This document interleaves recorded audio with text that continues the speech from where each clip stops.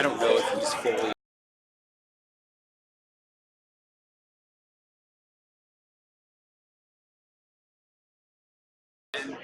You know.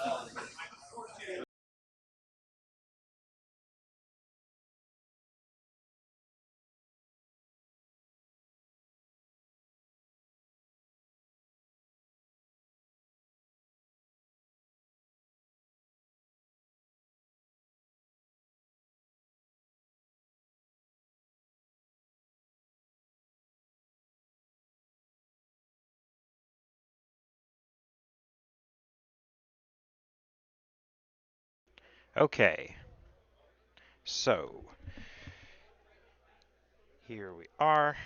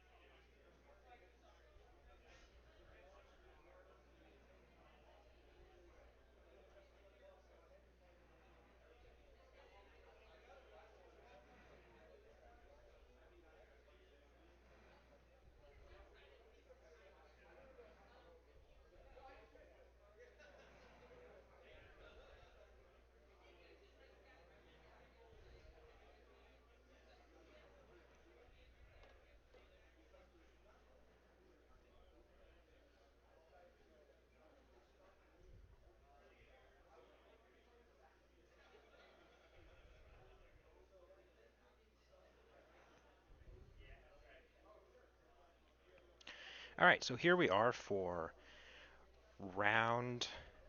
This is what 11 people. So this is top 16 of the day two, the Vault Tour in Fort Worth, Texas, or as the pin says, Fort Worth. Can you hear me? No, not at all. Is it coming through here? I wasn't talking for a second. Um, I had to switch. I mean, it seems to be. Yep. Yeah. I was cool. All right, some confusion with the sound. Justin just ran back here to try to help me fix it, but it's just a little bit of a delay. All right. Anyways, so on the left we have Richard Matney, and on the right we have Ryan Alexander. I did get a peek at their deck lists. Uh, yeah, so it looks like Ryan's on Brobnar, Logos, Saurians, and Richard is on Dis, Logos, Star Alliance. Leading off with a turn one Kirby is always a strong start. Good to get. It's always nice being able to play extra cards on your first turn.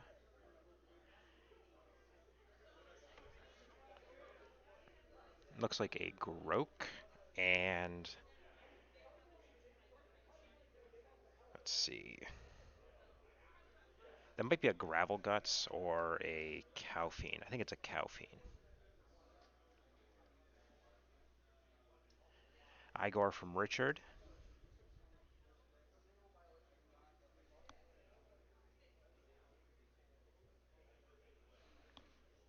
Or it might be a Grom Nine Toes. I'm gonna go check that real quick.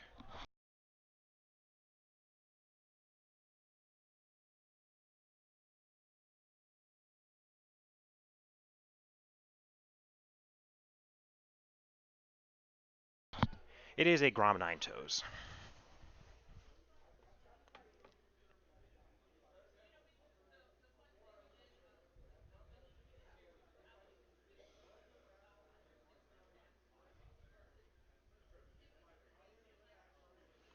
It also looks like there was a Berserker Slam that was able to take out the Kirby, which is always important.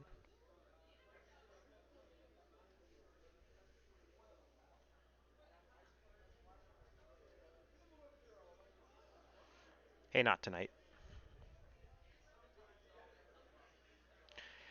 So on the left we have Richard Matney, and on the right we have Ryan Alexander. Yeah, we're good. We actually can't slide the camera angle over the center of the table because it's just on a it's on a tripod and I don't have an arm to put it over the table.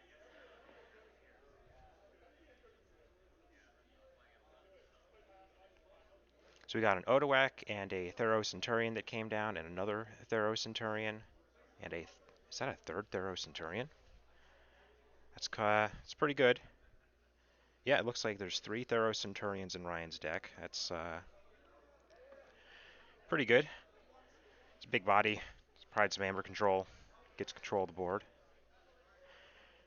Let's see if Richard can deal with this board. A lot of the times in this set, I mean, especially in sealed, where you know not everybody's deck is going to be. I wish it was on stream so we could spam them Snufflegators. Oh, like Twitch.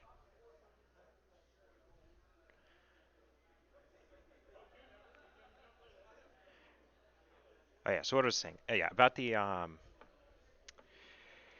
yeah boards. Board control is like super important in this set.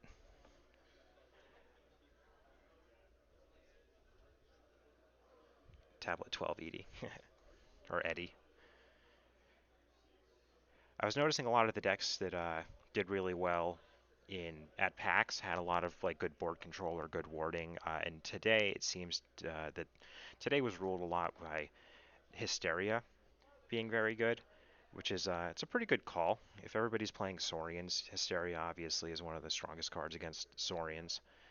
I know a couple people that I went against had multiple copies of that. And it just kind of combos well with a lot of the disc stuff, especially if you're lucky enough to get 2 to 4 Infurnaces.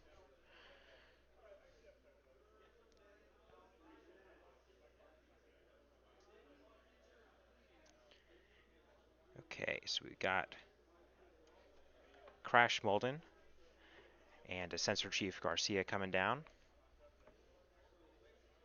And Quandrino Flux was able to deal with a lot of the board, so that was good. It's good that Richard had an answer for that, otherwise we would have seen a little bit of snowballing going on. I'm going to see if I can figure out. That might be a Garcia's Blaster or a Light of the Archons.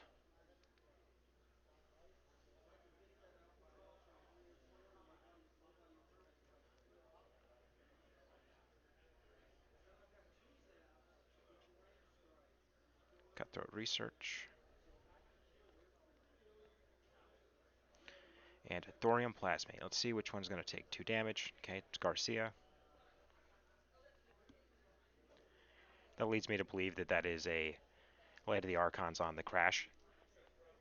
Since I think the Crash is especially if it had a Garcia's Blaster on it, slightly higher priority target, just because it, having the upgrade.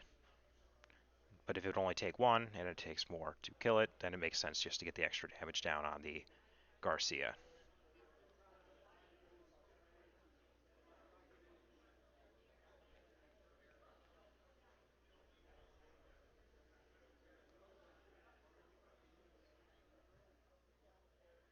Keyforge, sealed reversal.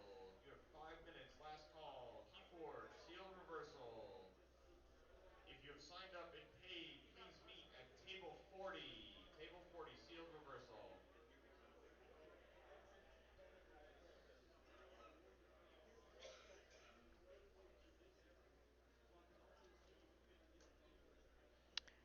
Is there a judge call happening right now? I'm trying to figure out what's going on. Nope, no judge call. Okay. Thought I saw an extra set of hands coming in there. This could be some thinking. So Crash is Reaping. Oh, okay, it was a Garcia's Blaster. So stealing 1 there.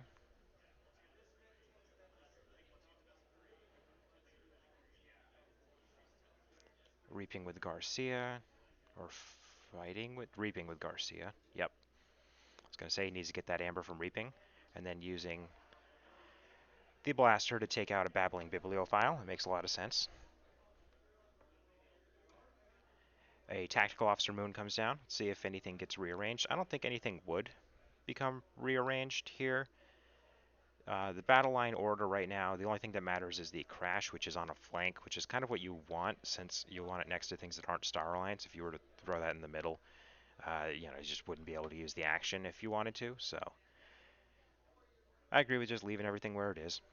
Or I might be inclined just to move some of my opponent's stuff around just to make them think. I don't know, like what if what if they have something where that matters, just to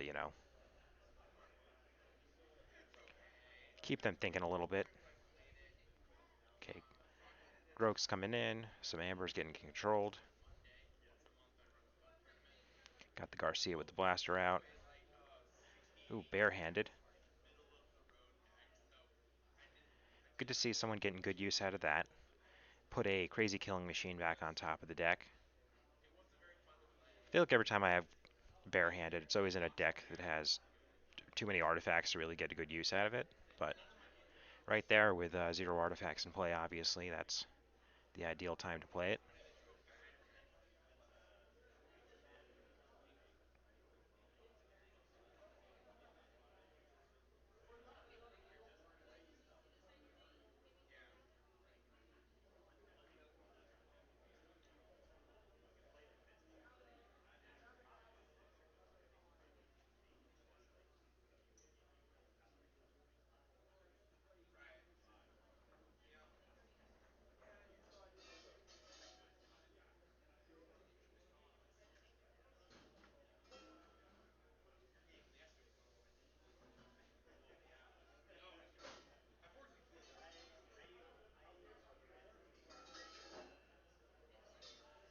I wonder if that Odoak has Amber on it. If the Odoak has Amber on it, then they probably shouldn't have stolen Amber earlier.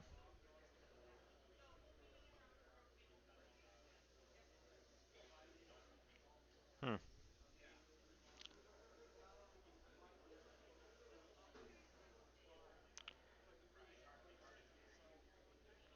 Yeah, it's too late to go back and get someone to fix that, but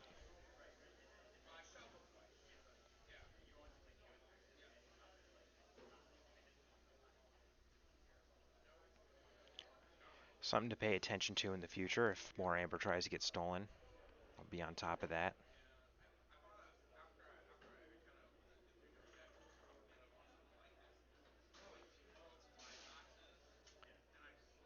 It's a daughter? No, it's an artifact. I was like, it kind of looked like it was a memory chip, but I'm like, why is it on the battle line? And a hologramophone. Yep. Get the artifacts behind the battle line, not on the battle line.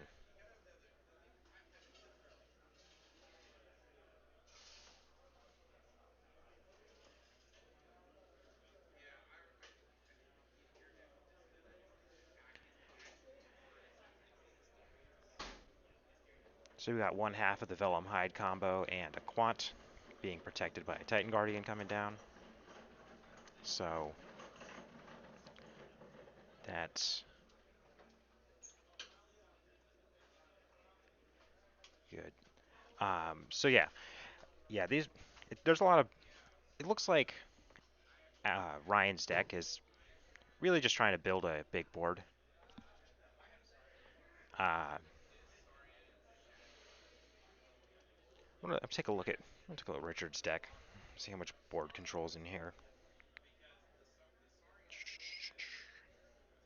So yeah, he already played the Flux. I'm, if I had to make a prediction right now, I know they're both only at 1 key, but I think that Ryan might be able to kind of just establish this board and then not have it be answered. It's not looking like Richard's deck has a lot of bigger creatures or board control. It looks like incredibly fast and has like good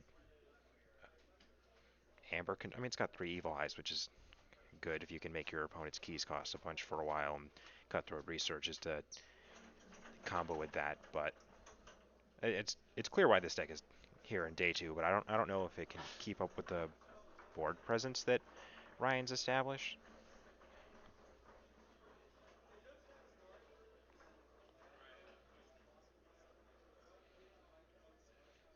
So that was the archiving half of Vellum and Hyde. I believe the archiving one is 2 power,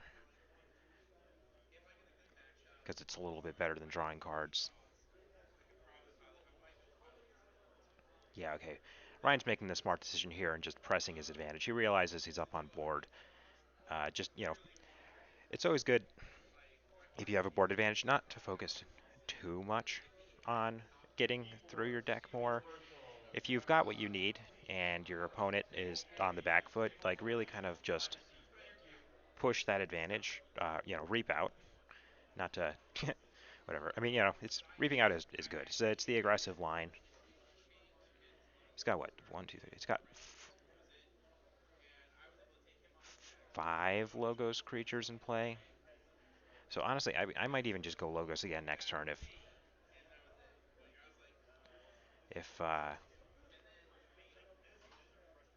the board doesn't get answered. So an Ease comes down.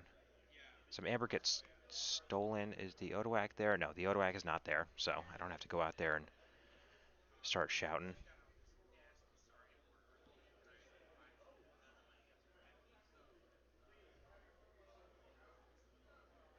Having both Vellum and Hyde out there, and then also the memory chip, you can just keep calling Logos and still getting gas. That's a pretty dangerous situation for Richard to be in, facing this down without a lot of good ways to deal with it.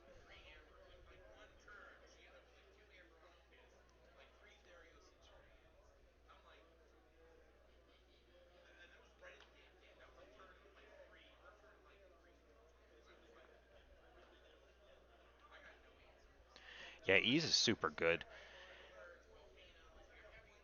Especially there's so much disc day 2. There was a lot of disc like day 1. I think both of the TTR guys were on really, really good disc decks. I know George from Reap Out also on a very good disc deck.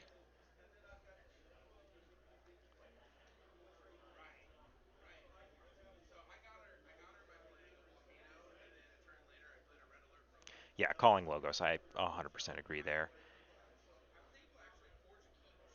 Looks like a Draining Touch took out one of the Vellum Hyde. Okay, fighting.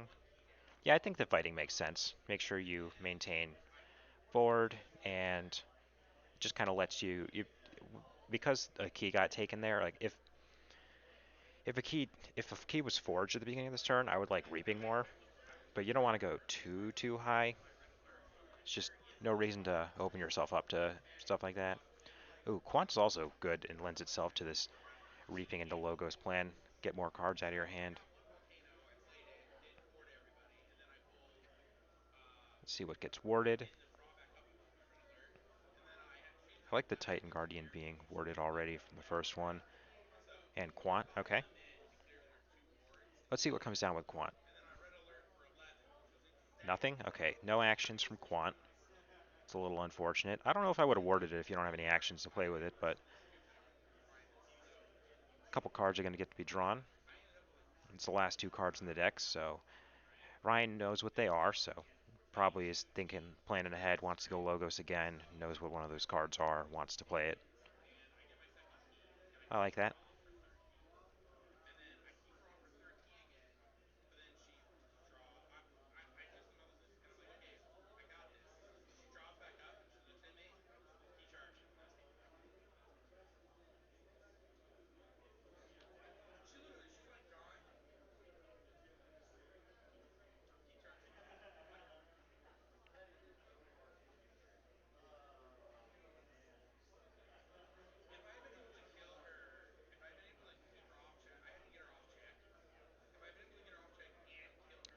Okay, Richard's thinking and goes Dis. Throwing down an Exhume, let's see what comes back.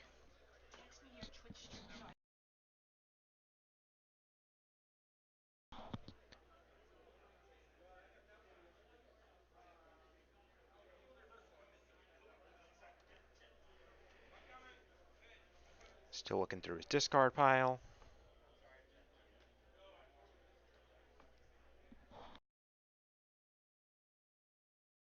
I need to take a second to get the link to this. Some people were asking, make sure this gets posted everywhere.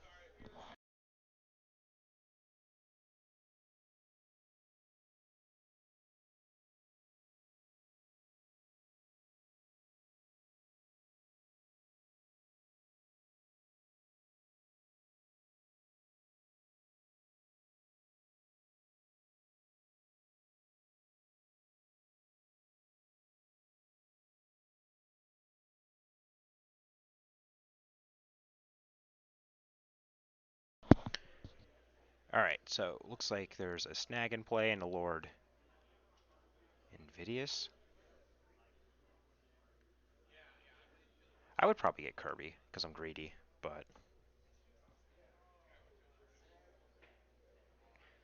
Let me check the deck list, make sure I... Yep, there is a Lord Invidious, so yeah, so that's Lord Invidious and a snag.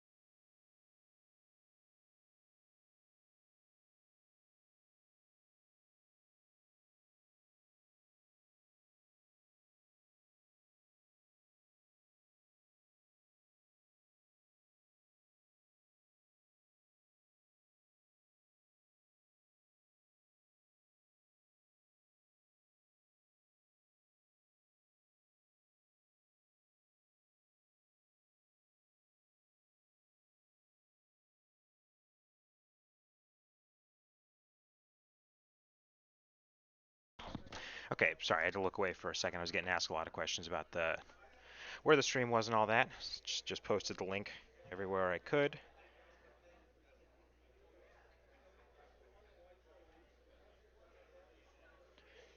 Get the word out there. And, okay, I looked away for a second, and it looks like Ryan was able to take it down. As I was predicting, the board just kind of ran away with it. A lot of warding, not a lot of board control from Richard. So, that's that. I am going to go out there and see where everyone else is going for the play-in round.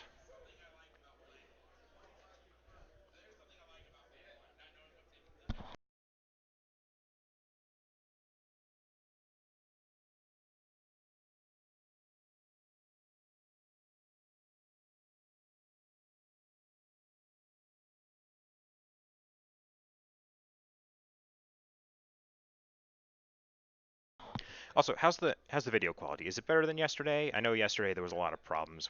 The internet was just awful yesterday. Got a slightly different setup today, so hopefully that helps a little bit.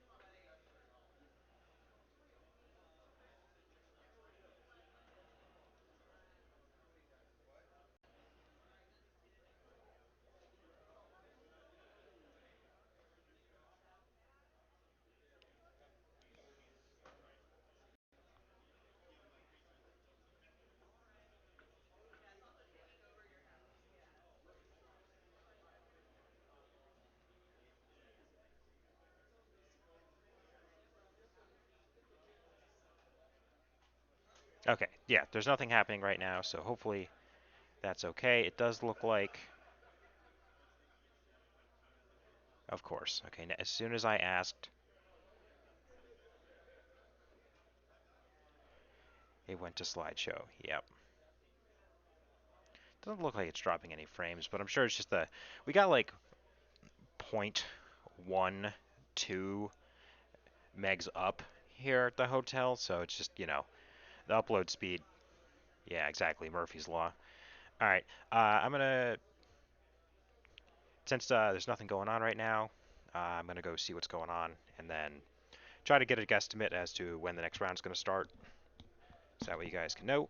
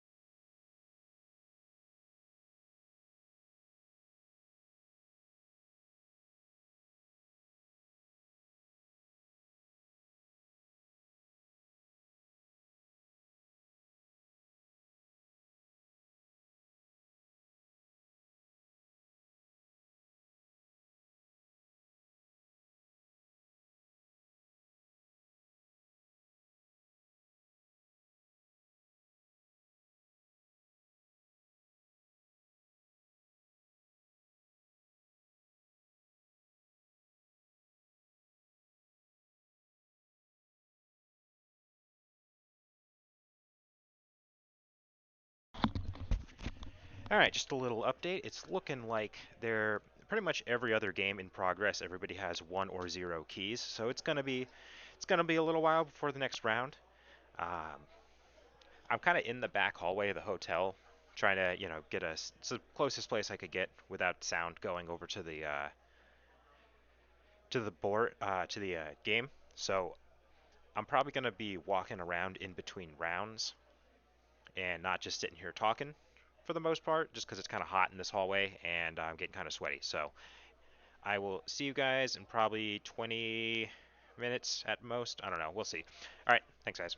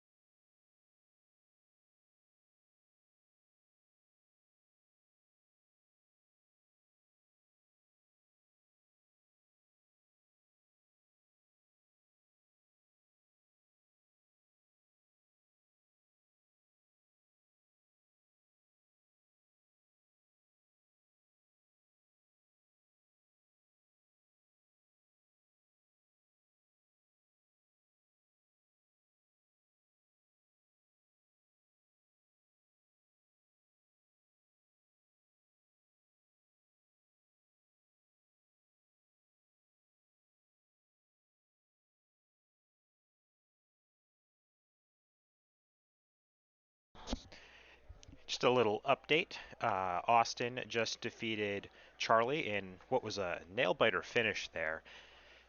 Charlie had like dominant board. Austin had nothing in play. There were like two Lilithals, not Lilithal, which the one that reaps and has fight, reap, capture one, the disc creature. Two of those in play, an Edoram, uh, Shattered Throne, and Pile of Skulls, and like he went disc, like Exhumed or Raider Gallum. It was looking like he was going to win, but Austin pulled it out with a Trust No One to steal 3, and then Inky Gloom to stop the reaping. So couldn't reap to capture or increase the key cost, and then played a TMTP to go to 8, which put him just out of range of the capture that was in Charlie's hand. Charlie did have an Odoak in his hand, which would have been, if that was in play, that would have been kind of unfortunate for Austin. But yeah, that was well played by both players. So go see how the last one's going.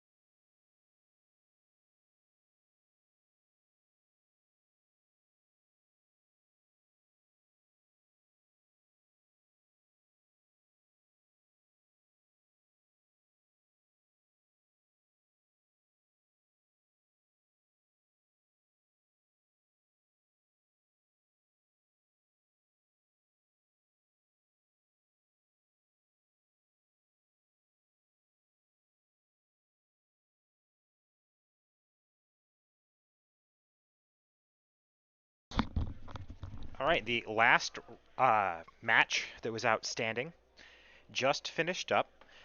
Laura ended up taking it down, another 2 keys to 2 keys, both at check sort of finish.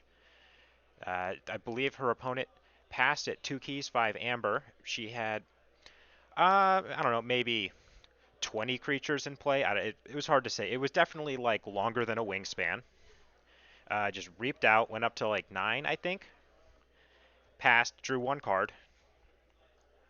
Her opponent played a Trust No One and then a Ronnie Wrist Clocks. It wasn't 9. It was check at 8. No. Okay. At the end of the turn, she ended up at 5 amber, but had the key cost reduction Murmuk in play, so the keys cost 5. If he had gone Ronnie and then played the Trust No One, he could have gotten her down to 4. But the sequencing error, and then he asked for a take back. She declined, which is obviously very fair. I would not decline. I mean, I would decline the take back as well, as it's the playing into the top 8 of this Vault Tour. Uh, Got to pay attention to your sequencing and all that. And then it didn't matter anyways, because the card that she drew was a key charge, so she just would have like reaped for 9 and key charge. So uh, there was a play mistake, but it was inconsequential to the match because key charge. And yeah, it was another nail biter. So the top 8 should be, just another, I don't know, 5 minutes away or so. Stay tuned.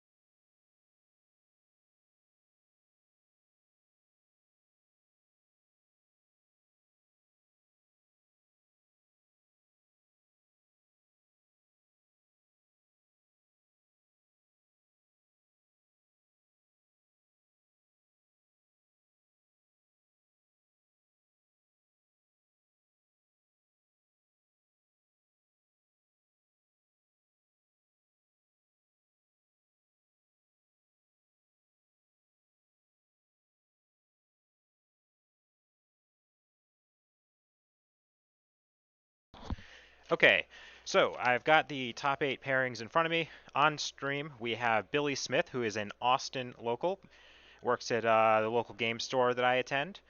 And then, so he's on the right. And then on the left is Alaskan Devil.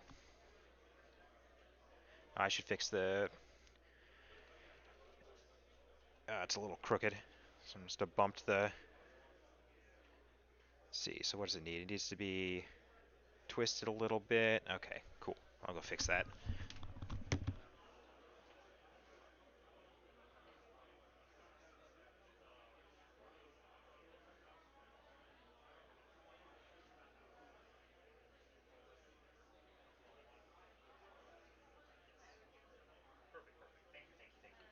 Do you mind if I grab?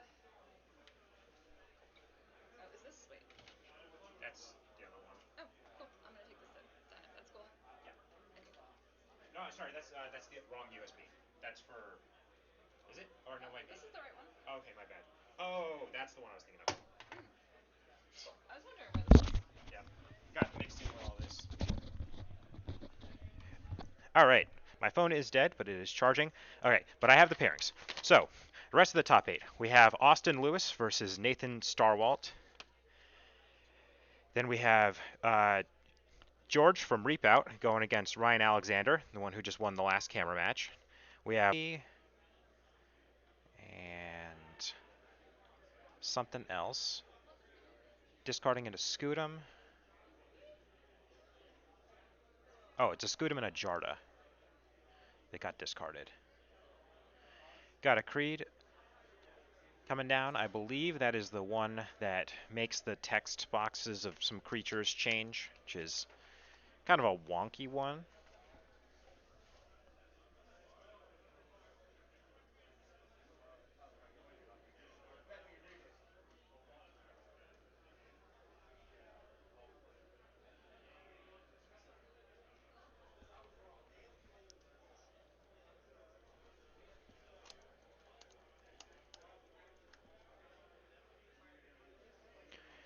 Yeah, all for one. Looks like you guys are 5 minutes behind me.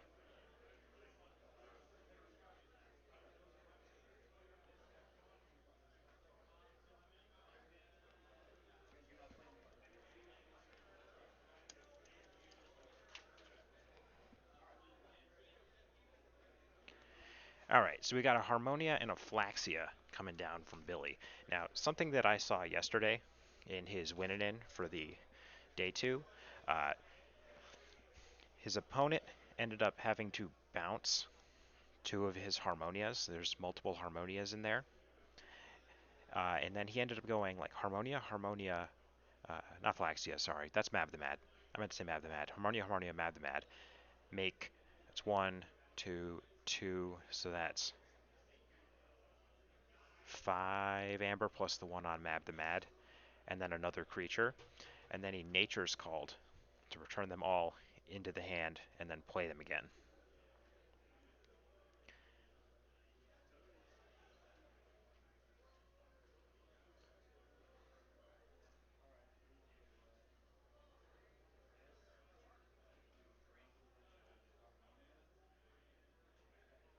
Okay, looking like a Draining Touch is taking out the Harmonia. Slideshow's happening again. Okay. After this round, I will see if I can do some troubleshooting. I'm really getting hamstrung by the internet connection here. YouTube's saying that the connection is excellent now, but I somehow doubt that.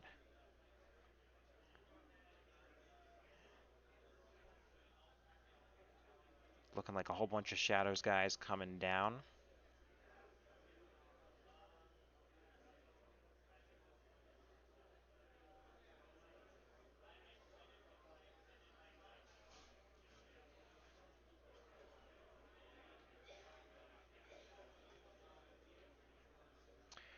It's looking like an Umbra, and then there's just an immense amount of glare. I will see if I can go get those other cards for you guys because I can't tell what they are.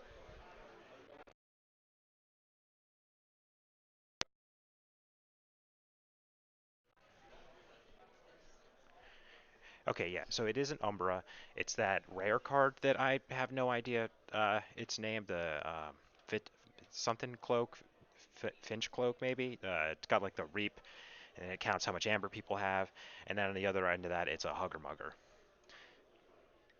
So we got a Titan Guardian coming down and a daughter. That's a pretty good setup. Got to protect the daughter, get some good use out of the extra card.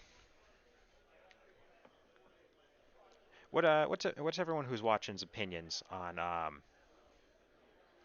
daughter versus mother? Which one do you like more? I'm kind of torn. Uh, Sometimes I think that kind of in the context of the set, mother is better just because like we have a lot more cards that deal 2 damage. Kind of easier to get rid of it, but sometimes the elusive is pretty good, especially backed up with taunt. If you're going against somebody that's having to fight to get rid of things. I'm just kind of curious what everyone else thinks. So it's a wild wormhole into a shadows creature. It looks like a plant of sorts, but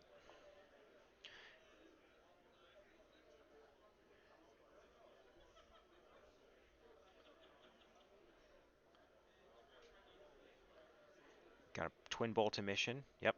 Okay, so there goes the daughter, just as predicted. Just get eaten a removal spell. Is Austin getting amber for all this?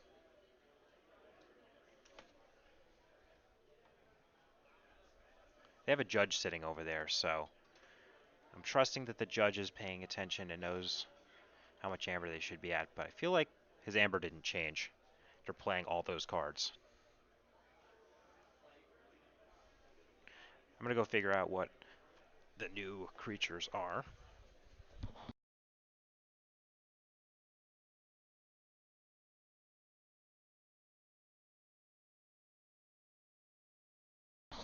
Yep, it is a Logos plant. I could tell it was a plant, wasn't sure which plant it was.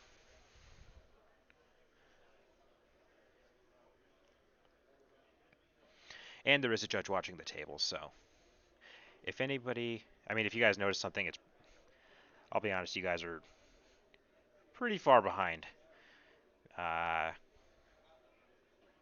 but it looks like it's actually catching back up. So,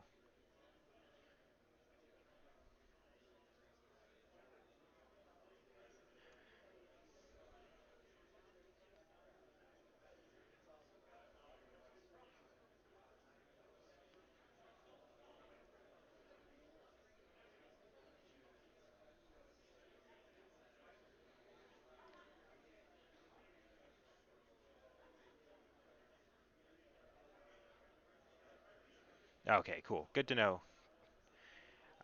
I'm uh, I'm sleep depraven and also recovering from getting my wisdom teeth removed, so I'm a little out of it.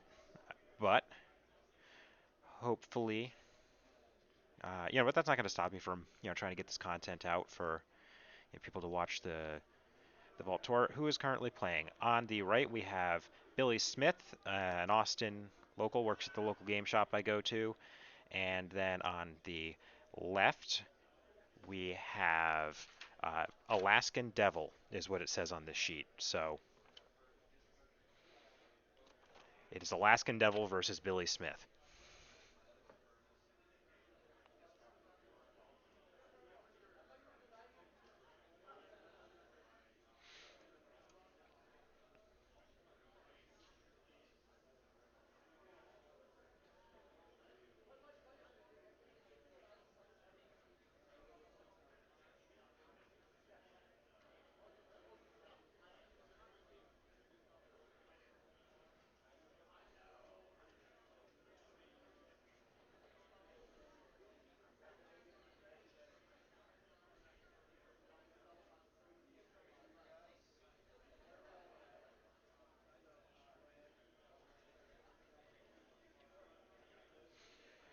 All right, a couple Infernuses coming down. I did see that there was a lot Yes, like the Tasmanian Devil, but cooler.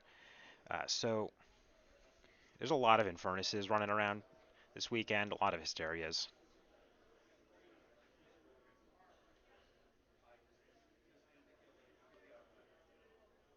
There's a Poltergeist just sitting in the middle of the table.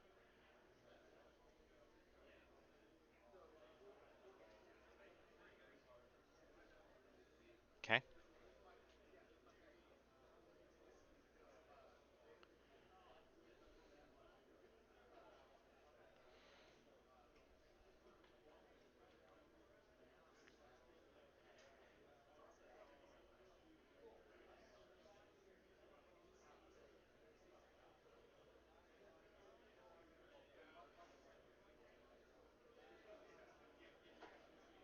Okay, that looks like a trust no one. You blame Nathan? Oh, yeah, you know.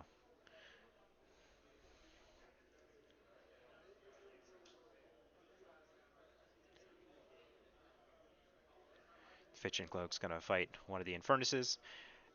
It looked like Alaska was gonna be moving the Infernus that was next to it. I mean, it's the same thing, but technically would have had to fight the one that isn't next to the Taunter.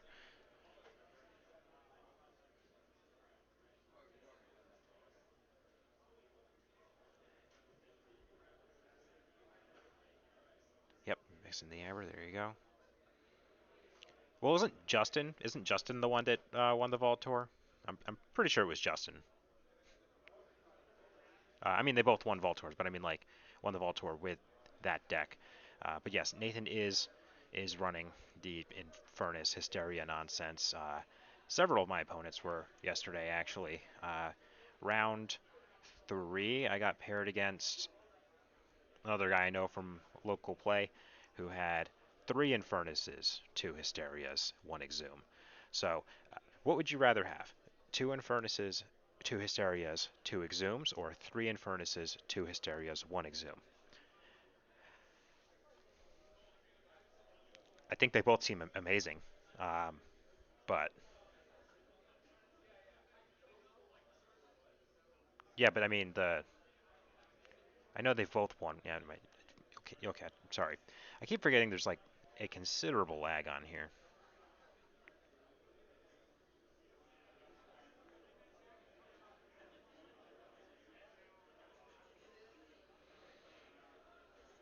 All right, Tricerian Legionnaire comes down. Seems like kind of a short turn. I wonder what's getting set up. Looking like some Logos and Dis in hand. Ghost Hawk, full value, reap twice.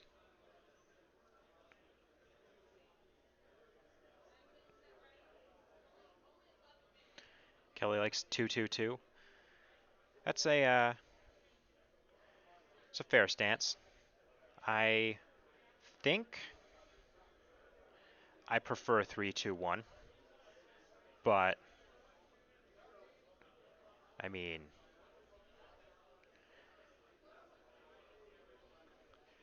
I think I just like Infernus too much.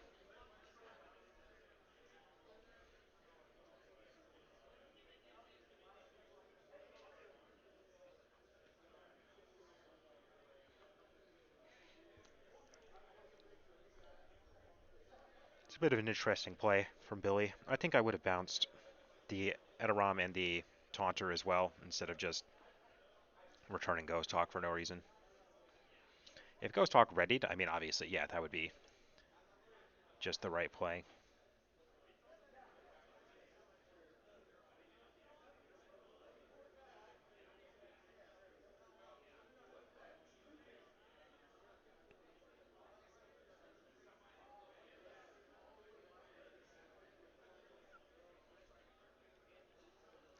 Izumi is very versatile, though, so that is a fair point.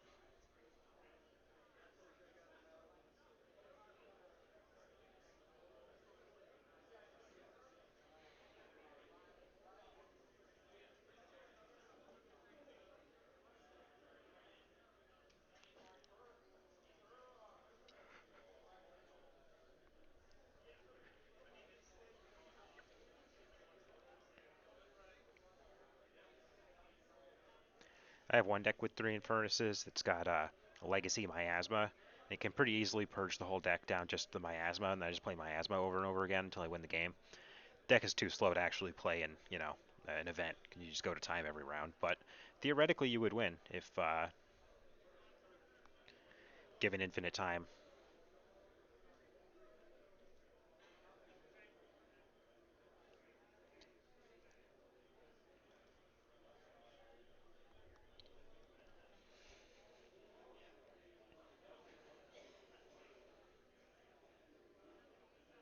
You've got Igor pushed forward.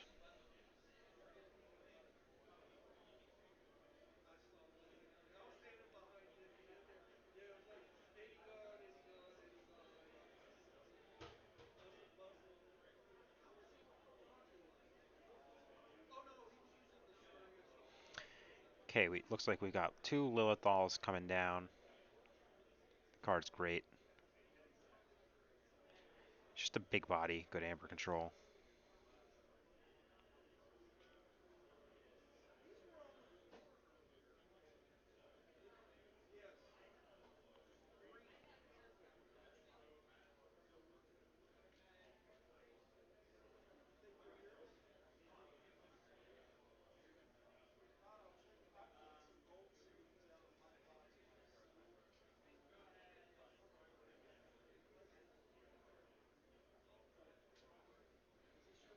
I have no idea what that card is. Is that a Data Forge? Might be a Data Forge and an IG.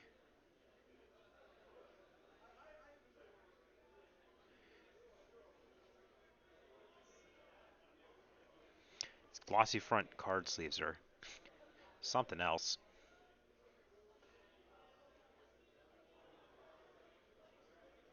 Alright, we got 1 key apiece.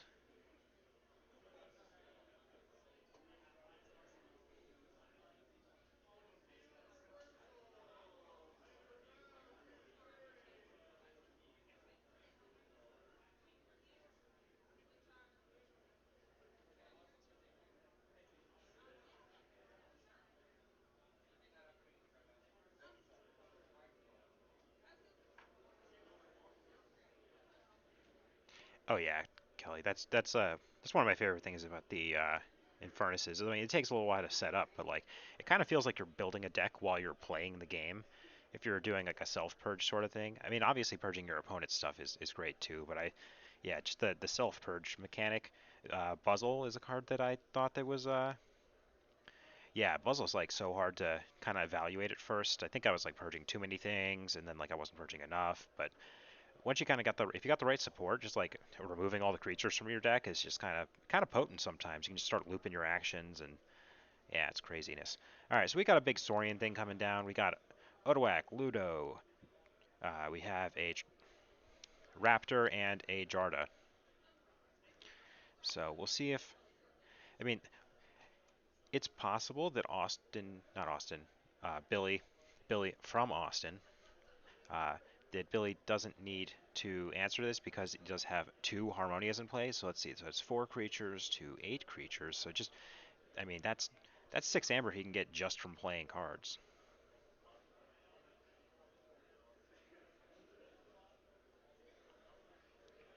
Wow, Joe, that sounds really fun.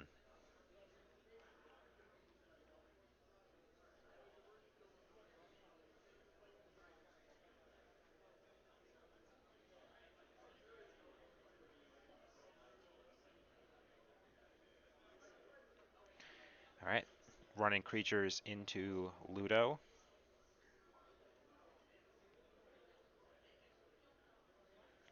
Reaping twice. Let's see if any creatures are coming down, because this is kind of when you want to play them.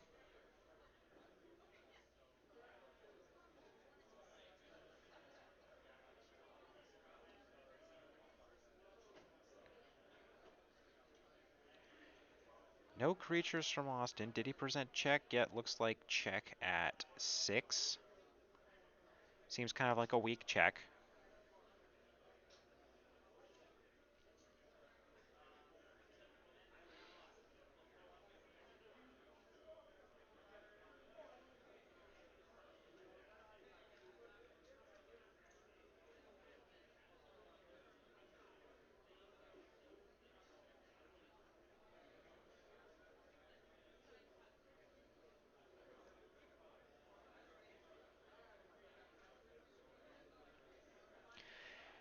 So if I'm sitting in Alaska's shoes right here, I'm thinking about getting those Harmonias off the board before they spell a lot of trouble, because if you just look at if you look at this board, like there's just so much potential for a huge burst.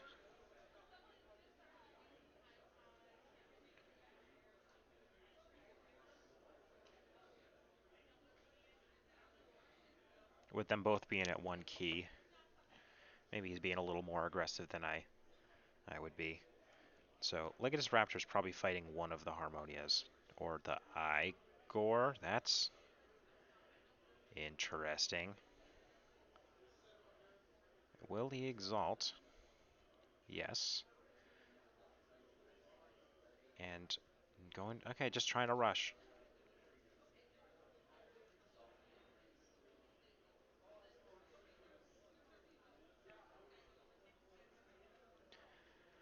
This seems precarious.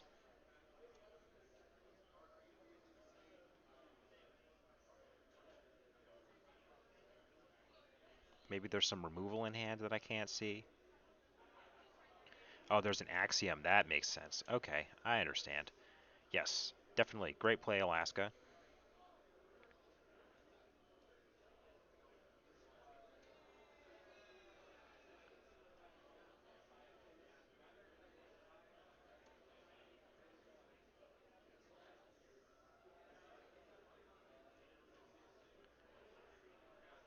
Yeah, Kelly, I was with you. I was trying to figure it out. I knew there was something like, you're not playing right now unless you got a plan. So that doesn't mean anything. Let me try to form that into a full thought. The players that are playing now are in the top 8, and they played their deck quite a bit to get here and did pretty well with it. So I should trust that everyone's got a plan. I don't know if I agree that he would be able to race without actually killing those Harmonias there, Andrew. Uh, I was watching a game yesterday where I thought that he was for sure going to lose, and then like there's just a lot of bounce in there, and just like it kind of just out of nowhere, like he made like 14 amber, and then won the game.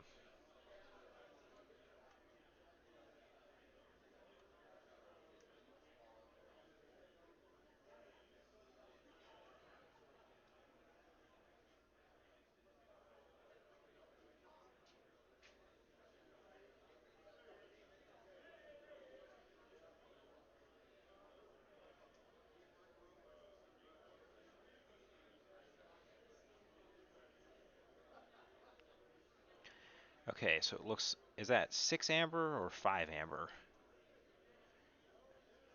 Looks like 5 versus definitely in check. So even though I mean, I guess reaping last turn did a lot. Got him kind of back into the game.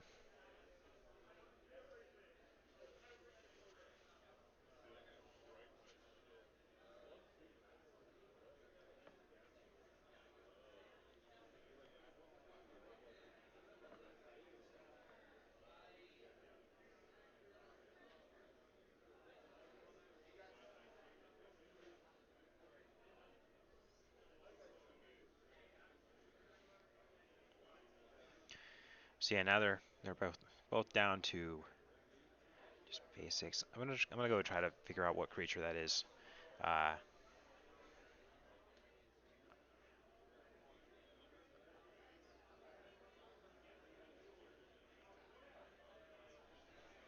the Shadows one.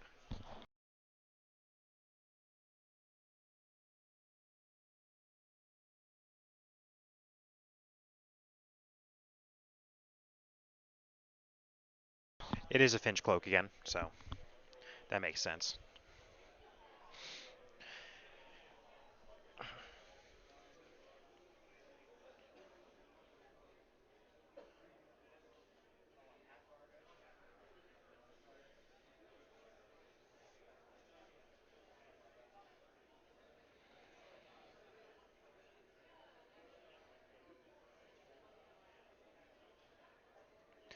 Okay, how many cards got put into the archive?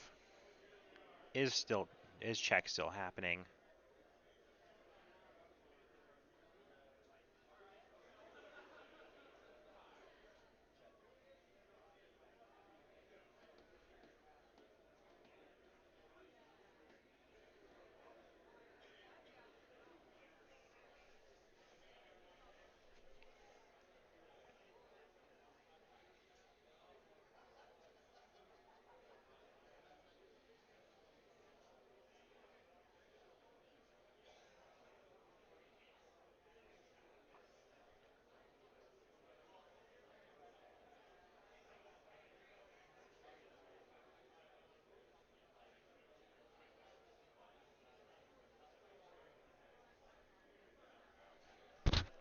Sorry about that.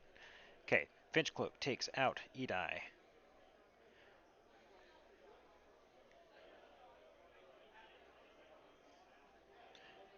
Gonna go ahead and mug the Code Monkey, so it should take 2.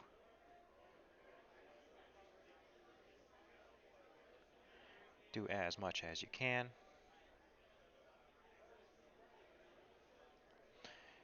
Big check from Billy. But Alaska is the first to forge the second key. 2 left.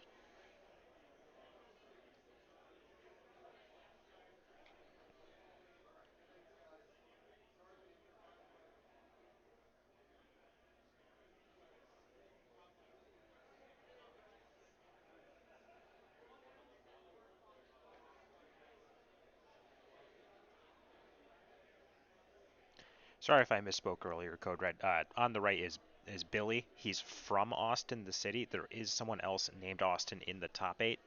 Uh, I'm a little delirious right now from just sleep deprivation and general headaches from having all 4 of my wisdom teeth removed. But we're moving forward, keeping it rolling. It is certainly possible that I'm going to misspeak again in the future, but yes, Billy on the right.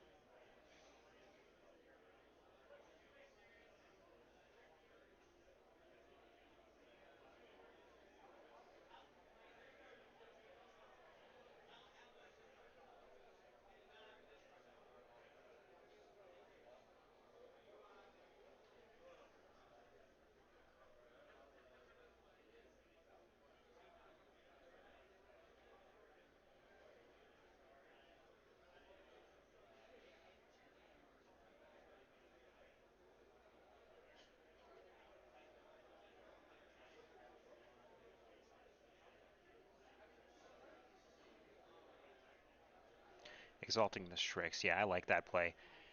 Really try to close the game out. Unfortunately, that isn't check, though.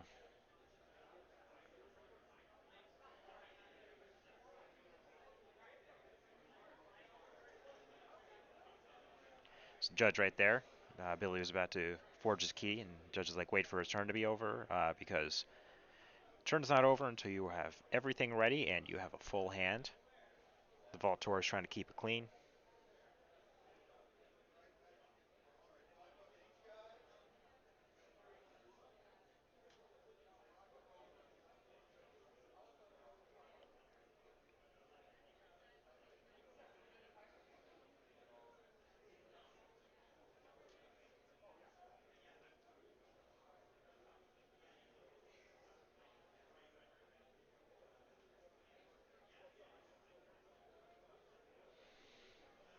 Okay, second key forged, 3 amber left. Let's see what he's got up. Oh, 4 amber left. Oh, 4 amber from calling Logos with the Logos plant. That makes sense. Interdimensional graft for check. So that's password check. Does Alaska have something to stop that? I see some Dis stuff in hand. Some Saurian stuff.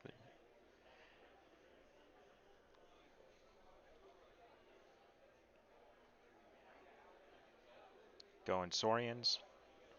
Reaping and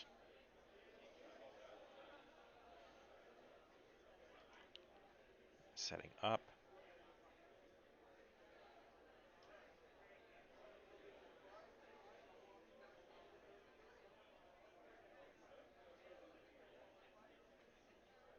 Is that a Rhetoric Golem? Yeah. Okay. Rhetoric Golem for the essentially miasma, trying to forge that key.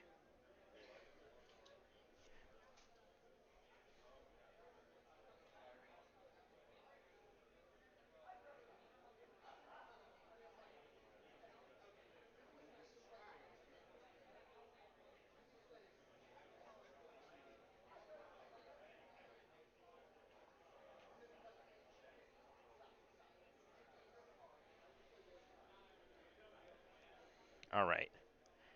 Check has been declared back. And it looks like Billy has conceded. All right.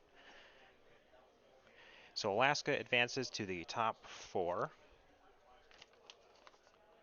And I will go see if I can get an update on the other matches that are playing. See if update you guys.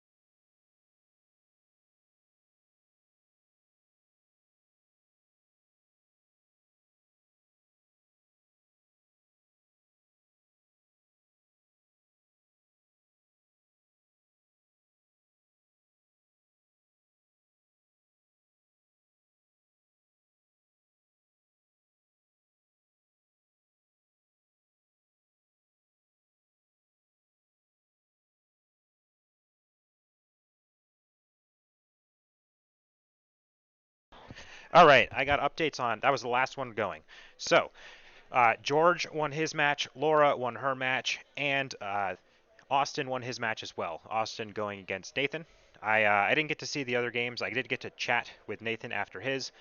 Apparently, there was a TMTP that was able to steal 6 amber, and Nathan made a mistake because he forgot that he could infernus his own discard pile to decheck Austin, and that was his mistake. It was on the last turn of the game, and it ended up costing it. So Nathan is out, which I'm sure the rest of the top 4 is a little relieved that that the nasty deck doesn't they don't have to face against that. But you know, I'm a big fan of the TTR guys, and so I'm sad to see Nathan eliminated.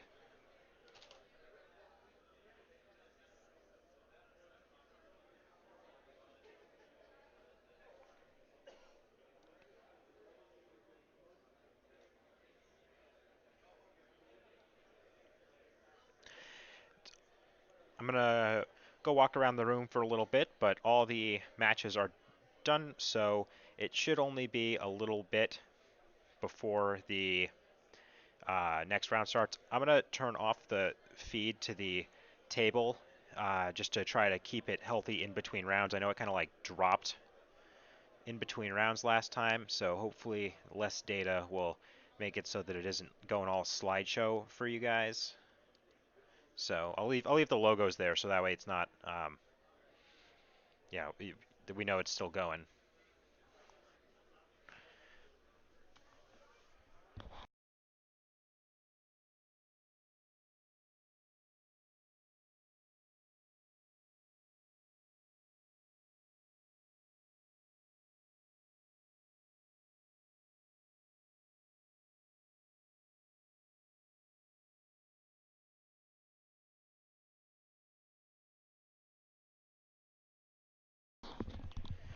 George won his as well, and Laura won hers. So the top 4 is George, Laura, Austin, and Alaskan Devil.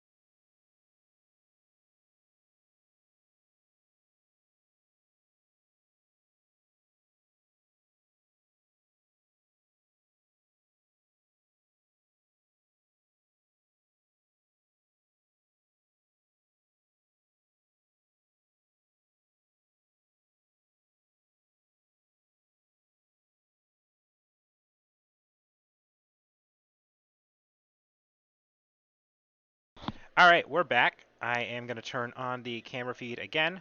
We've got the players sitting down, shuffling up. Hopefully, turning off the camera feed in between rounds helped with the stream. Just kicking the bucket in between rounds.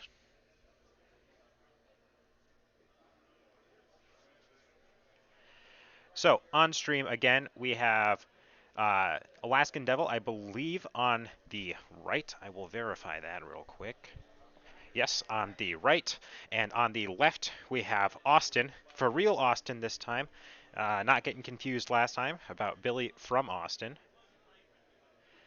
So, oh, is this? Okay. I don't know if I can. Okay, cool. Looked like my mic was off for a second.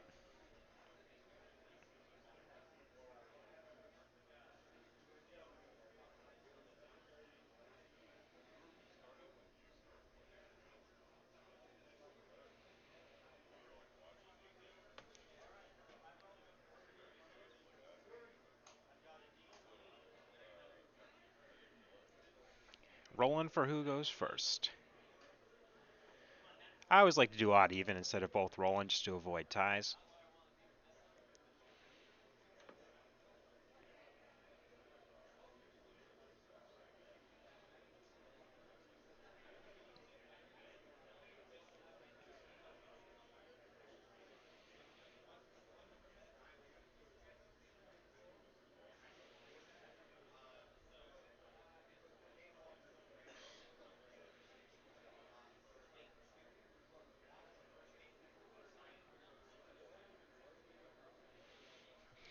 Beat the place now, man. I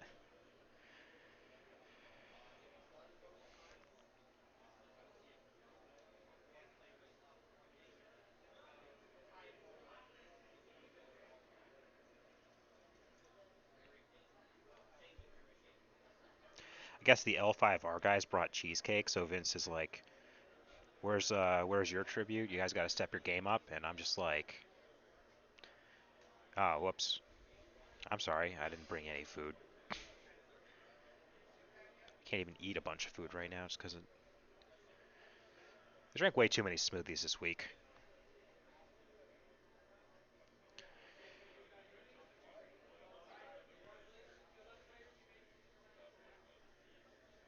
I'm just like looking forward to when I can eat chips again. Oh, that'll be wonderful. I love crunchy food so much. I went to get Tex-Mex last night with George. It's kind of like a reap-out tradition at every Vault tour. We get crap. Usually it's crappy Mexican food, but it's we're in Texas now, so it's kind of hard to do that. We ended up it was pretty good, but they brought out like a nice basket of warm chips right when I got there, and I looked at them and I'm like, I am so sad I can't just devour this whole thing right now. This was a mistake. All right, so we got first thing coming down, looking like an Umbra.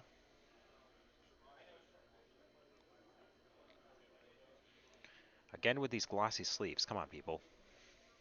I guess I can respect liking the shuffle feel, but think of the viewers.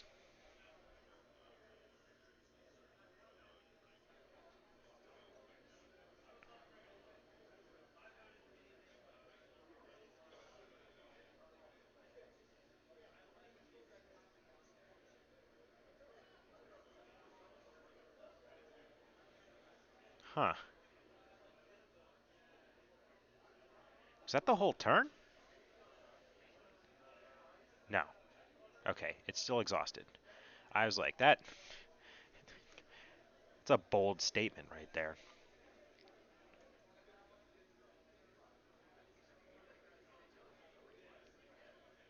Ooh, Code Monkeys. Yeah, oh yeah, that's a good follow-up. Getting that extra value off the Igor, getting the 2 Amber.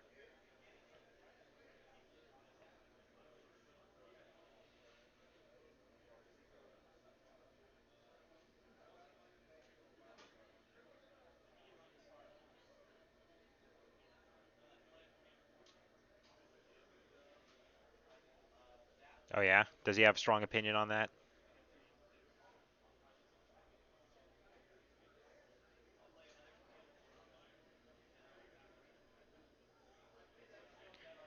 Alright, so 2 Chans come down. The monkeys go bye-bye. Got hit by a Zap. Zap and the Code Monkeys.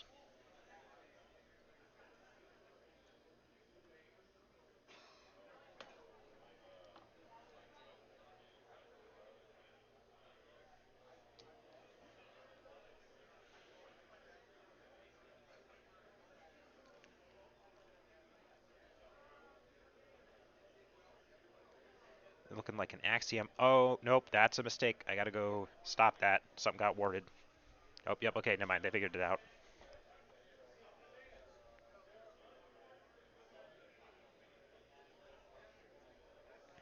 Come on, Alaska.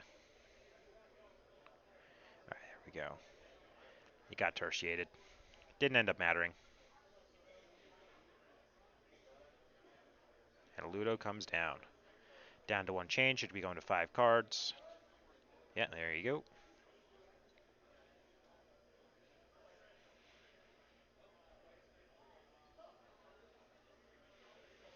This is Dave Cordero from Team Reapout.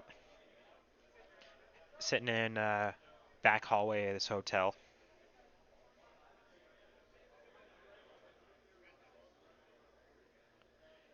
It's actually kind of convenient though. I was like trying to find it. It was like trying to figure out where I could be to like actually like be within 12 feet of the table, but not have them hear me talk.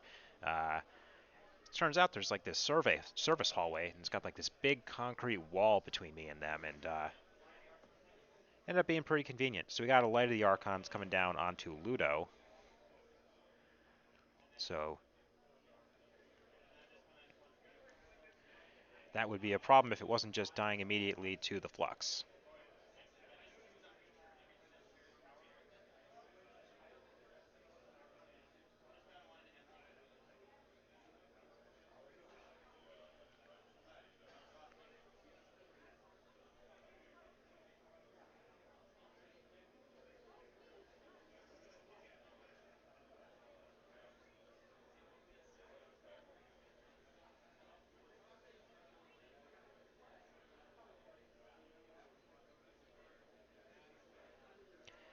Looking through the discard pile.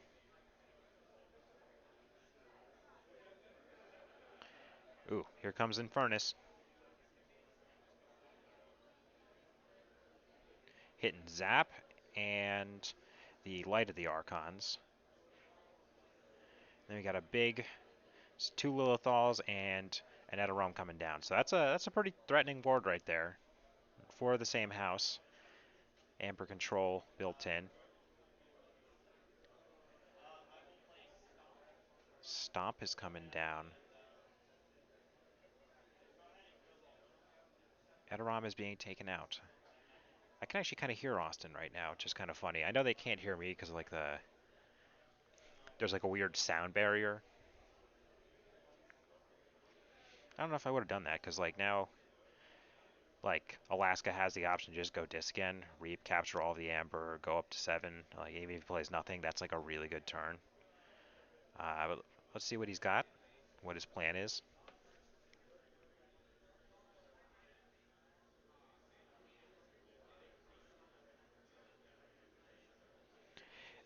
Yes, Nathan did say that he would have been able to D-check on the last turn. I don't know that it definitively swung the outcome. I just know I didn't get to see it. I just walked out there and overheard the story. Uh, oh, what happened in that game? So what Nathan forgot that Infernus could purge cards from his own discard pile, and his opponent was check at 7 and didn't have enough pips to D-check from theirs, and then lost the game as a result of that. But we don't know that. I don't know how much amber he had or if he was in check. He said that he felt comfortable in the position he was in. He had just gotten TMTP'd for 6, so he must have been in check if he felt like he was confident at that point. So but I don't know for sure. Okay, yeah. So killing that Adoram just seemed a bit like a mistake to me.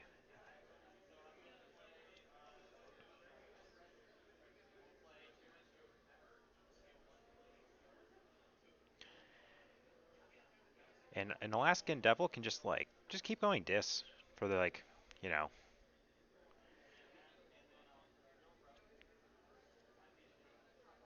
All right, looks like an Imperial Robe there, putting in a stunned Dinosaur. That's a Tricerian Legionnaire, which has warded itself as well. There's a stun and a ward on there. It's one of those prime stuns. It's a little blue token.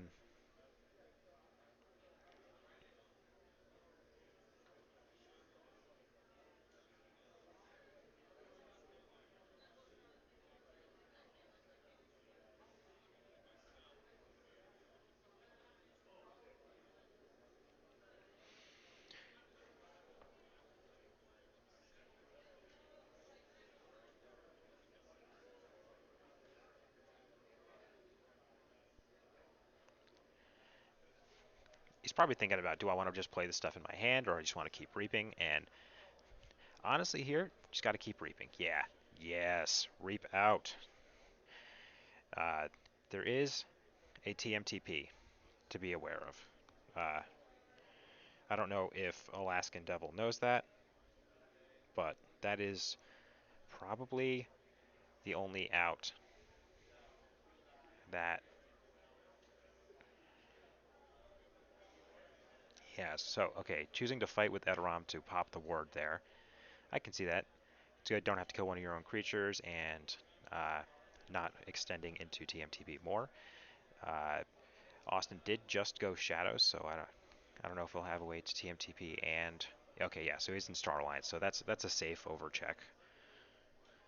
Unless there's a Kirby. Kirby into TMTP would be nasty.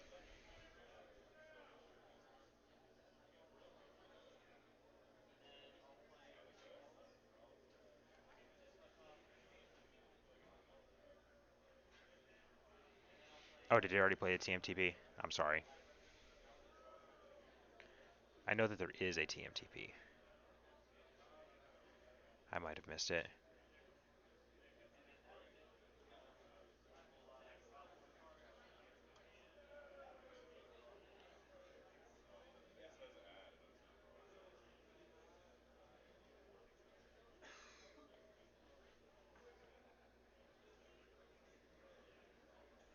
The first key has been forged.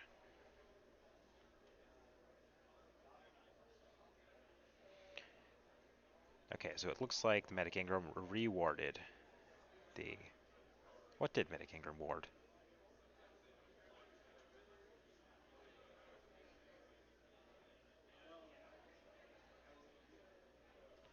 I'm assuming the Tricerian Legionary is still stunned. I'm gonna go see if I can figure that out. Or maybe it was ward and then fought. Nope, nothing got fought. I'm gonna go take a look at the board.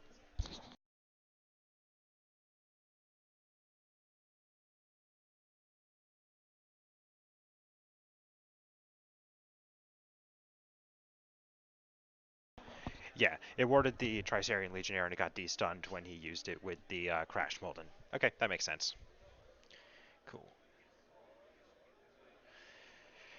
Alright, glad I got some clarity on that.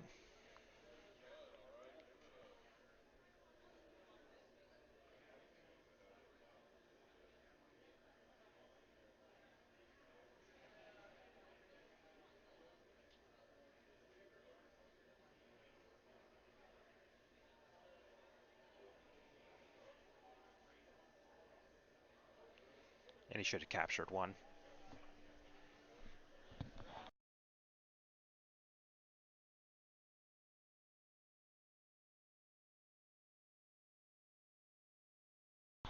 Got that.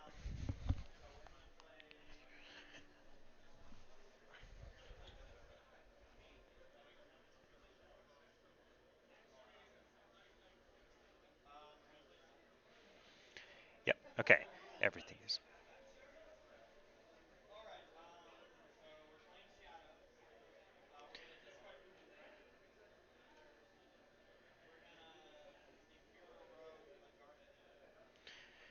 Jarda got Imperial Rododin.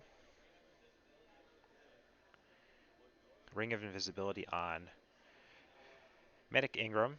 Inky Gloom. Yancey Gang and a Simon. All right, Ring of Invisibility on Meg Ingram. That's a spicy one. It's gonna be tough to get rid of.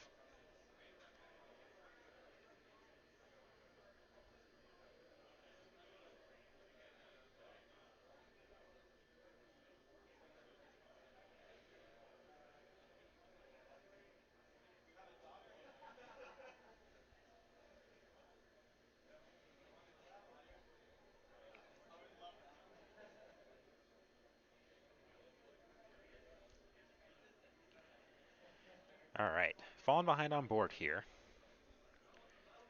Still up in the race. 1 key 3 amber to no keys 3 amber. Looking at the board, it is kind of a mixed board. So actually, I don't even think he's that far behind. The Star Alliance frightens me just because I know how good Star Alliance can kind of get out of hand pretty quickly. Pulling the archive. I'm sure that there's like a really good turn that Alaskan Devil has set up here.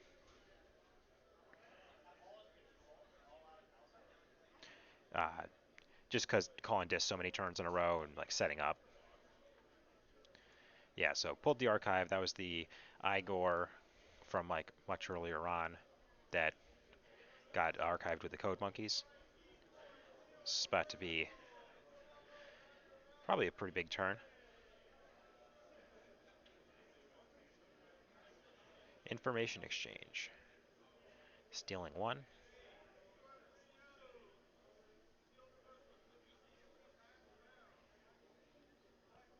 Eat-Eye. Throwing some into the archive. Yeah, SA and Imperial Road. I love that combo. Especially with Kirby's and Information Officer Gray's. It's looking like it's being protected. The Eddie is being protected by a Titan Guardian, and then on the far side, that is 1/2 of Vellum and Hyde. No, that's a daughter. It's a daughter.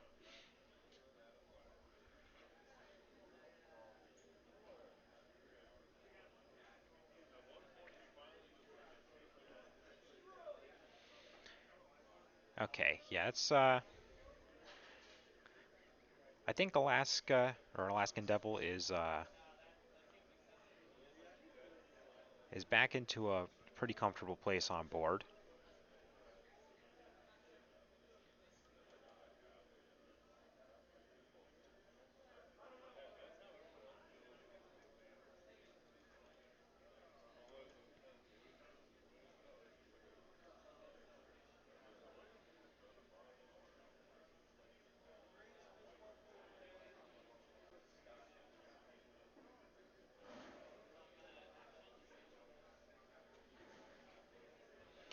Stealing 1 with the Yancey Gang. Going Shadows.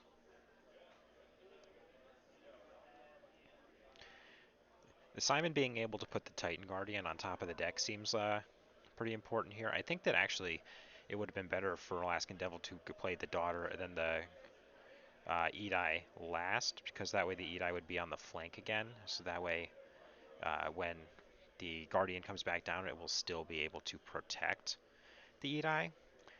So that's kind of like an interesting positioning uh, puzzle, I guess.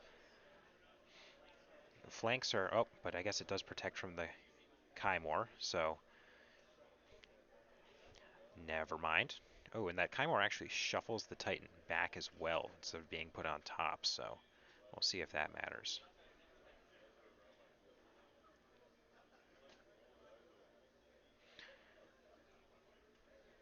It's kind of funny, I'm in the middle of explaining why it might be a good idea to put the Eat-Eye on the flank, and then it just becomes much better to not put it on the flank. But I'm sure that they're kind of aware of a little bit what's in the decks and what to play around at this point.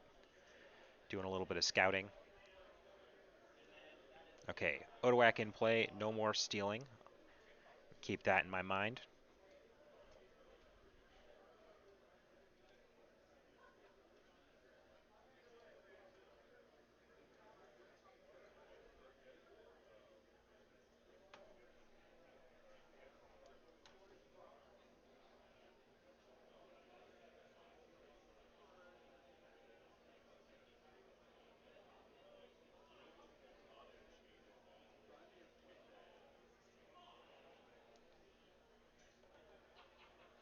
This is the top four, so I do believe it's a best of three. I am probably going to try to do the team side event at noon, so I will be looking in between these games to find someone to take over for me at noon. Give me a little break from sitting back here commentating. But there's a bunch of people sitting around, so I should be able to. It should be best of three in the top four. They haven't told me specifically that it is, but all of the ones Yeti's done have been like that, so. Is that a tertiate? It's going to kill, what, two from each?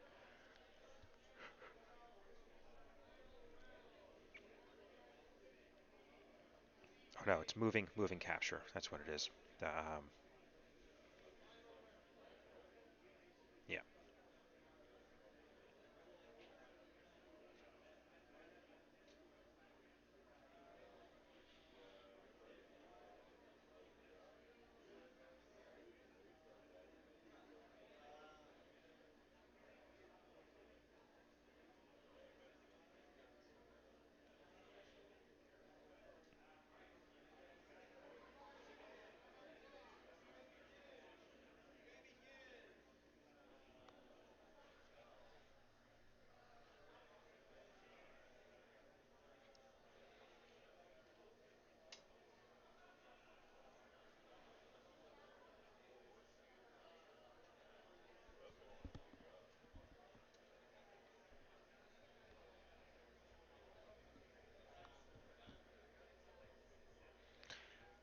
Ludo coming down. Removing stuns.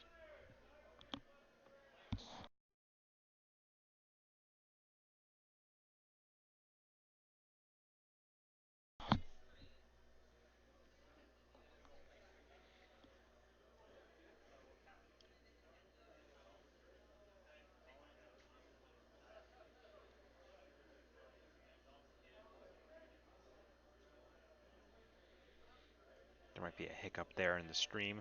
Hopefully it resolves itself pretty quick.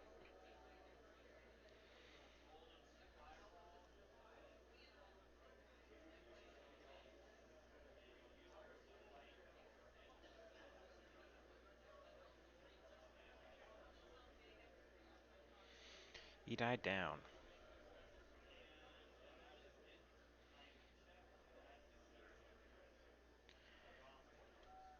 Okay, Austin's looking to forge his first key here.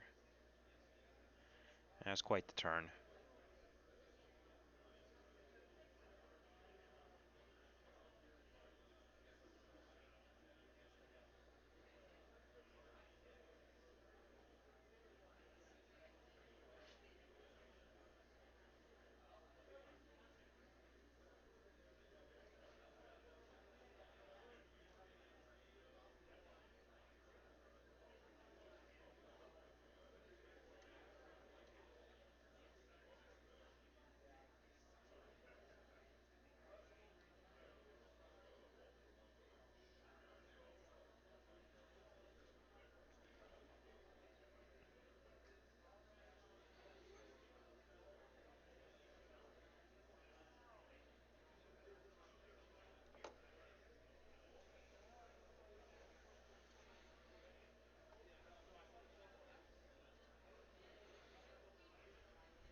Kind of curious how the rematch between George and Laura is going. Laura was George's only uh, loss day one.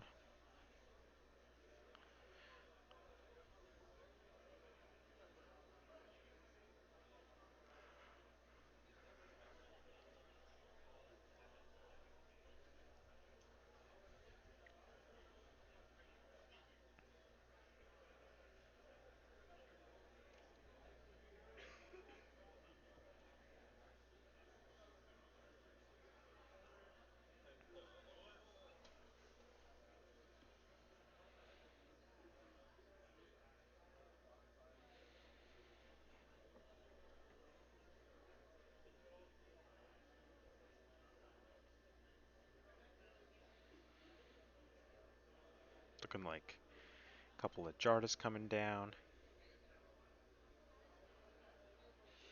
So, Alaskan Devil's going into race mode. Which makes sense. Up a key.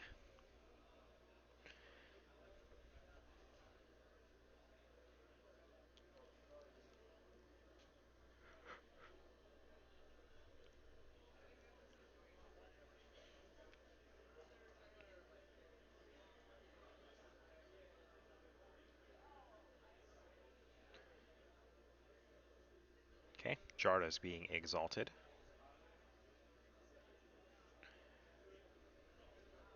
A couple of times. Alright, let's see what Austin's got. It's a lot of amber on one card.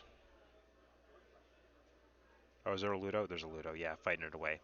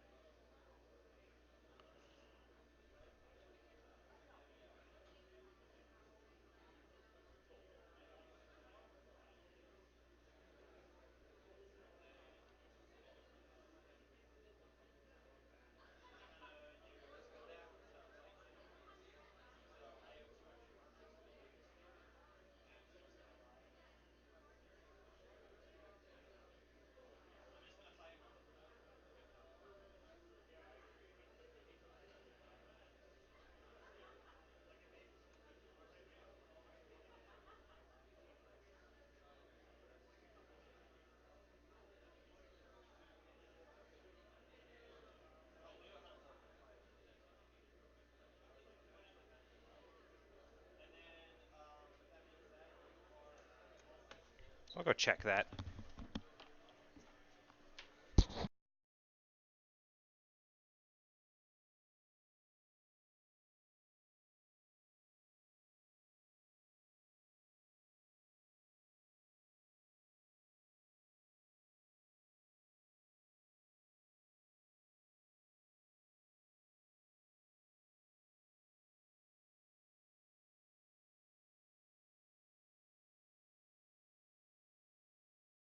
Good catch, Andrew.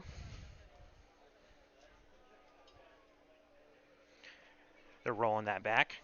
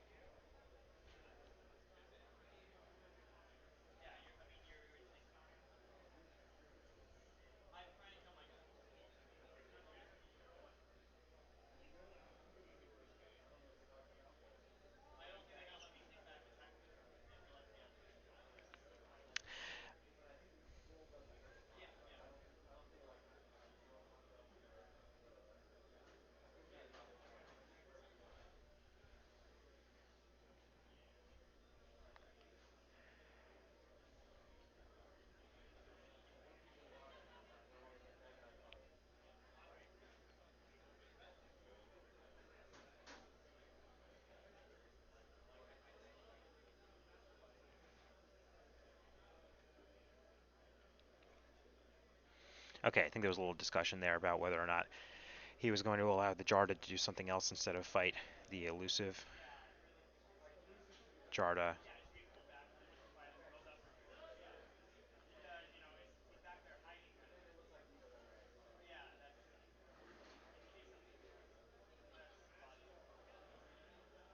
Just having a discussion about if he's allowed to do something else.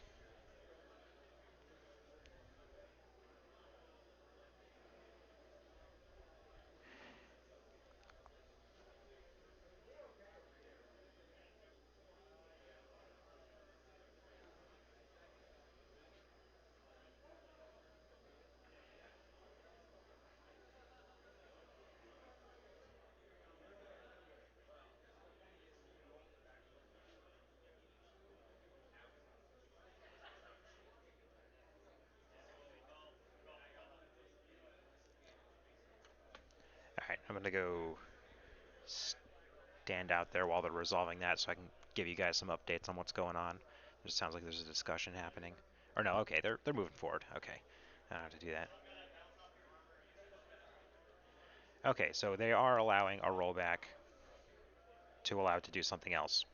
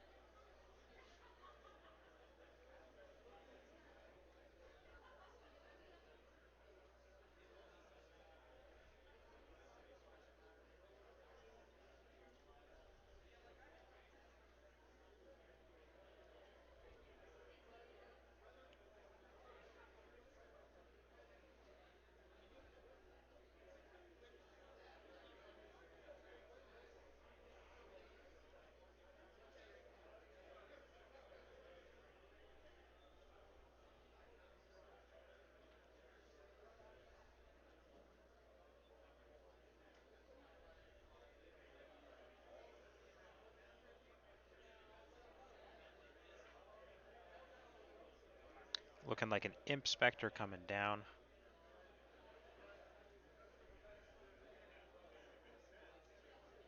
Oop, and a little bit of frame rate there.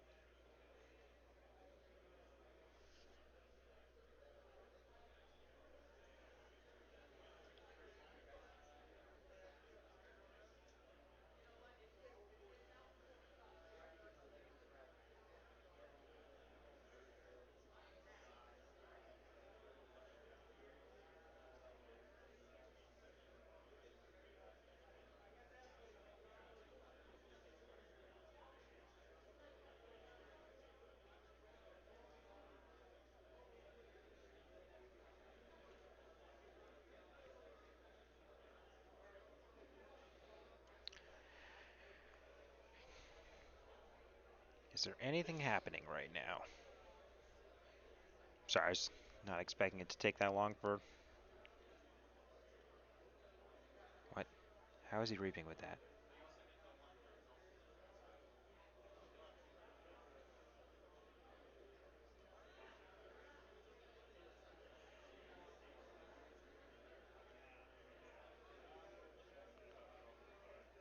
Is that a Saurian Imp Spectre?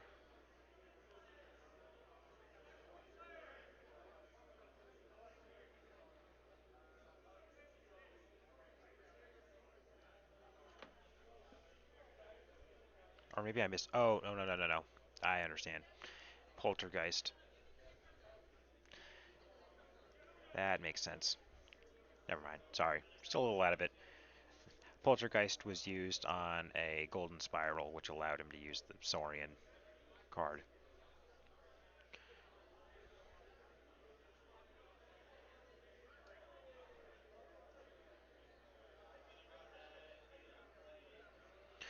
The overall time limit on the round, Joel, that's going to be about an hour and 40 minutes for this round, and then for the finals, it would be about 2 hours.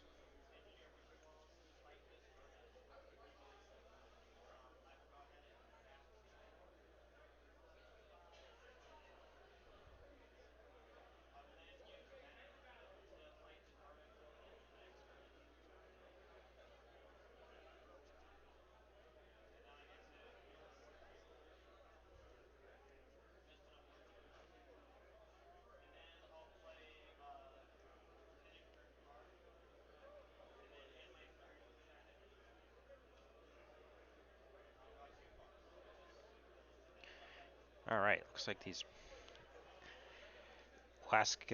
Alaskan gets the second key.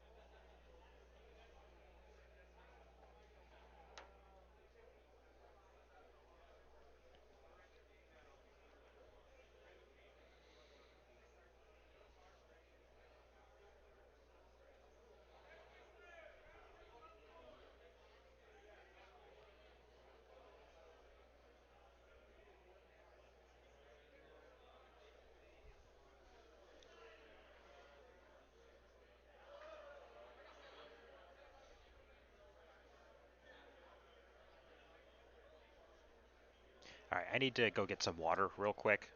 So sorry I'm leaving you guys alone for a minute, but I will be right back. I need to go get water.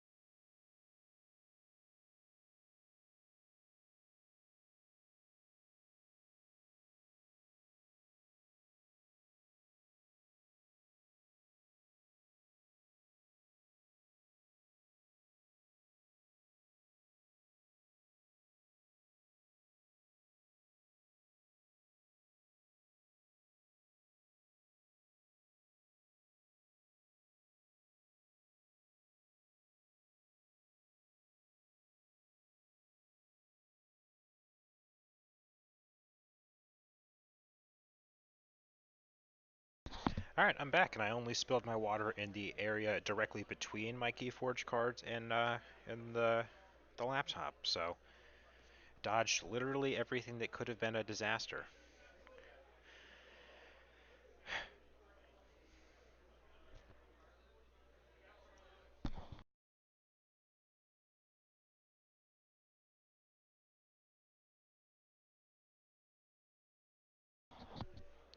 The table I'm at's kind of like a funny looking desk. It's got like a bunch of like metal bars, and I just grazed my knuckles on that. But okay, you guys don't care about that. We'll go ahead and get back to this game. Looking like a Failing Strike coming down. In my opinion, Failing Strike is one of the best removal cards in the game right now. Like it's just incredibly powerful what it does.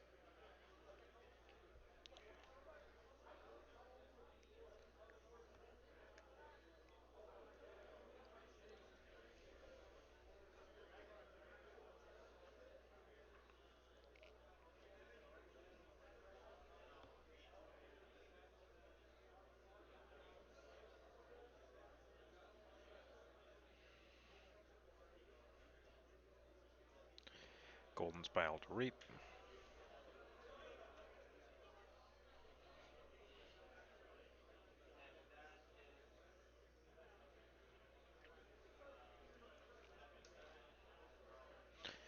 Okay, so Austin has presented check for key number 3 at 7 amber. Let's see if Alaska has something. Otherwise, we'll be going on to game 2. There are going to be, it's going to be a best out of 3. There might be a different person commentating for game 2 and 3, and then the finals. But I mean, you guys will probably be able to figure that out based on if I'm still here for game 2.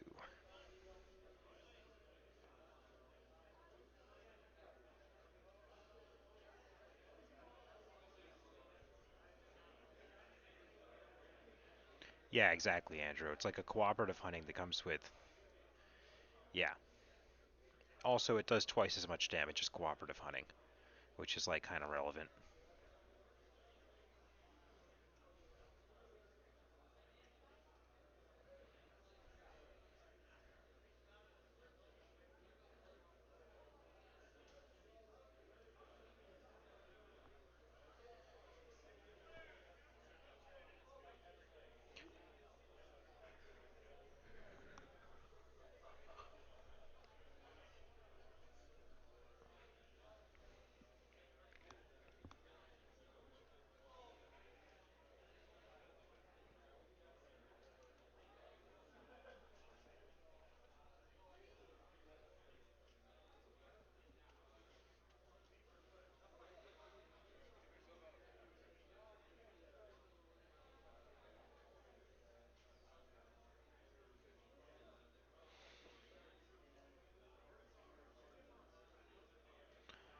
Axioms coming down.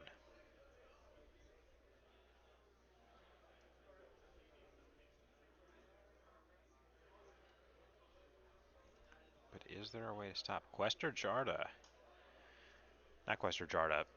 Redder Gallum. I knew what it was. I said the wrong thing. My bad. Uh, that's check at 6, so is this tempo play enough? I mean, it's a Shadows deck, so probably not, but wait a minute.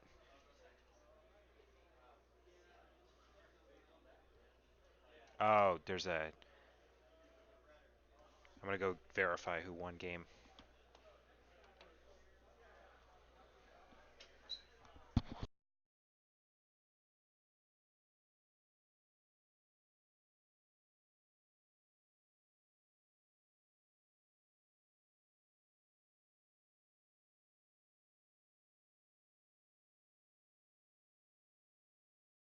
Yep, Alaska won that game.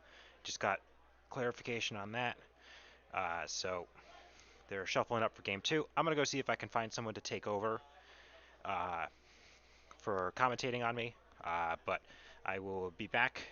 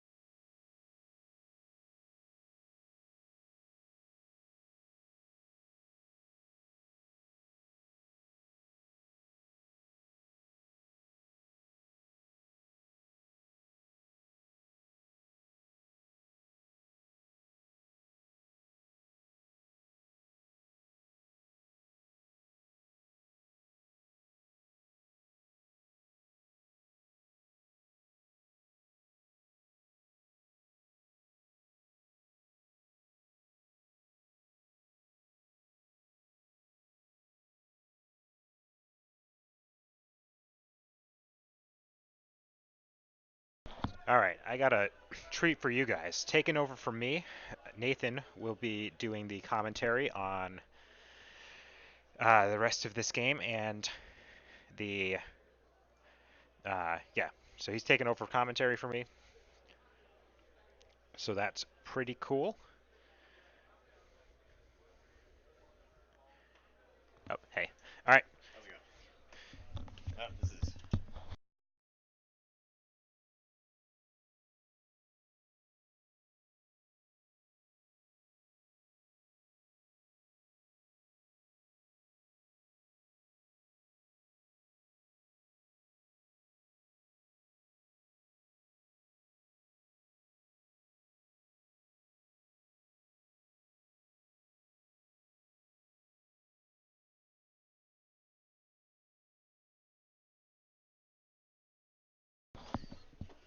Confused about anything, just like, it's right there. Hello, everyone. How's it going? This is Nathan in the chair, taking over. Can people hear me? They should, but it's kind of delayed a lot because of the internet. All right. Oh yeah. So I am being told that the internet's pretty bad, so there is going to be a delay. Snufflegator. There we go. That's what we like to see. Spam those emotes. Okay. So let me take a look at where we're at in the game. The guy playing the um, on the left side of your screen there, that is the opponent who knocked me out. His deck is pretty good. The too much to protects are definitely tricky. I have not seen Mr. Devil's deck, so I don't know what's going on there. Looks like he's jumped out to an early lead with some amber.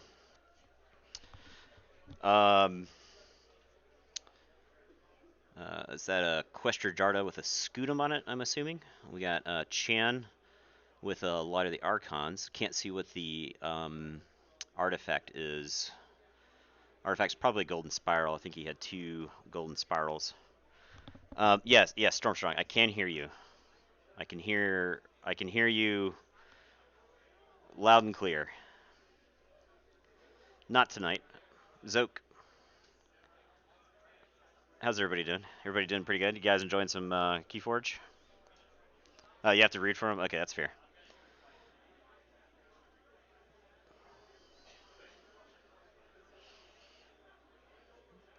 Tribute. Tribute comes down, snatches up a bunch of amber. Scudam goes on to try to make it pretty safe. Looks like he's going to get to reap with him.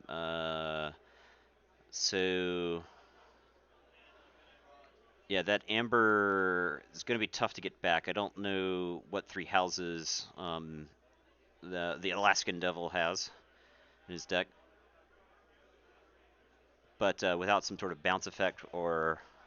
You think it's a crash? Okay, fair enough. He had 2 Chans and a crash in his deck, so yeah, I think you're probably right. It's probably a crash based off the small amount of the picture that I can see.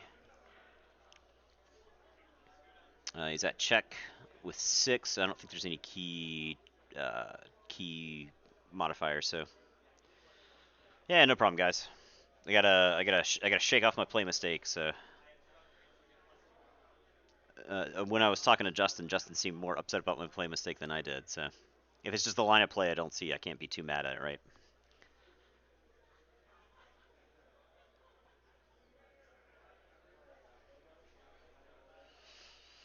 Igor.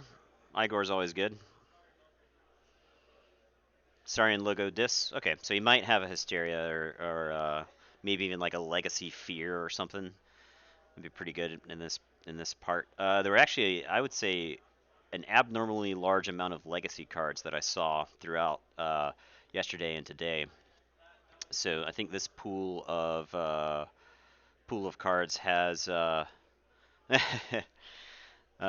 Thanks, not tonight. This pool of cards had a pretty large number of legacies in it. Justin played against somebody in Sealed Reversal that had 2 legacy cards. So, okay, so he's pitched an Infernus, and it looked like an Eterome to Igor. That he can't obviously play Infernus this turn without some sort of card that'll let him, cheat houses on his logos turn here. So. Information exchange stops the key.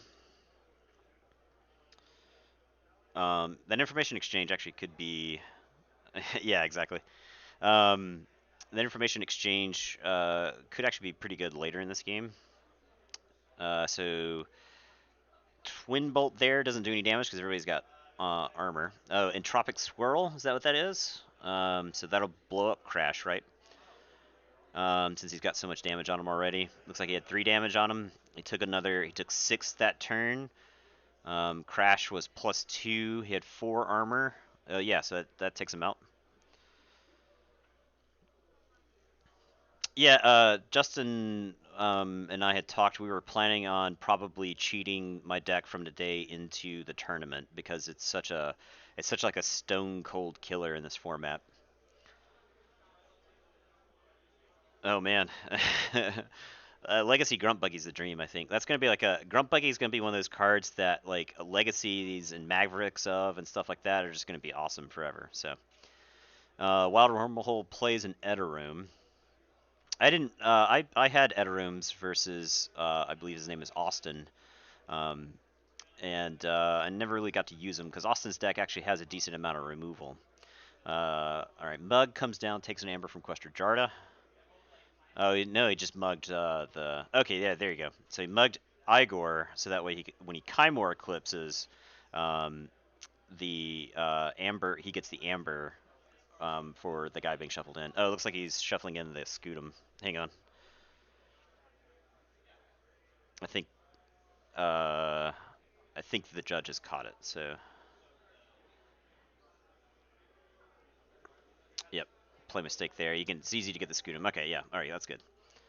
Yeah, Scudam goes to the yard when the creature leaves play. Both players seem to be generating a decent amount of amber and doing a lot of stuff to keep the board clear.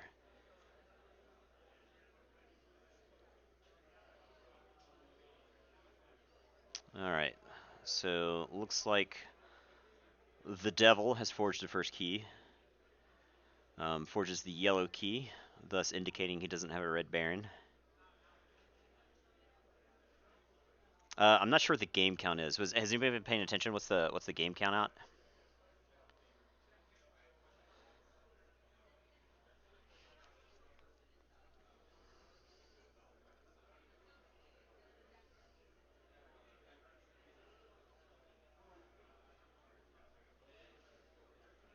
No.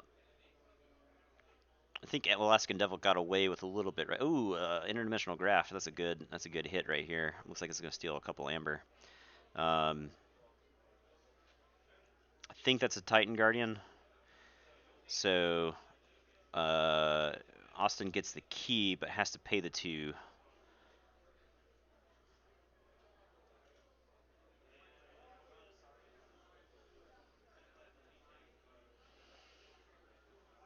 Tricerian Legionary comes down, wards himself. An artifact I can't see. It's either Imperial Road or another Golden Spiral. Looks like an Imperial Road based off of what I can see. This is game 2. Who won game 1?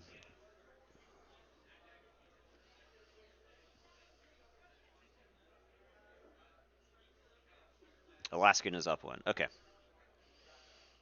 Alaskan is slightly ahead this game. Austin's deck is capable of playing from behind, so yeah, I mean, at this point in the tournament, I think all the decks are going to be pretty good. They're going to be like absolute killers. Some of the decks I don't know if you've seen. I think her name is Laura's deck. Her deck is 27 creatures. It's incredible. It's just she has more creatures than you can possibly deal with. So.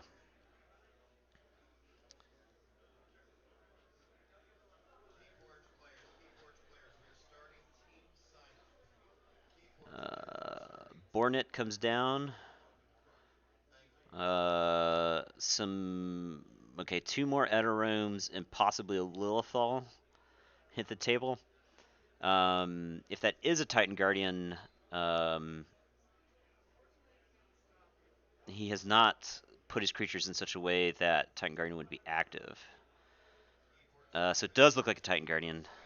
So I do question why he didn't shield, like basically make it so that Titan Guardian would draw 2 cards if it dies. I do agree with protecting Bornet. So Zap here is going to get 3 damage. He's spreading the, doing it all to Bornet, it looks like. Gets 4 damage, so puts Bornet out, gets walls on the table, gets back Light of the Archons. A couple good choices here.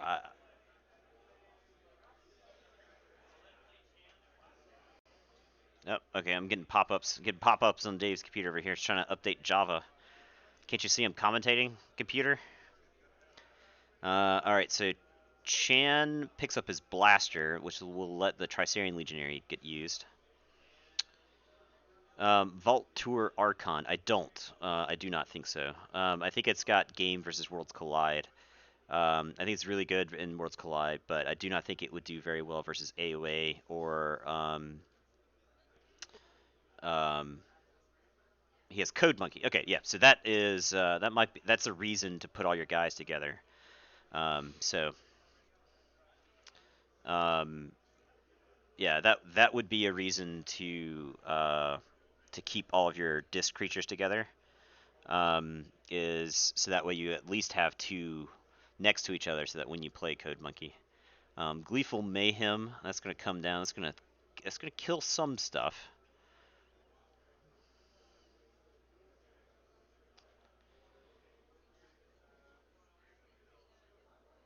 Who actually does the updates? Yeah, who knows, man. Does anybody update their Java on their computer?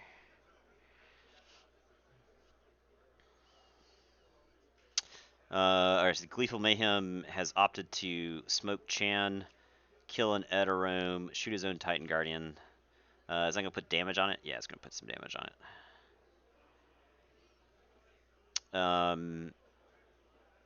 Eterome's still not where he can actually do anything. Draining Touch to kill. That's a lot of removal. That's good.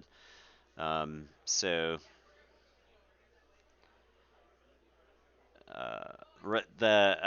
definitely, from my experience, removal was so key in the matchups that I played, and like watched and whatnot. Just being able to kill a lot of the problem creatures in this set. There's so many creatures, just so many creatures that if you let them just sit on the board undisturbed, they will just absolutely just take over a game. So he suicides Lilithal in there, so that way when he reaps with Eterune, that takes out the Tricerian Legionary. And he picks up an Amber from the Exalted there. So Alaskan Devil is at 8. Draws 1 card. It's threatening the second key. Too much to protect comes down. So it takes him down to 6. Might still be able to get the key. Plays a second copy of Too Much to Protect. Plays a Simon. So that puts him up pretty high. Puts him up to 9. Alaskan gets the second key. Forges again the blue key to keep Red Baron from being a factor. I wonder what his answer is here. He has Saurians. Has he opted to use any of his Saurian stuff in several turns? He's got to have like a fistful of Saurians at this point, I think. Oh yeah, Java's still around, dude. So much of the internet, an unbelievable amount of the internet still powered. So many legacy apps out there are powered by Java. Go figure. There would be a pretty good. Oh, I got a peek of an Odoak there. Odoak's pretty good. Odoak would have been really good before that Too Much to Protect came down. So it looks like he's gearing up to play a Saurian turn. We'll see. All right, out comes Shrix. Shrix is taunted by a taunt protected by the Titan Guardian. Axiom. Okay, nice. He's going to ward the Eterome. He's going to get 2 cards off the Titan Guardian there. So if his deck is like primed right here to have more Saurians, that's probably like a heads up play to try to draw into some Saurian stuff. We know he's got Equestria Jarda shuffled in, right? I don't think he's redrawn that. So I think this Odoak is going to come down to Yep, Odoak's down, Jarda's down, another Jarda's down.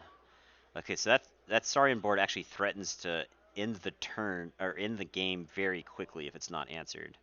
Um, uh, you can reap for 4 there. You can exalt Shrix, and that threatens. You can also exalt the 2 Questor Jardas to get 2 more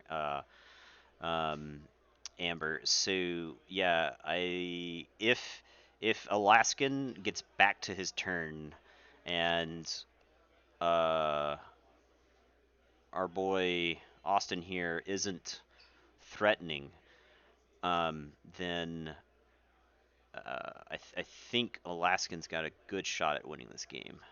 Prefectus Ludo comes down, Equestria Jarda comes down, an Odoak comes down. There's nothing to capture here. So Golden Spiral is going to let the Tricerian Legionary take out Shrix. Alright, so Alaskan cannot threaten with just the Saurian that's on the board. And Austin has answered with a Saurian board that also can end the game very quickly. Golden Spiral on Jarda. People who watch our stream will know how much fun I have using Golden Spiral on Jarda. So it looks like Alaskan's going in. He's picked up the couch. He's moving in. He's using Questor Jarda. He's reaping. He's at 5. I'm going to assume some stuff from his hand is going to come out now. Axiom. Oof. Axiom. Brutal. So he is nuking the board, saving his Edarum. So I actually wonder if it would have been correct to ward his Odoak and let the Edarum go. The Edarum is good on this board because the both players just have like a ton of Saurian stuff. All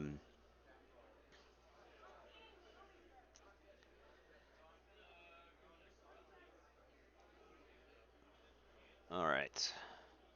Laskin's got just a pile of chains at this point because of the multiple axioms he's played. Austin can generate some stuff from hand with like the Golden Spiral and whatnot.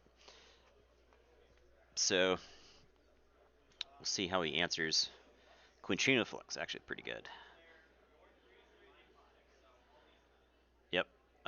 So Austin's going to get 3 amber there from all of the dead Saurians.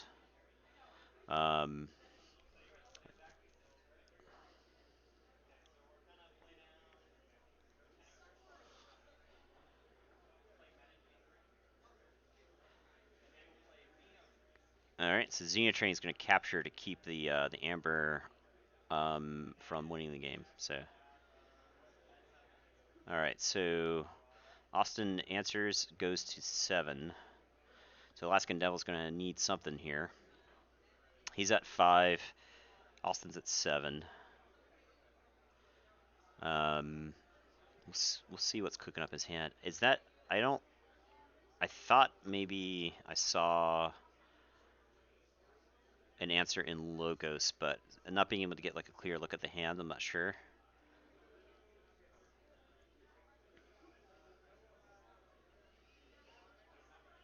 Alright, so the last turn, interesting choice to use the Ingram to ward Kirker. Legacy Effervescent Principle. Okay, so that's what I thought I saw. So the Effervescent is going to take 2 from Alaskan and 3 from Austin. That's another chain. I guess you're just resigned to the fact that you're going to be using chain or playing with chains for the rest of the game. Daughter comes down. That's good. That helps you fight through the chain. Eddie is going to archive something. That's also going to make his hand a little bit more efficient. Gives you some breathing room when you've got like a Code Monkey. Oh my God! Look at that play. Gets 2 amber. Not enough to actually threaten, but lets you play Eddie again. So he's got like a draws 5 brand new cards. He's gone through his whole deck. So now it is interesting that the Code Monkey and Eddie don't really have like a ton of synergy together. Austin elects to just threaten to go to 6. They're basically trying to like force an answer. Austin's gone through his deck now. They both have seen every card that they have.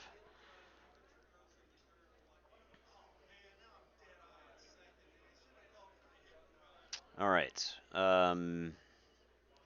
See what kind of answer there is.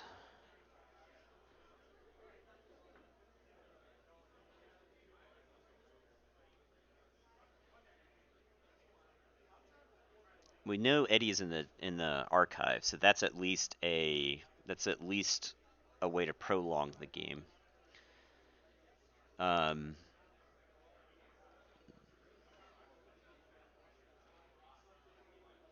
So he's thinking about the archives.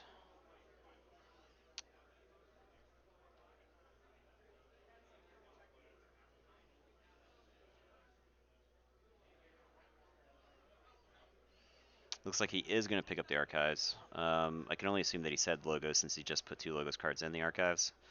He can reap with the monkey to go to 6. Oh, he's saying this. Okay. So he's using Edarum.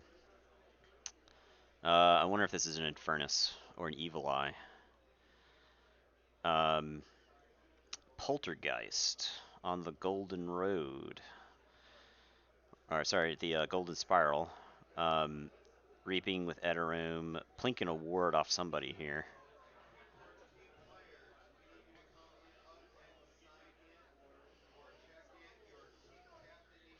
Okay. I feel like he's got, I think, is that a Rock Grub I see? Might be wrong. But both, it looks like definitely an Infernus.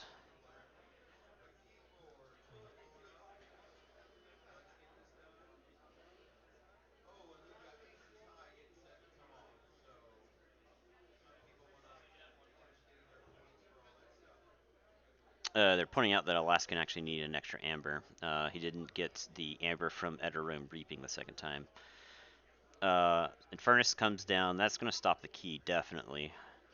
This is also a good time to Infernus because you can get a lot of the answers before they get shuffled back into the deck.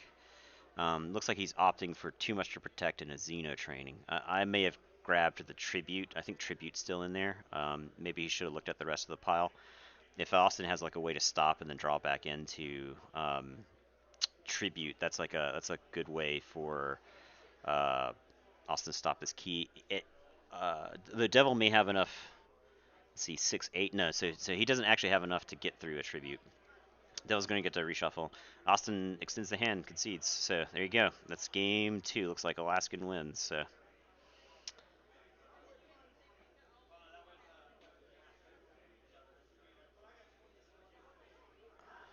that's the game. So Alaskan Devils making it on to the finals. I don't actually know the result of the other match. It definitely looks like games that would go long, based off the profiles of the other decks. But yeah, yeah, it looks like it was a pretty close game, right? Like any game where both players are on their second key and are threatening multiple times to win the game. To me, that's a good game. So very tight. Looks like their decks were pretty close. I do think Dis is well positioned against Star Alliance and Saurians in this set because you can use cards like Infernus to get rid of some of the more annoying cards that you never have to see them again. Star Alliance especially is vulnerable to Infernus in my opinion because of Star Alliance's reliance on attachments, and Infernus, if you know your opponent's got like a walls or something, you can use your Infernus proactively on their attachments just to make sure that they don't get to get them back. So exactly, right. Tribute's the one card you can't play around. It didn't matter in that situation because the game was over, but I still think if he had like another answer, right? Like you don't know what to expect. I don't know how close attention they were paying in the previous games, but I mean, Austin's deck was good, but he didn't really have ways in shadows to keep people from forging if they were at 6. He could punish if you made a lot of amber, but he could not stop you if you went to 6 a lot. So that was mostly the Starians and the Star Alliance that would rely on that. So I can check for everybody if the other semi's still going. If you give me like 2 or 3 minutes, I'll be right back.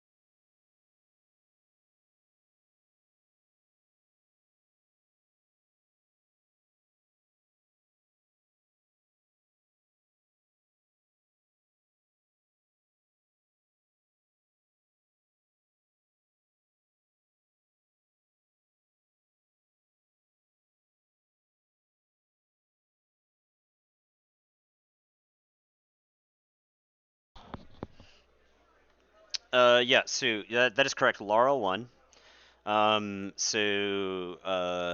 George, George lost that match. George's deck looks really, really good.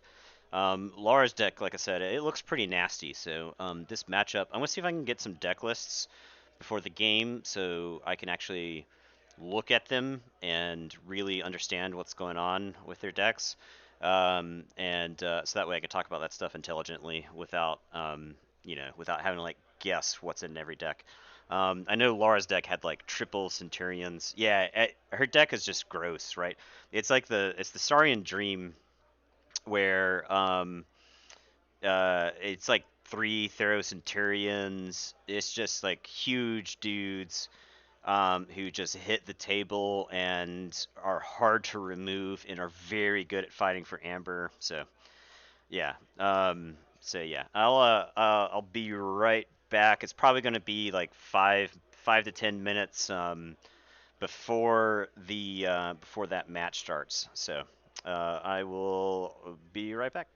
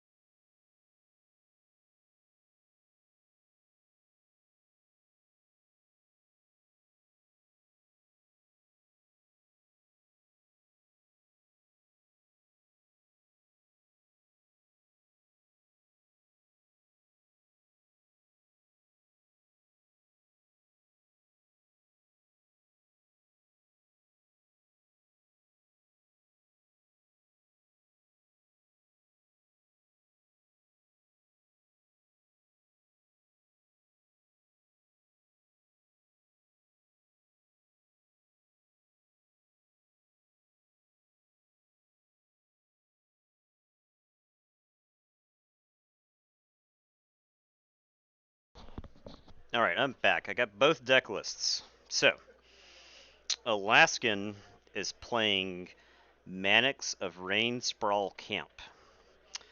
This deck, this Logos Saurian, you guys got to see it on stream last time, but we'll go over all the interesting pieces of it.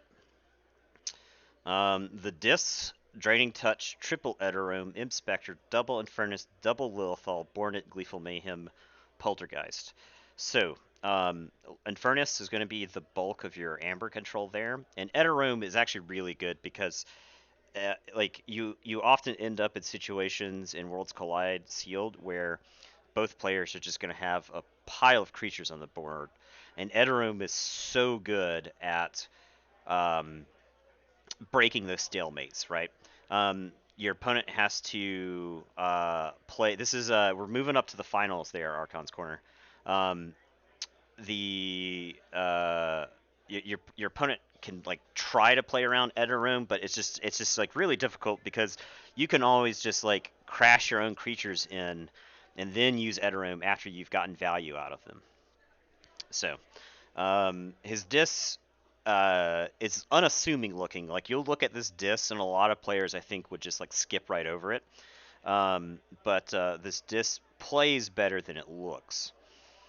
Logos here, we've got the Legacy Effervescent Principle, Daughter, Eddie, Igor, Information Exchange, Telltale Vapors, Titan Guardian, Twin Bolt Emission, Wild Wormhole, Code Monkey, Interdimensional Graft, and Tropic Swirl. So this is like the Highlander side, right? So unlike the Dis, which has like a bunch of duplicates in it, the Logos has got like just like a wide variety of effects scattered across multiple different types of cards. This Logos does look to be pretty efficient. Laura's Archon is called Bird of Vapidopolis Den. So Vapidopolis, Vapidopolis, Bird of Vapidopolis Den. So I'll get to her Archon in a second. So yeah, that Logos, it does look to generate a decent amount of Amber, kind of like from surprising totals, like Code Monkey and Tropic Swirl are both capable of generating a decent amount of Amber. And then Information Exchange is always pretty good. The Telltale Vapors, Igor, Daughter, Eddie, Titan Guardian package makes sure that you're just flying through your deck. You're gonna get a bunch of extra cards. You'll just see a bunch of extra cards with that kind of Logos. And the Saurian here, Tertiate, which is actually an exciting card. It means Tertiate, it kills 1 out of every 3 creatures that's on the board, and you get to round up. So if your opponent has 4 creatures, you actually get to kill 2 of them. Saurian side's got 2 Axiom, Chant of Hubris, Imperial Scutum, Legatus Raptor, Odoak, Praefectus Ludo, 2 Questor Jardas, Reader Gallum, Senator Strix, and Tertiate. I would say a pretty standard Saurian side, right?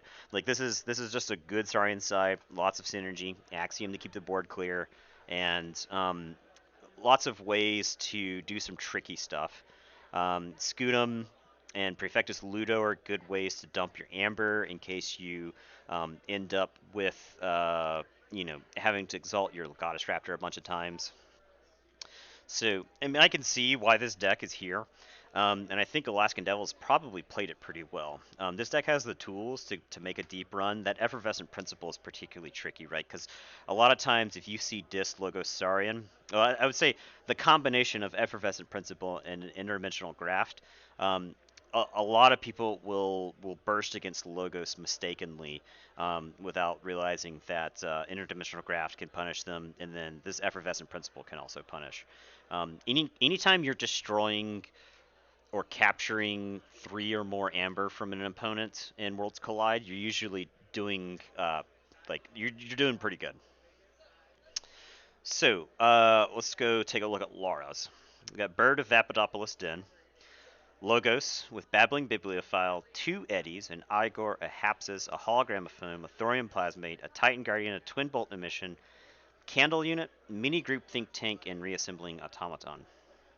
So that Logos looks stickier. Like it'll sit on the board a little bit longer than say Devils would, right? They both have Titan Guardian, but guys like Candle Unit aren't easy to fight off the board. And Mini Group Think Tank is actually pretty good because it's very like I said before with really complicated Worlds Collide boards.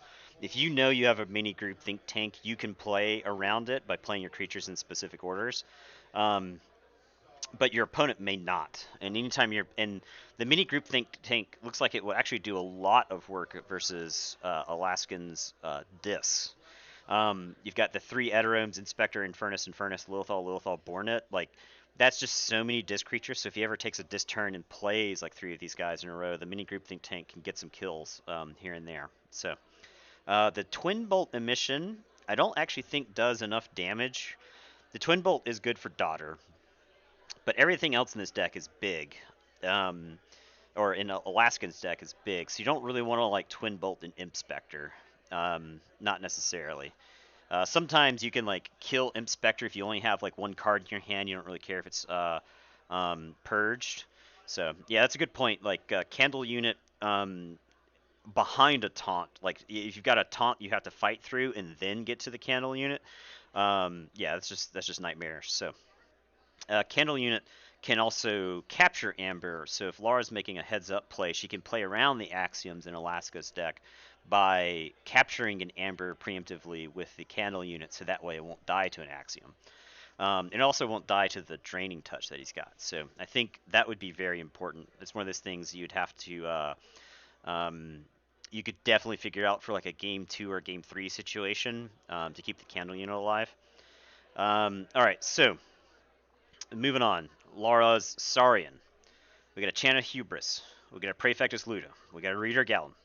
We got 3 Theros Centurions. We got a Tribute. We got a Draco Praco. We got an Orator Hissero. Another Orator Hissero. A Regrettable Meteor. And a Primus Ungis. So, this is a gigantic, beefy Saurian board. Is what ends up with this. These Saurians hit the table.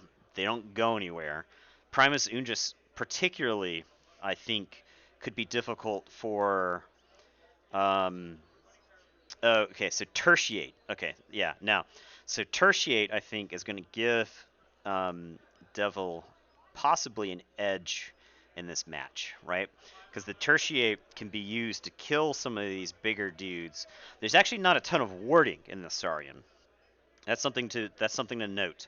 There's not a lot of wards going around in the Saurian. That's where Primus Ungis just gets like impossible to deal with when he's warded. But anything that can just like kill him outright, I could see a situation where Primus Ungis has like 5 or 6 Amber on him, making the whole board gigantic, and then a Tertiate comes down and just like breaks the game wide open for Alaskan. All right, let's take a look at Laura's Untamed. Bramblelinks, Imprinted Murmook, Key Charge, Molfin, Rustnauer, Tentadlin, Unnatural Selection, Geebuck, Mab the Mad, Nature's Call, Pampaka Enga, and Piranha Monkeys. So, this is, I would say, a solid Untamed side. Not amazing, but definitely solid. Nature's Call, very good in this format. You've got Piranha Monkeys and Mab the Mad, so both of those are creatures you do want to bounce with Nature's Call. You could even end up in a situation where you Nature's Call 3 of your dudes, then Unnatural Selection the board, or you could Unnatural Selection first and then Nature's Call the 3 people they have left over. So, this is actually a very interesting matchup. I'm not sure which deck has the advantage here. I want to say that I would give the edge to Alaskan Devil initially. However,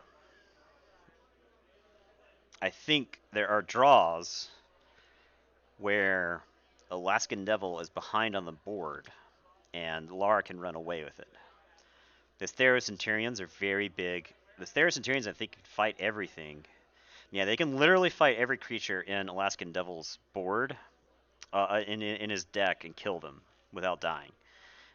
So, now, I think Praefectus Ludo is a very important card.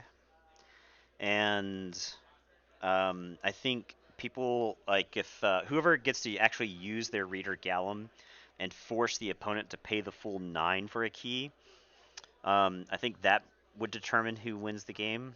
2 eddies is actually pretty gross from Laura.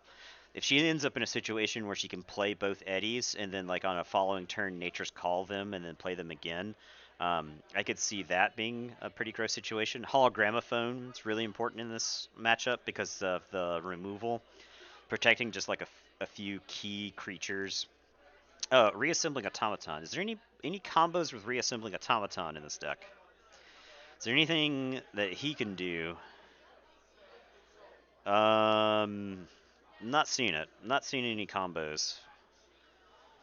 Now, from what I understand, Lara has actually won a significant amount of games off the back of Key Charge, because both players end up in a situation where they are um, rushing, right? Like they're just trying to close out the game. Both their answers are pretty thin. They're trying to figure out a way to win the game.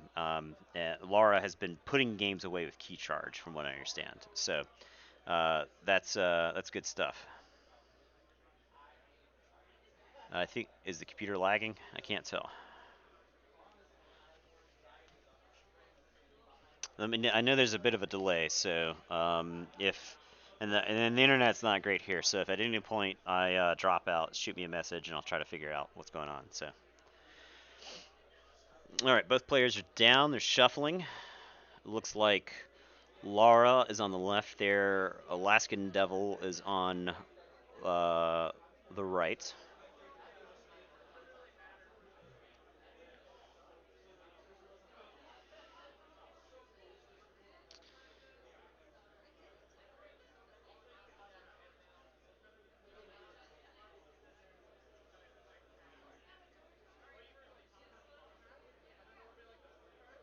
Looks like it does look like we're getting a little bit of choppiness right here.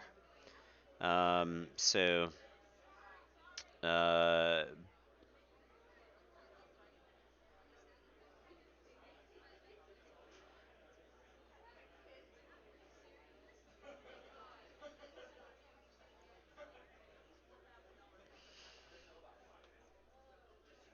all right, I'm just gonna peek around the corner right quick. I'll be right back right before the players begin.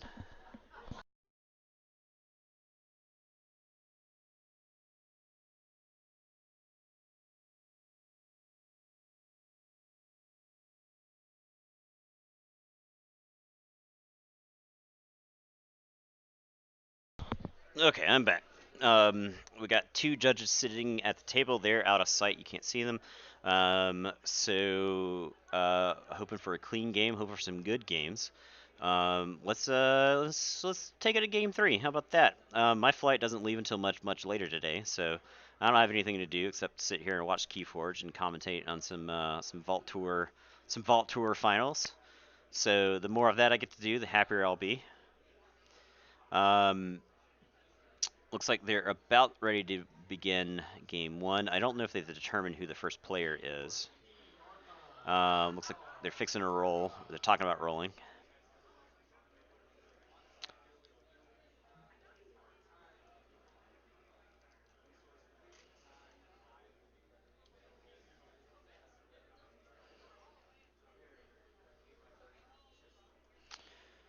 And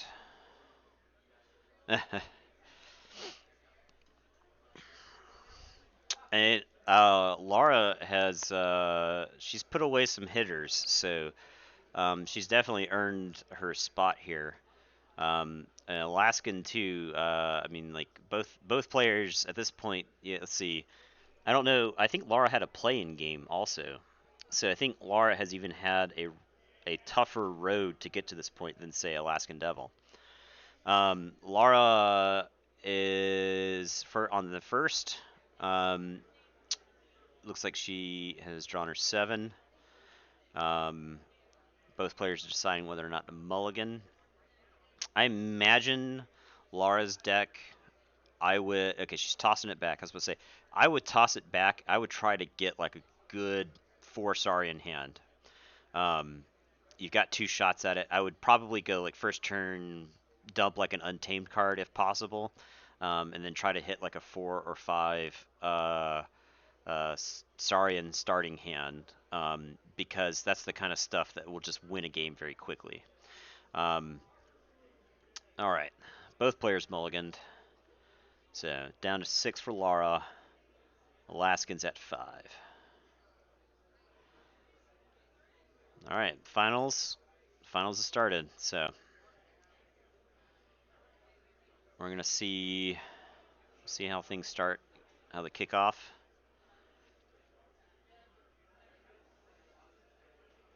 Maybe they're waiting for official word to begin. I believe this is timed. It is like an hour and a half or 2 hours or something like that. If it goes to time, I think something grievously wrong has happened. Lara tees off with a Molfin.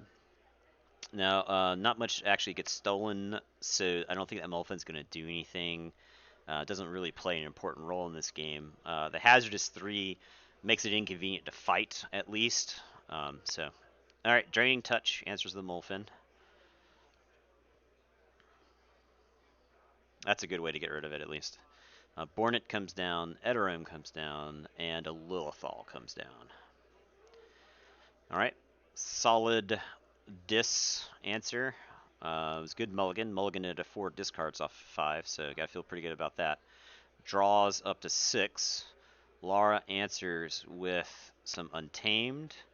Didn't see what she discarded there. Maybe Key Charge, can't really tell. Drops Rustnar and a Bramble-Lynx. Let's go look at Lara's deck list. What could she have discarded there? Had to have been the Key Charge, right? Or was it Piranha Monkeys? It's got to be the Key Charge. The name's not long enough to be Piranha Monkeys. So, all right. Alaskan answers with Bornet. So he's reaping. Lara reveals 5 cards. Alaska's going to get to take 1 out here. 4 Saurian cards. No, sorry. Orator, Histro, Ludo, Reassembling Automaton, maybe? Hapsis and Map the Mat. It looks like it's between Ludo and Reassembling Automaton. Okay, so Ludo's been purged. That's actually pretty huge, I think. With Ludo out of the picture, you don't have... you got to find some other Amber dump for your guys when they die. So not having to deal with Ludo is big. That means anytime you kill a Saurian, Alaskan, or anytime the Saurian's exalted, that's potential Amber for Alaskan there. So Lara shuffles her deck.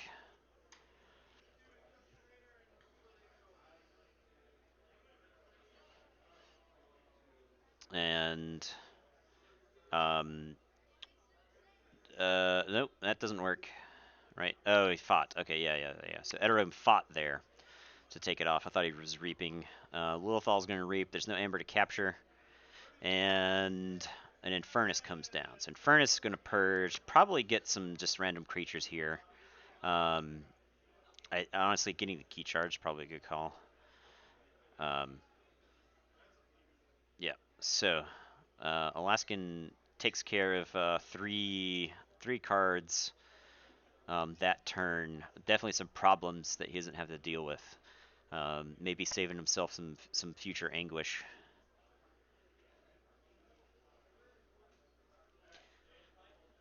Lara's looking at her hand.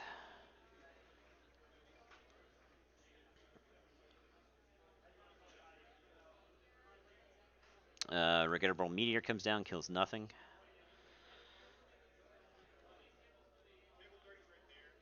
Therios Centurion comes down, captures 1. Draco Praco comes down. Doesn't do anything right now. Enraging the whole disc board could actually be pretty good. Tribute comes down. Therios Centurion is going to capture another one here. And looks to be her turn. Readies up, draws 3 or 4. Draws 4. Back up to 6. She is keeping her board small. It's kind of limiting what Edorum can do, which is pretty good. 4 disc creatures here. It's awfully tempting to reap with them. Yeah, so he's going with Born In again. It's I don't hate the strategy. Orator Histero, Igor, Twin Bolt Emission, Reassembling Automaton maybe, and don't know what the 5th card is. It got oh, well, whatever the 5th card was, it got purged pretty quickly. Maybe it was a Theros Centurion, I'm not sure. Lara's gonna end up shuffling again.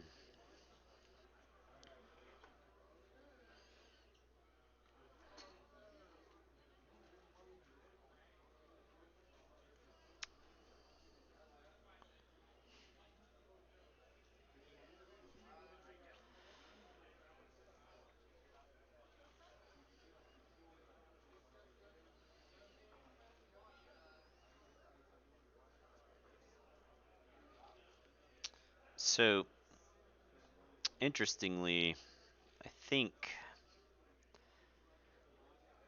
Alaskan's got some options here. He could trade like Infernus into Rustnauer. Okay, so he's opted to have Edorum fly into the Theros Centurion. I'm willing to bet Infernus is going to go flying into the Theros Centurion here. Yeah. All right, that takes them out. He gets that 2 amber back. And then it was Eddie. Okay, cool. Yeah, there was like lag on the screen, so I didn't get to see what it was. He drops another Lilithal. So this Lilithal's thinking, do I fight that Draco Praco? Do I fight that Rustnauer? And he's fighting Draco Praco off the board. That's probably a good call. You don't really want to be enraged there. So Lilithal does also get to capture an amber there. So looks like Alaskan is opting to play like the slower, grindier, long game, utilizing what's on the board. I mean, I do think Lara's deck, if you just let its board go unchecked, then you're probably going to lose that game. So I can't argue with the strategy here. Boardnet, taking out future problems, definitely a good thing. Another underestimated aspect of this is of using Bornet. You're playing a best of 3 match, so Bornet is actually letting you look at your opponent's deck, right? So especially in an early stage of the game like this, getting to look at a bunch of extra cards, that's gonna give a lot of benefit over the 3 games, right? Because you're gonna see what's there. You can start anticipating for some cards. So I do think this is like a really good time to use Bornet in this match. If you're thinking long term, all that information that you're going to get is valuable. Now, Lara's turn was definitely interesting there. The Primus Ungis came down, and she opted to use Chant of Hubris to take the amber off of Lilithal and put it on her own Primus Ungis, making all of creatures bigger there. So Bornet's Reaping. He's going to look at another 5. All right, so Hologramophone, Piranha Monkeys, Thorium Plasmate, Nature's Call, and another Eddie. So he takes out the other Eddie. That's big. This Bornet, I have never seen a Bornet do this much work, but this Bornet is working overtime. He's working overtime. He's taking all kinds of future problems. Lara gets to shuffle again. We're playing Keyforge the Shuffling over here. It's somebody's pop and fetch lands. We spend half the match shuffling decks instead of actually playing the game.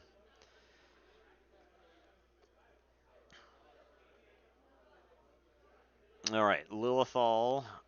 What are they going to do? Are they going to... Okay, so Lilithal fights into Primus Ungis, dumps 5 damage in there, and then the second Lilithal crashes in, takes out the Primus Ungis. Laskin collects an amber for that, but he answers the Primus Ungis before it can get out of hand, which I think is important. Alaskan Devil drew no cards that turn, so he opted to contest the board there.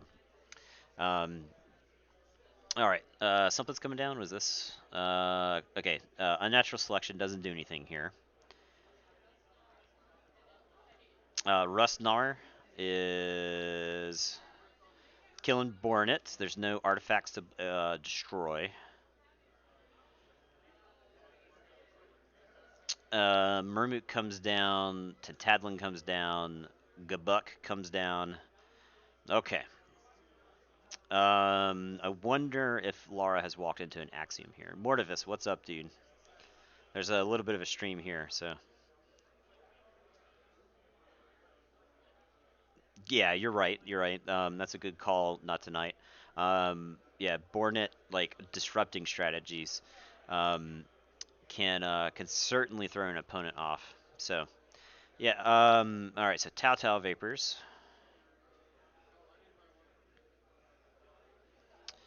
Alaskan is going to get to draw an archive. He's got to have. So he's got Logostarian in his deck, so he's got to have either. It could be like 50-50, right? Like he could have 3 Logos, 3 Saurian, or he could just have like a bunch of Logos stuff. All right, Igor comes down. That's going to take a look at some more cards. So Alaskan's gotten to look at, gotten 5 cards deeper in his deck. That kind of makes up for the lost time, where he was, where he spent a bunch of time using He's discarding Questor Jarda and a Scutum. Very interesting. So it looks like so he's Wild Wormholing. Axiom. There you go. Boom. Called it. So, yeah, I felt like his deck had to have been primed for that. I know he had 2. So Gabuk is going to get to do something here. Orator Hisro comes into play. Oh my god, this is actually crazy, right? No. Gabuk doesn't get the play effects. It comes into play. I was about to say, if that Orator comes into play and like exalts a dude and he also gets an Amber on top of it, that's not the way it works. Gabuk puts into play. There's no Amber that comes from this. So I heard somebody say, I don't know how this works. Gabuk is put into play. I hope. Let's see if they make the right call.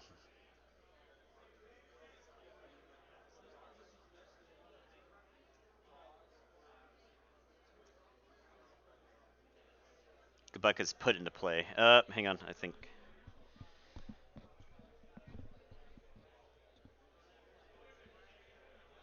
All right. I'll be right back to see if I can get the rules clarification.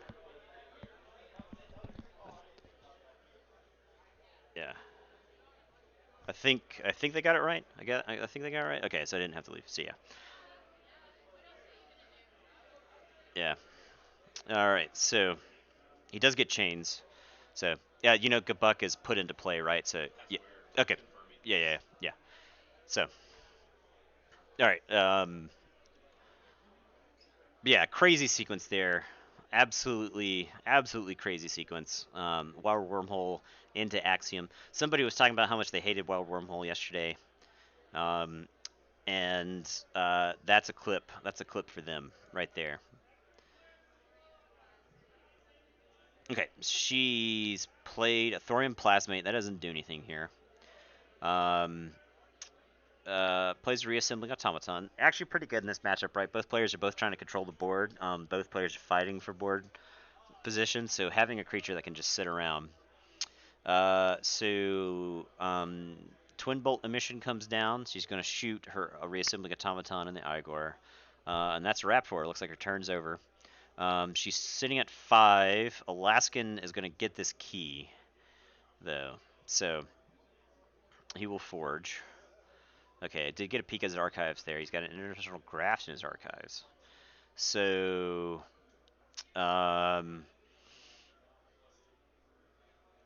could end up in a bad way for Lara if she chooses to go too high. Yep, somebody else over there is talking about Wild Wormhole being the worst card in the game. I see that. I see you, Archon's Corner. It's people who think the Wild Wormhole is the worst card in the game aren't good at playing Wild Wormhole. That's the way it is. Oh, looks like Alaskan forgot his chains from the Axiom of Grisk. Laura actually catches a break here. She's going to get to look at his hand and choose the worst card. So, Wild Wormhole is a great card. I'm so glad that card exists. All right, so she's going to look at his hand. So this is actually brutal, right? Because she sees this other Axiom. She sees the Reader Gallum. The combination of Reader Gallum and Interdimensional Graft is actually really brutal, right? If you can stick a Reader Gallum where your opponent can't answer it and you just like keep taxing them. So, all right. He's got 5 Saurian cards. What do you get rid of here?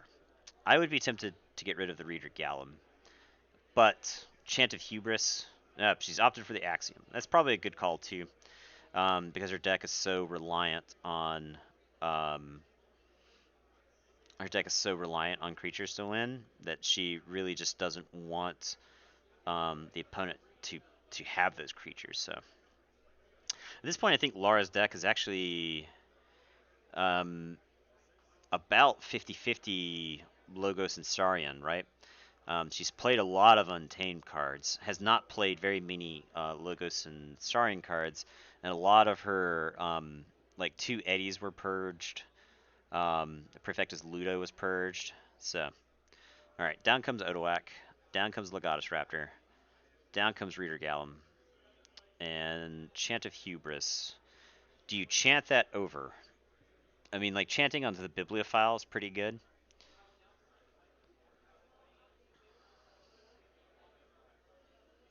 I mean, I don't understand why Control the Weak has an Amber Pip on it. That's one of my question. The card is already disgusting. Why does it need an Amber Pip on top of all that? But Salaskin correctly draws up to 5 this time. And drops some Saurian stuff. It looks like he opted not to play the Chant of Hubris. So very interesting hold there. Lara's dropping a Theros Centurion, no Amber to capture. Orator Hissaro. I think you have to fight Reader Gallum here. If you don't have a way to kill it cleanly, I think you gotta fight it. Nope, she's opting to Reap. And then she's playing another Orator Hissaro. Okay, so Reassembling Automaton is a really good target for Orator Hissaro. I wouldn't be surprised if this Reassembling Automaton fights the Reader Gallum. Theros Centurion is taking out a Legatus Raptor. He'll take 3 damage. Doesn't have anything to capture. Reassembling Automaton into Reader Gallum. So Reassembling Automaton is going to get destroyed and move to the other side of the battle line. She opted for it over there.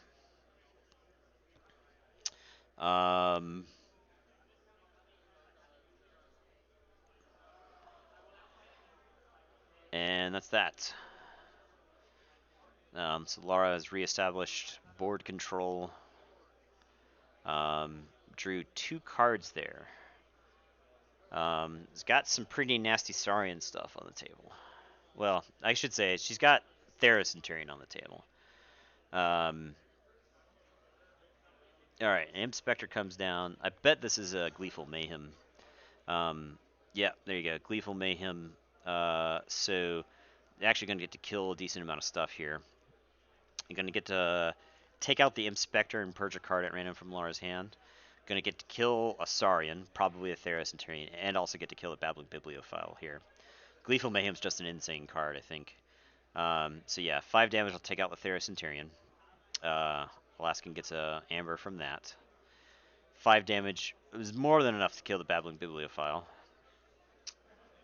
And then 5 damage goes into the Imp Spectre to purge a card from her hand. And could be big. She's lost a lot of cards. She's just hemorrhaging cards. Hologrammophone. Oh, that's actually pretty good. she could have used that to help protect her people. So yeah, Alaskan's just kind of picking her apart piece by piece this game. Edarum hits the table. Edarum's looking real good on this table. A lot of Saurians to get killed. So Alaskan's chains are gone, so he's gonna get a fistful of cards here. Get a little bit deeper. Think Alaskan's got to have a fair amount of Logos cards left in his deck. All right, Pempaka Anga comes out.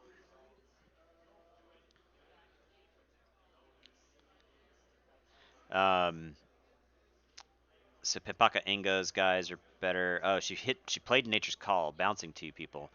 Ooh, Nature's Call on Hisaro. Ooh, that's good. Ooh. Yeah, she's opted to do it. That's nice. Nice play. Just get that extra use out of Hisaro. Pipaka Anga is okay. She's at 7 now. Mab is gonna get another one. Okay, she's walking right into this interdimensional graph. I feel like this interdimensional graph is gonna be pretty good.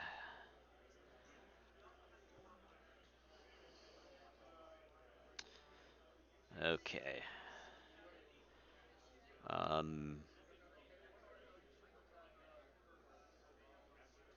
Yeah, I don't know when you guys are seeing this, but yeah, the chains from Axiom are gone now. So.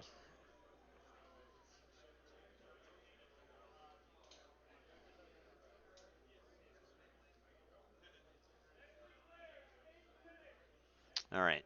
Alaskan's weighing his options. He's definitely considering that interdimensional graph, right? This is the only chance you're going to get to use it. So the interesting thing about the reassembling automaton here is that he could like move onto the other side of Pempaka Anga and then not get the bonus. But if he dies, you can move back to where you can get the bonus. Some weird plays that can be done there. So.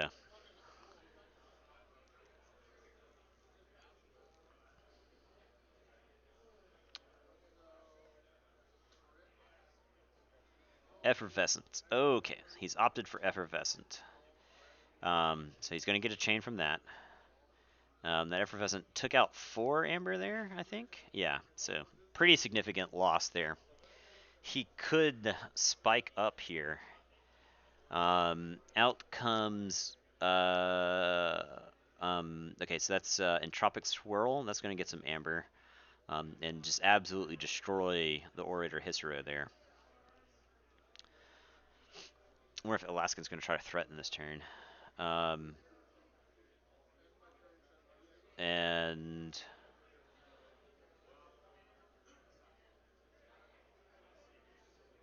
oh no, that was it.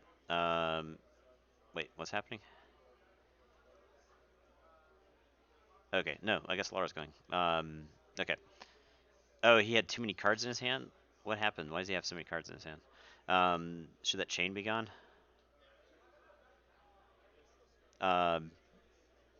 So Igor is going to get to look at the last bit of her deck.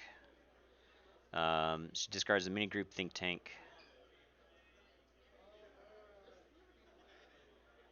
She reaped up with the automaton. She played a Hapsis. She plays a Candle unit. Okay, I feel like all this stuff's going to get axiomed.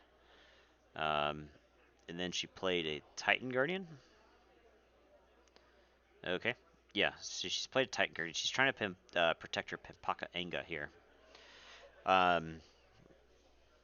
So, also an interesting choice. I usually think it's correct, if possible, to try to make the Titan Guardian. I guess you could get the Reassembling Automaton on the other side, so...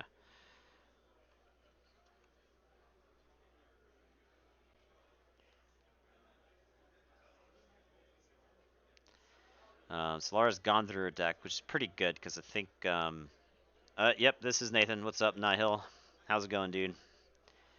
I'm filling in for Dave. Dave is playing in the team event. Justin was playing some Archon. Oh yeah, you're right. The Nature's Call. Yeah, that's a good call. That's what I missed. But yeah, the Nature's Call I think really choked him there. So he opted for the Effervescent. I do think it is wise to try to like force her to get to the point where she thinks she has to use to like generate just like an absolute ton of amber. Chant of Hubris is going to move it from the. Ooh, is think about moving it from the Reassembling Automaton onto the Questor Jarda. He's got to be setting up an Axiom. That's what's happening here. Yeah, I think the candle is correct. I mean, there's like a really long-term play where the Reassembling Automaton gets moved onto the other side of the Titan Guardian. So that way you'll draw the 2 if they want to go through the Titan Guardian. Okay, so he didn't have the Axiom. It's pretty big there, right? Lara's going to get a clean turn with what's on the board. It's real tempting to say Logos here, right? You get a Hapsis fight. You get Candle unit can protect itself versus an Axiom. You can even crash your Reassembling Automaton into that Otawak and shields up on the Titan Guardian. This is the finals, Code Red. Yes, absolutely. This is game 1 of the finals. So now, you have to fight like your Igor into Questor Jarda, then have like the Hapsis kill.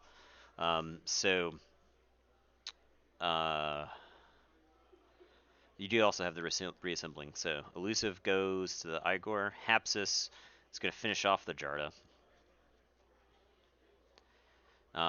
He gets warded, and she gets to draw a card.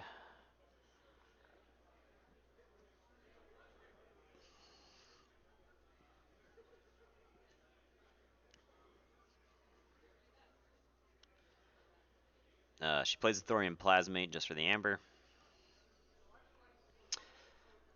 Reaping Out, I mean, she doesn't know about the interdimensional graph, right? But Reaping Out here is actually bad for her. I think you definitely take the Reassembling Automaton. Hey, Bill, how's it going? The Reassembling Automaton's a free fight, right? So it can fight an Otawak. Oh, nope, she opted to reap, and the Titan Guardian's reaping. Okay, she goes back up to 8. So, I mean, I do think Devil might be in an interesting situation where he has to decide between Axiom or the interdimensional graft here. I think this interdimensional, if he plays the interdimensional graft here, I think it's good for his second key. Like, I think he can force the second key through.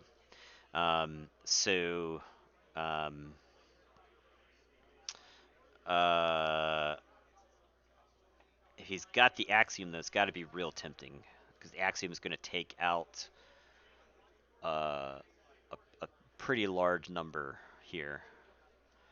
Okay, so he's got Eddie in hand, too. I think it's actually... I don't think he actually want to attack, so... He is playing an interdimensional graft.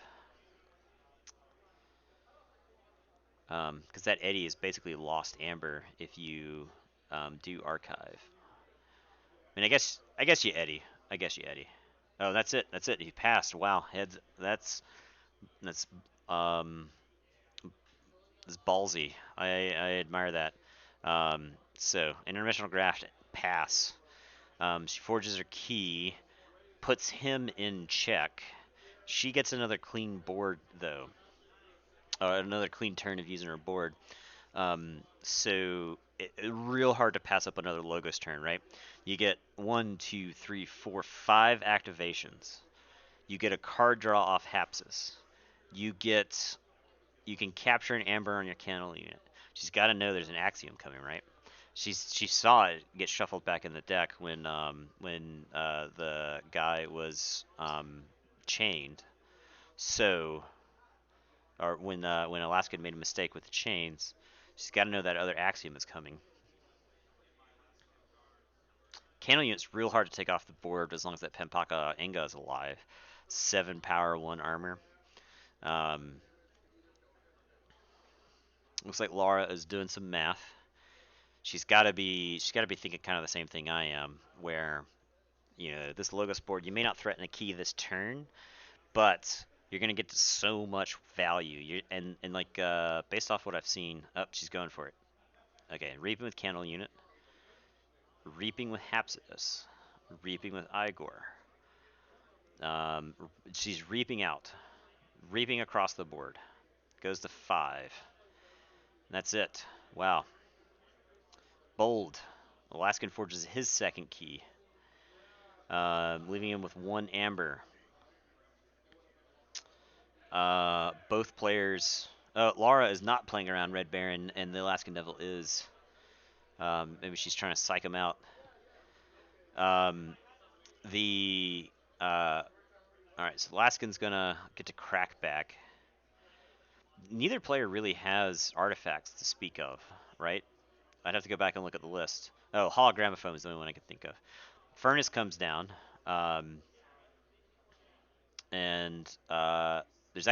There was only, what, 1 card to get rid of? Maybe 2? So Laura only loses 1 Amber Pip there. Double Eterum, pretty good here, right? So Alaskan draws back up. That turn's got to feel pretty bad, right? You got to take some time to commit some dudes to a board which it's like a losing proposition. I think it's just another Logos turn from Lara. Hapsis fighting an Eterum, nuking the Eterum, gets the ward back, and draw. It will get warded again. She gets a draw. Titan, I mean, I think you use the Reassembling Automaton. Oh, she's fighting with Candle Unit. Okay.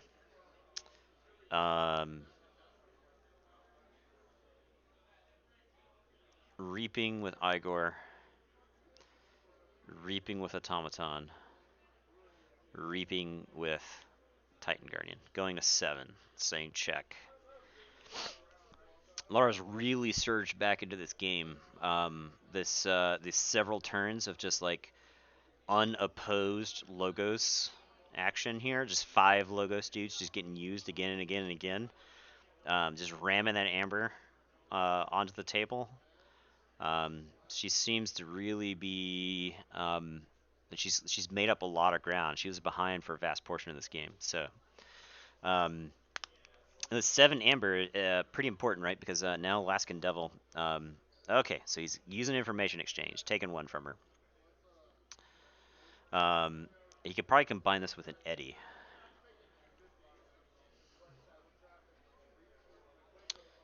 Slamming the Eddy. So this is going to stop the key. Now, the big question is, can he do enough to deter this Logos board? Playing a daughter. I wonder if he's got the Code Monkey, and he's thinking about using the Code Monkey here. Because you could Code Monkey, like, say, in Furnace. Just in Furnace. Oh, and that's what he's doing. Okay, yeah. So he's Code Monkeying just in Furnace. Put that into the archives. And he's not going to gain the Amber from it, but it does make the archives larger for Eddies. So he's going to get the draw up to 7. He's going to get a whole lot more cards here. Okay, so he's got the Axiom now. Like, he 100% has the Axiom. I think if he had it before now, he would have played it just because of how undisturbed the board has been for so long. Alright, so Lara thinking about what to do. She's going to cut his deck. Alaskan actually has access to a ton of cards now.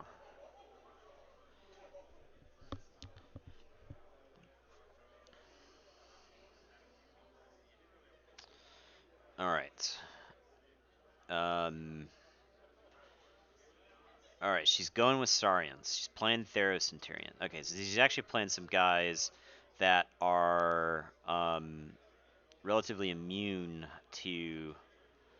oh man, oh look at this. Oh god, she's setting it up so beautiful. She's setting it up so that way these guys are going to be immune to the Axiom. Hapsis gets the bonus from Orator, takes out Eddy, gets warded again, draws another card, Candle unit is live now. She gets some use out of candle unit. She can either reap or do something else with candle unit. Creatures are spilling off the board. I can't actually see. She's put something on the other side of the Theros Centurion. I didn't get to see what it was. Logically, it's either like a Draco Praeco, maybe a Reader Gallum, maybe something else. She's moving her stuff over. Another Orator comes out. Absolutely insane. So her board is like really close to just like immune to Axiom at this point. She's reaping with a candle unit. The Mab the Mad is going to fight Daughter. Reassembling Automaton's going to fight Daughter to take it out. You don't really want to reap with this Mab the Mad now, right? Because it's got 2 amber on it, and you'd have to give that amber over. So using Mab to fight there.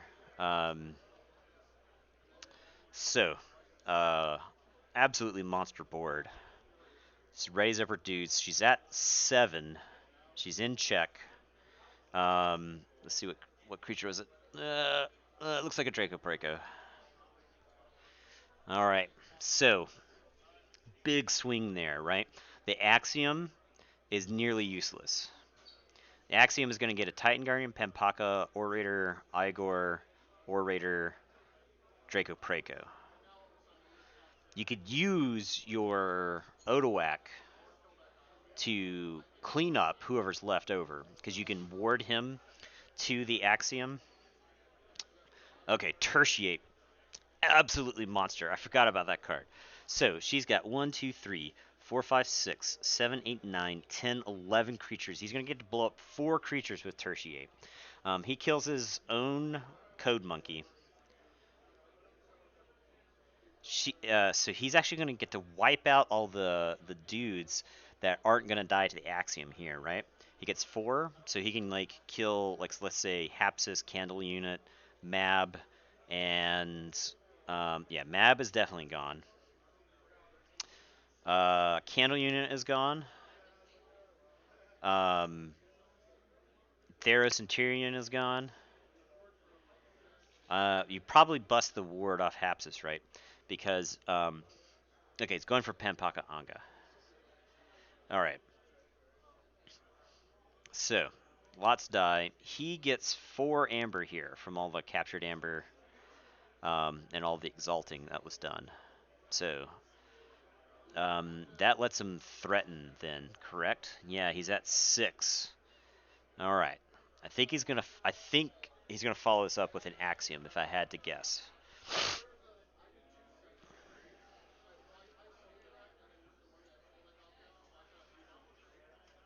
Plays Senator Strix.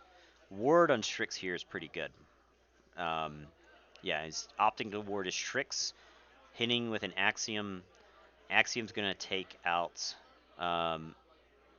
not the Reassembling Automaton. Takes out those guys. Takes out the Titan Guardian. Takes the ward off Hapsis. I hope they clean that ward up in a second. He's at 6. Technically 7 with Strix, so he's at check. I feel like that's a pretty good check. You got to feel confident after that. Drops a chain. Draws 1 up. Okay, Lara gets to forge for 6. So she gets to go to there. Gets her second key. Looking at her hand, I wonder what answers she has. We know the eddies are gone. She doesn't really have anything untamed, right? No Mermooks, so she can't stop a key with that. She might have Theros Centurions. Is that a tribute? Tribute's pretty good. Nope. Oh, Regrettable Meteor. Okay, so Regrettable Meteor is gonna do some damage. She plays Tribute. That's gonna go on Hapsis. And then ward token. No, Hapsis doesn't have any amber on him. No, you're right. You're right. You're right. It's clear token. I can't see it. That's why. Um, that's what it is, right? It was a clear token. It's like a clear bead. Um, so yeah, that's right. That's why Hapsis doesn't have that word on it. I'm sorry, Hapsis still has the word on it. Okay, she's exalting to take 2 more. This Hapsis is absolutely stacked at this point. And that's it. That's all she's got. She draws up 2. I think Alaskan's weighing heavily playing that Infernus that's in his archive. Because you can take out Tribute and Regrettable Meteor here, and you never have to worry about those cards again.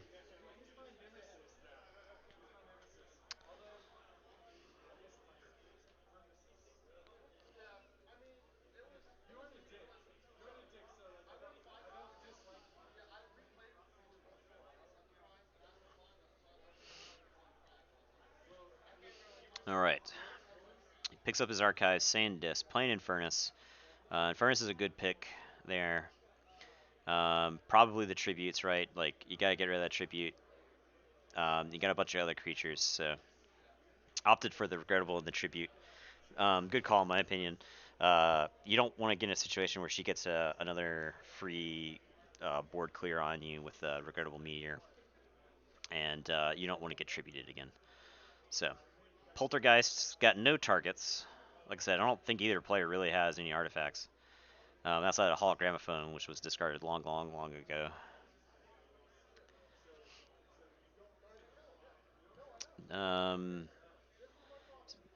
Discards the Draining Touch because it can't kill anything. That's his turn. Okay, drops a chain for Axiom, draws 1, goes to 5.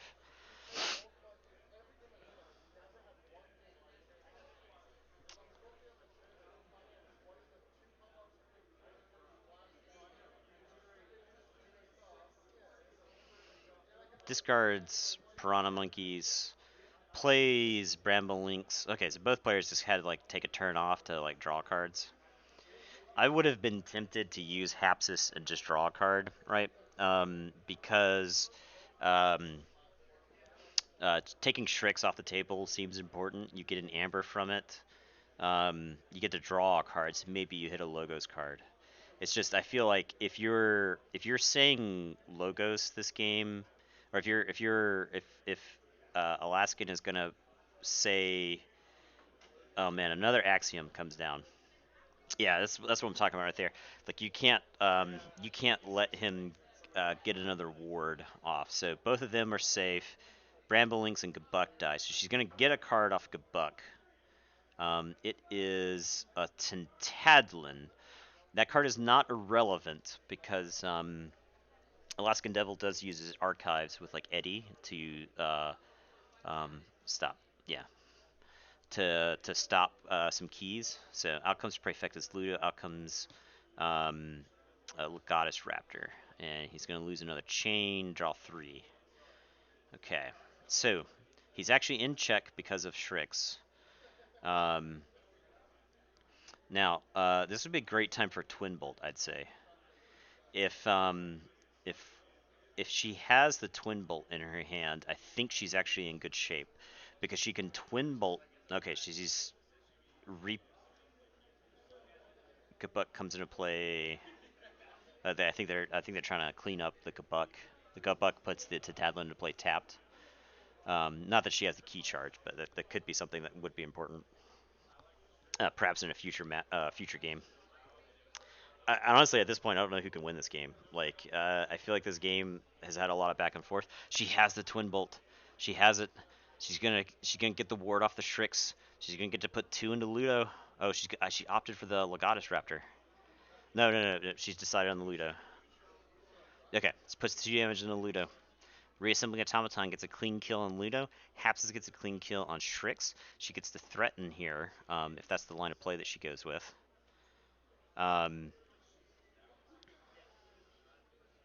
It's playing Mini Group Think Tank. Oh, Mini Group Think Tank gets the kill on Ludo.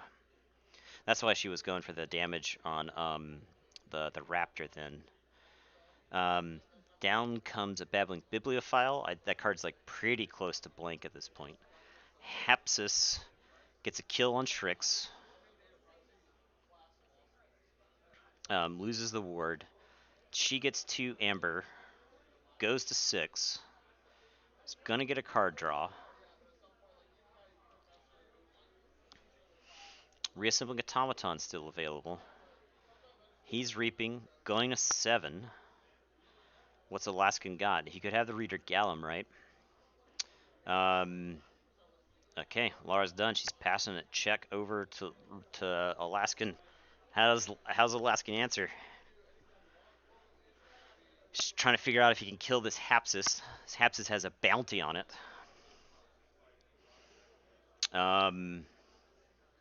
If he's got a Reader, okay. So let's think this through. If he's got Reader Gallum, all right. So he's playing Questor Jarda.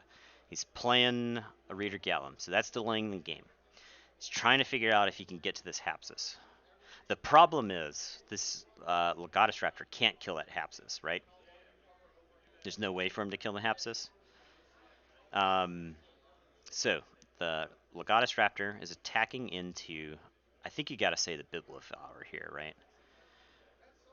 Oh, he's attacking into the Think Tank. Okay. So he's going to get to Exalt. So he's exalting the Legatus Raptor to use the Questor Jarda here. He's reaping with Questor Jarda. The Exalt is in the wrong place, but he's going to 6.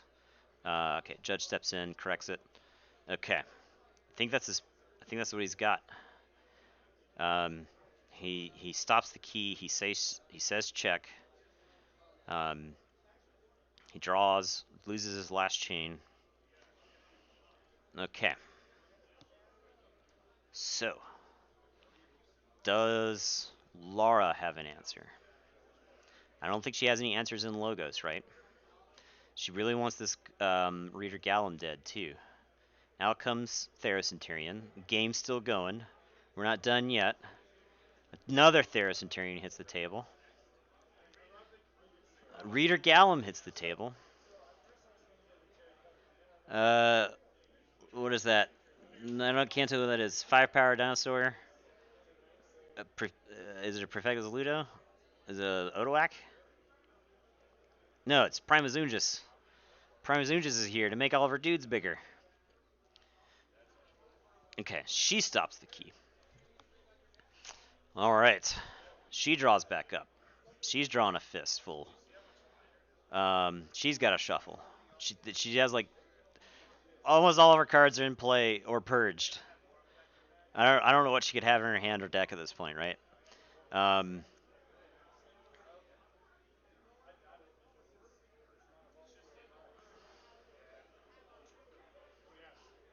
He's opted not to cut. She's drawn back.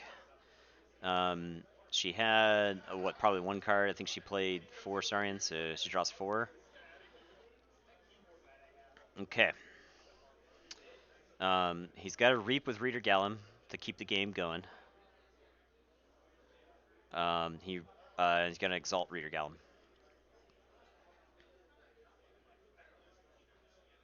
I wonder if he knew that he had to exalt.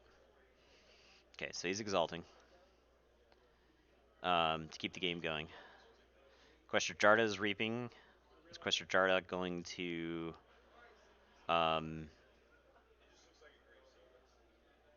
he's deciding whether to exalt or not. He is exalting. Okay, goes to 7. Legatus Raptor fights the Babbling Bibliophile, takes it off the table. Readies Questor Jarda, reaps with Questor Jarda, gets to how much? 3, 6, 9 amber. That's what he's got. He goes to 9, passes it back to Laura. I think it's deterministic, right? Laura can fight with the 2 Theracenterions, can reap with the Reader Gallum to make his keys cost 9. He can capture 2. She can get enough amber off of. She can get to like 12. right? She can probably get high enough. She's playing Chant of Hubris. So using Chant of Hubris, probably moving one of her Amber. So moving one off of Hapsis onto the Reader Gallum. Theros Centurion fights into Reader Gallum. Reader Gallum dies. She gets 2 Amber. Theros Centurion will take some damage and will capture 1. Okay. The other Theros Centurion comes in, slinging spears at the Questor Jarda. Doesn't get to do anything because, I mean, he'll capture but won't kill. Reader Gallum is reaping and exalting, I think. Yep, exalting. So Alaskan Devil's keys cost 9 now. He's only got 7. Primus Ungis is reaping. Primus Ungis goes up. Let's see. Plays a Draco Praco. I see 6. I see 11 Amber. The only way that Alaskan Devil stays in the game is the Effervescent plus a. Oh, she got it. Alaskan Devil concedes. Looks like he's conceding. What an outcome. What an outcome. And that game was crazy. Absolutely bonkers.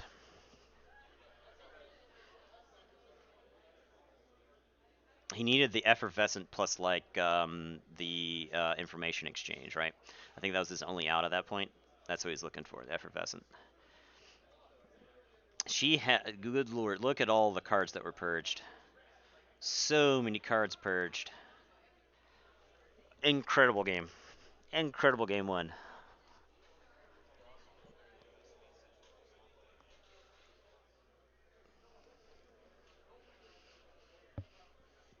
That's some Vault Tour. That's some Vault Tour playing right there, man. That's what you want to see. That is what you want to see.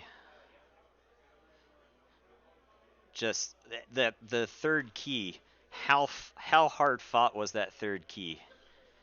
By both players, right? Like, how many times did people go to check that game? It had to have been like 6+, right? Like, it was absolutely bonkers. How many turns in a row did each player pass with check to the other person? Right? Like, it was multiple turns in a row. Incredible game. Yeah, exactly. That is what you want for a finals. Oh man, you guys excited? We get a whole other game, right? That's the appetizer. We're not even at the main course. I think they're taking a break. I think they might be taking a break. They're taking 5 minutes. Okay, so while they're taking 5 minutes, I am also going to take a quick break, and then I'll come back for the finals. So, yeah, incredible game.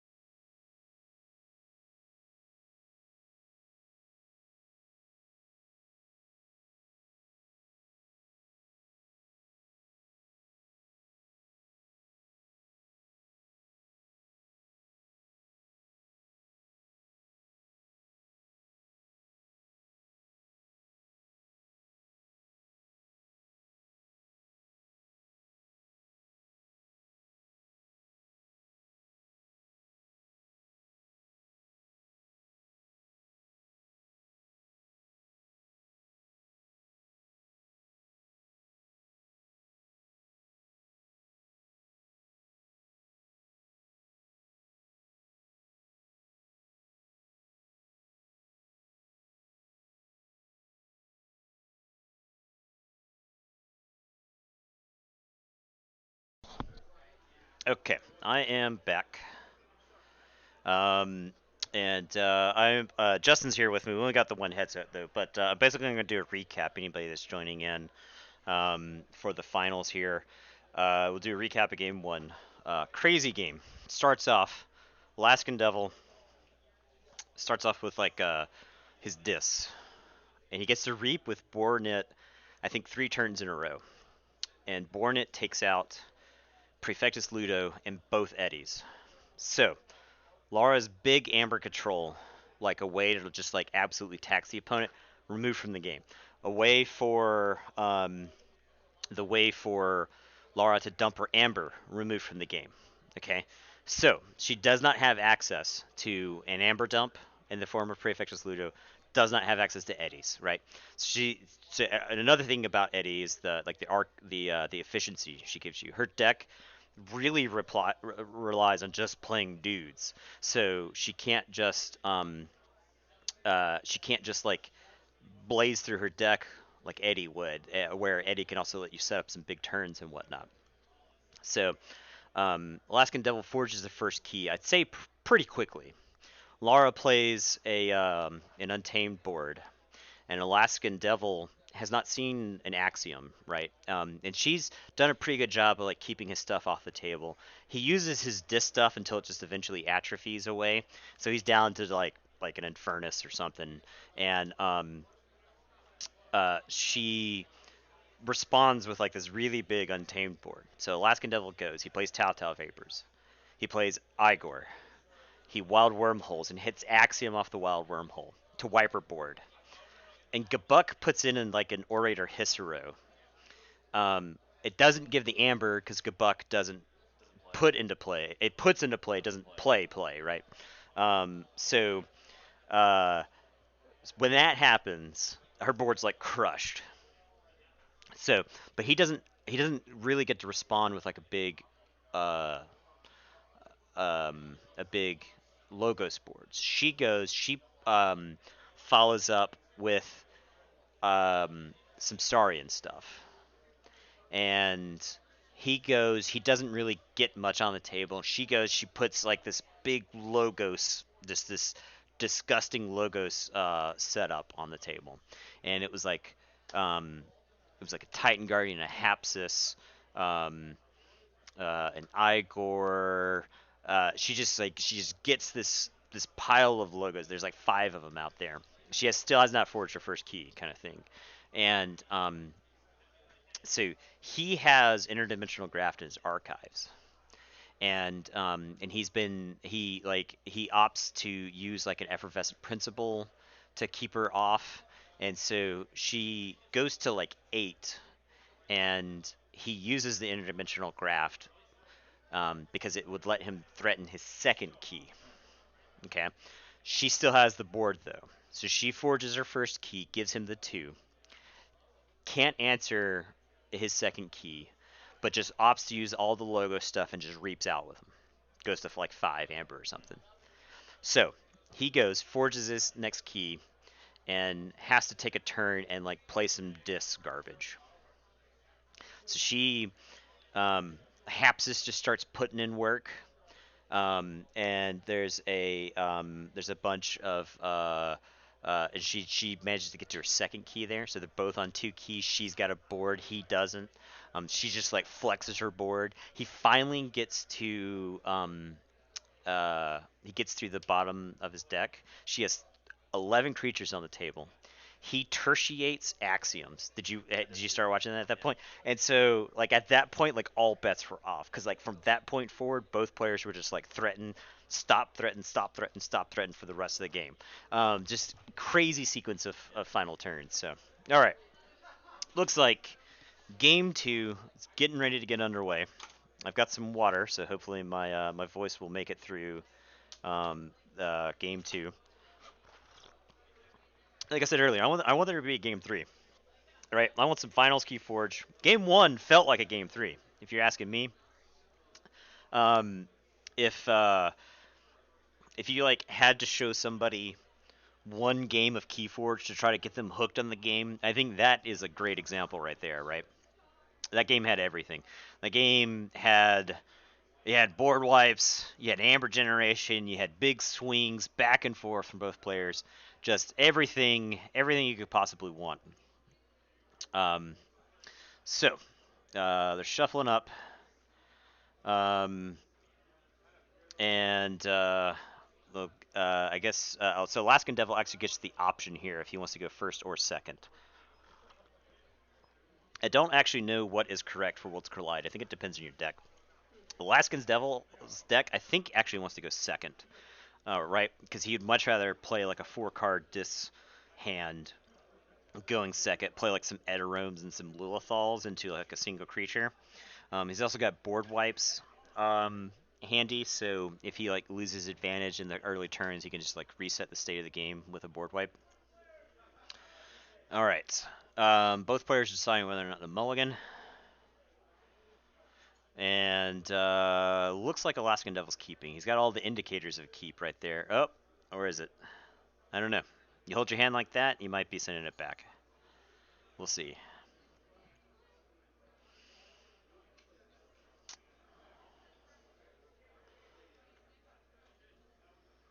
All right, both players kept. So Laura starts things off with a mini group think tank. Very interesting play, right? So, like I was talking about earlier, if like Alaskan Devil really wants to play like a 4-card dis lineup, this mini group think tank is actually can blow holes in it. So, starts with a Twin Bolt, bounces off the armor, plays an Igor. He could hit an Entropic Swirl here and kill the mini group think tank, which would be interesting. But drawing 3 here, pretty good. Get a little bit further in your deck.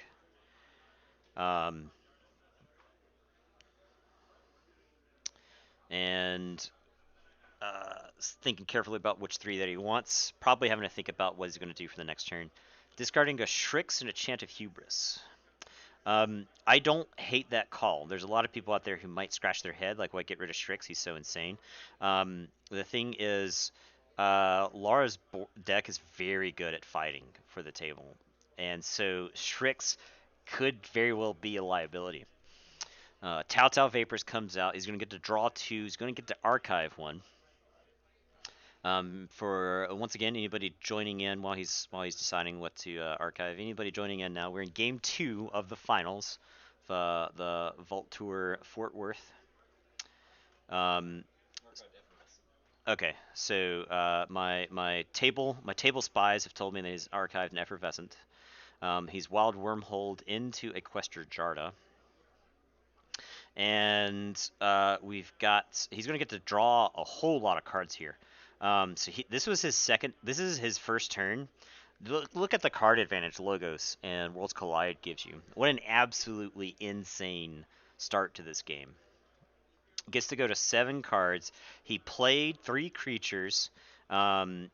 She's reaping with a mini group think tank, probably because she's going to play some more Logo stuff. Okay, so Twin Bolt comes out. It's going to clean up some of these guys. Alaskan Devil saw like a third of his deck right there, right? Like he's had to have set up some really gross stuff coming up, right? She's jamming out Eddie. She's jamming out a Babbling Bibliophile. I'm getting some errors here. I'm hoping you guys can still follow along. Okay, you guys are gonna experience some buffering.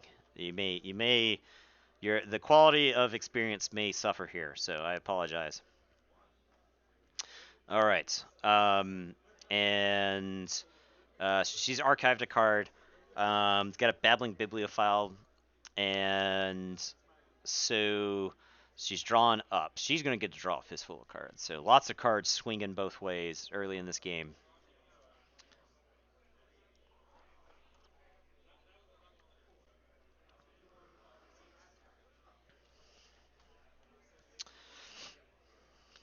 Laura actually gets to play an Eddie this game. In the first game, she did not get to play an Eddie. So in the first game, all of her Eddies were purged by Bornet. All right, Eterome's out, and Furnace is out. Furnace has got 2 options. One option, just the Twin Bolt. All right, Furnace is down, Eterome's down, Lilithal down. Okay, so Oh, I thought it was Babbling Bibliophile. It's actually Reassembling Automaton came out. So Laura looks at her archives, contemplates using it. Logos here. So you actually get to use the mini group think tank to kill the Infernus if you want. But I think Laura has opted to either go with Untamed or Saurian here. Judging by the fact that she picked up her archives.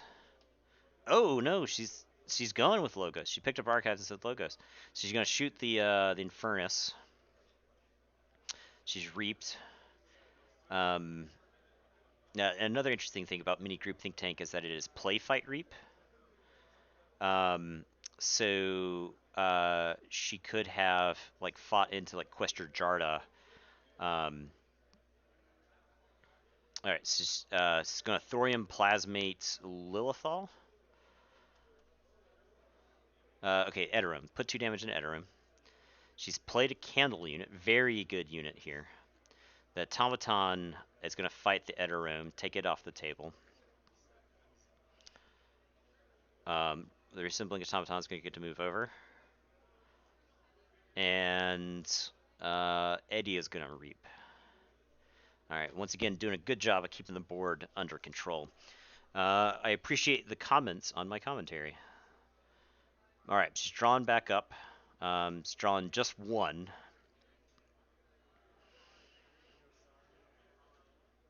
And passing it back to the Alaskan Devil.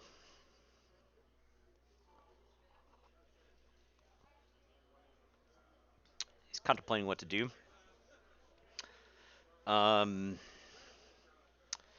He's probably about due for a Saurian turn, I'd say. Its chances are he might have some like another Dis turn he may want to take.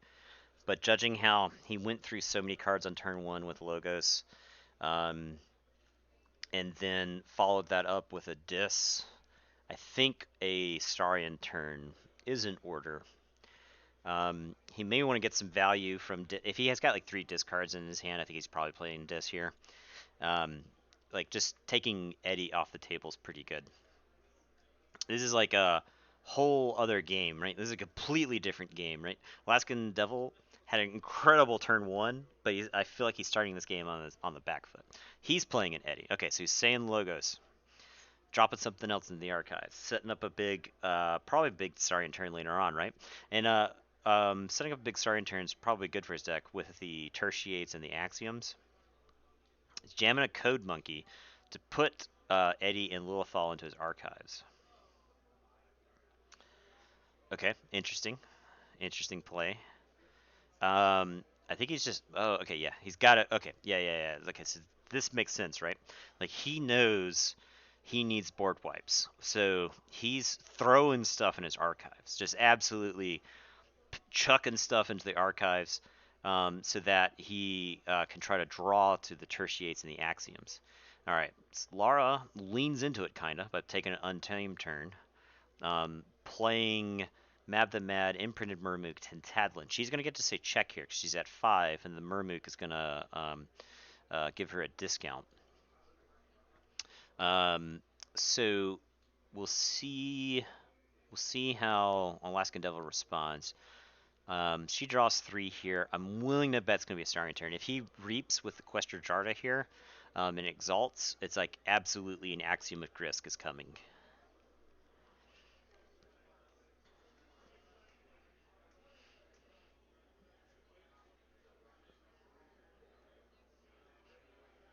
Tertiate would be good too. A Tertiate would actually do it. Yeah, look at that. This is an Axiom. Here it comes. Exalts, gets 2 Amber from that. Okay. He would have to. I mean, there's no real right order. I mean, there's no wrong order to. The wrong order to play it is to like Axiom first and like. Yeah, I guess it doesn't matter how you do it. I think you want to Tertiate first to kill the Code Monkey because it's going to die to the Axiom anyway. You're not. His deck doesn't seem to have a good way to play the Code Monkey multiple times. So I think the Code Monkey's done about all it can do. Axiom comes out, cleans up the table, is what I would assume is going to happen. But I might be wrong.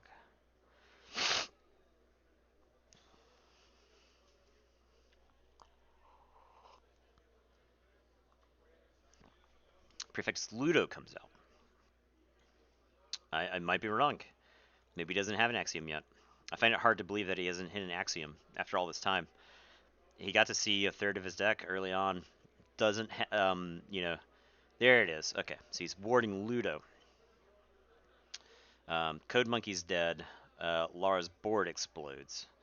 The only thing that sits around is...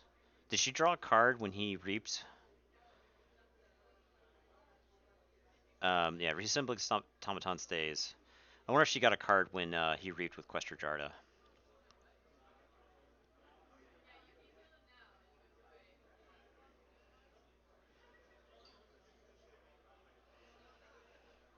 Alright, Automaton's left by himself, wondering where his friends are. Scudam lands on the Jarda. Odoak comes down, captures an Amber. And that's it. Alaska Devil does not threaten there, but he's back in the game. Theros Centurion comes out. It's going to capture one.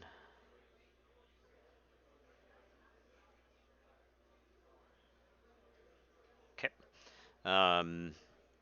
Point of order, just making sure Alaskan drew up before Lara starts playing anything.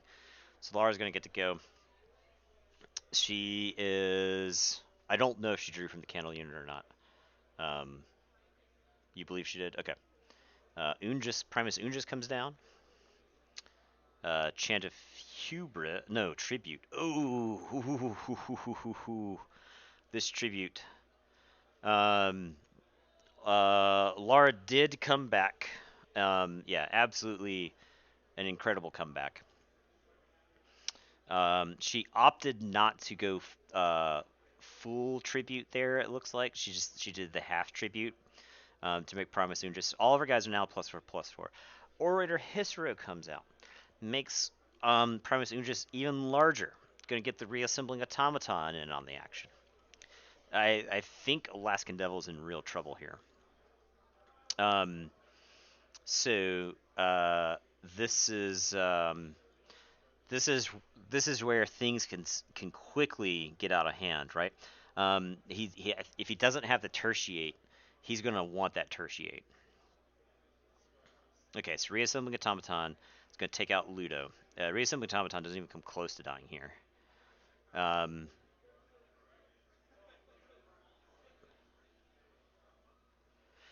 Yeah, good question. I think that was a sequencing error there, right, Joel Flowers? I do think it was a mistake to. I think I would rather have a word on my Questor Jarda, especially if the Questor Jarda is going to be like your win con.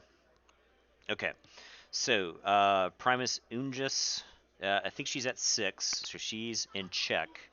So this is, I think this is the actually second time someone has actually been in check this game. She's got a big board. So now the Tertiate, I think if he has the Tertiate right now, right this second, I think he might be fine.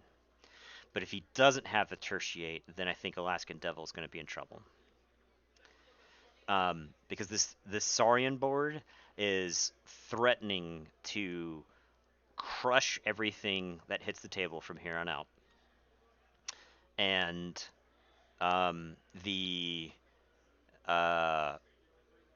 like his dis does not seem good in this situation. So he's looking at his discard. He's looking at his archive. So he's picked up his archive.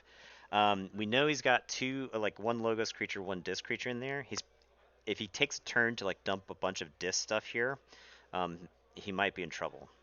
Now, if he's played one Infernus, I think he's got 2 Infernuses, so if he plays his other Infernus and he hits the Tribute, that's pretty good for a long game, right? Because then that Tribute is like one of her major answers. Effervescent comes down. That's going to stop the key. He loses 1 Amber. He's going to get some more chains here.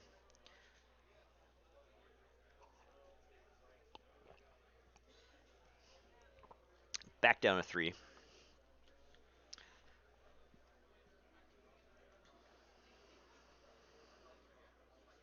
Plays Information Exchange, steals 1. Back, it's 2-2 Amber. We're back to tied. He's got an Eddie that he can play too. right? Because we know the Eddie's in the archives because of the Code Monkey. We know he's got a Lilithal in hand. I think his hand, he might have a big turn this turn, but his hand over the next couple of turns is going to be kind of clogged, right?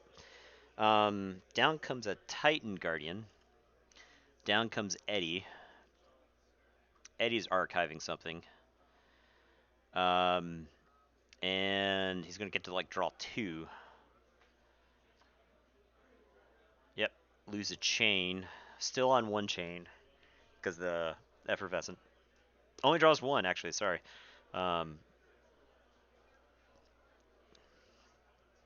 Ludo's out. Oh man, if she had a way to kill her own Ungus here, she would be in such great shape. But that Ludo really complicates things. The combination of Ludo and Ungus is just gross, right?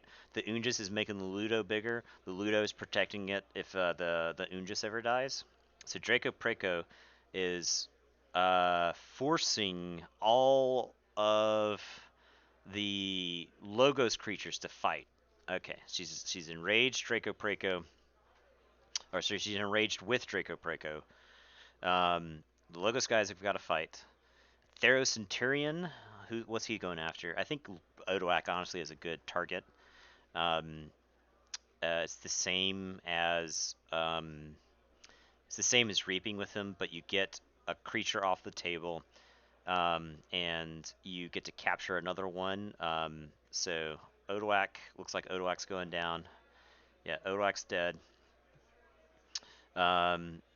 Theros Centurion takes some damage, takes up 4. He's still got...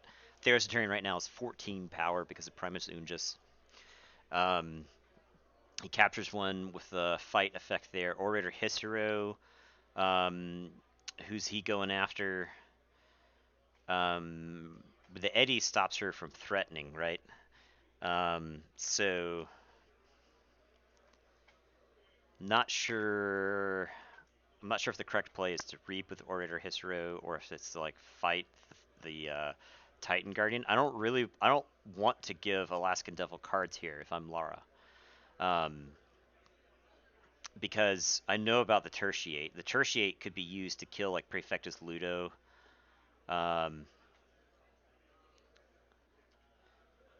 Or, like, an Axiom could happen to kill Praefectus Ludo, and then you could Tertiate to clean up. Okay, so, Orator Hissero takes out the Titan Guardian. He's going to get 2 cards. There's actually a breath of fresh air for him. I think he really wanted that.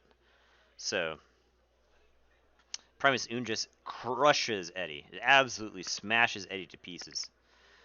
Takes a little bit of damage. And I don't think she has anything in her hand. Looks like she's indicating like it's his turn. Yep. Ready's up. Draws 1 card, I think. Just the... Maybe not even that, right? I think... okay, yeah, just 1 card. Okay, so... I think Alaskan Devil's going to need some combination of Axiom of Grisk and Tertiate to get back in this game. I think there's still a lot of game left to play. Now comes Lilithal. This is not a turn you really want to take at this point. Actually, if he's got a Draining Touch, he could Draining Touch Ludo. That'd be a good, clean answer to Ludo. 2 Eteromes hitting the table. That's very good. Bornet hits the table. Imp Spectre hits the table. Poltergeist, nothing. Oh man, I think he wanted that to be a Gleeful Mayhem. He needs to find his Draining Touch, because he needs the Draining Touch to kill the Praefectus Ludo, so that he can get the Amber off the Ungus. Otherwise, this Ungus, I think, is just going to run away with this game. Now, these Eteromes do present an issue in the short term here.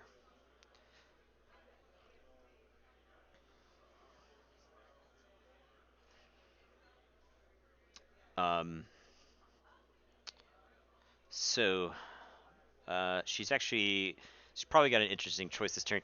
Now, Justin and I typically have a rule of thumb that if you see 5 Saurian cards, you just use the 5 Saurians.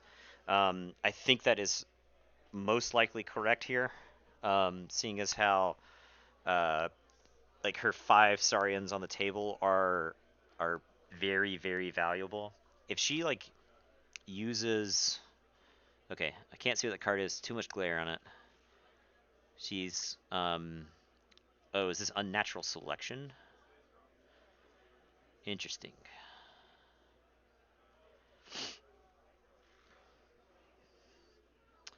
Unnatural selection. So, if she preemptively kills her Primus Ungis here, that's some crazy next level plays.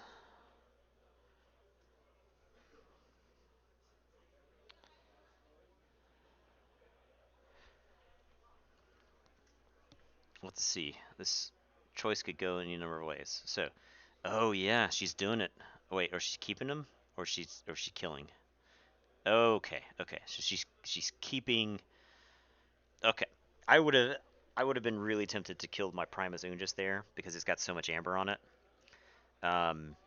So and the reassembling automaton will get to fully heal and move to another side. Loses damage.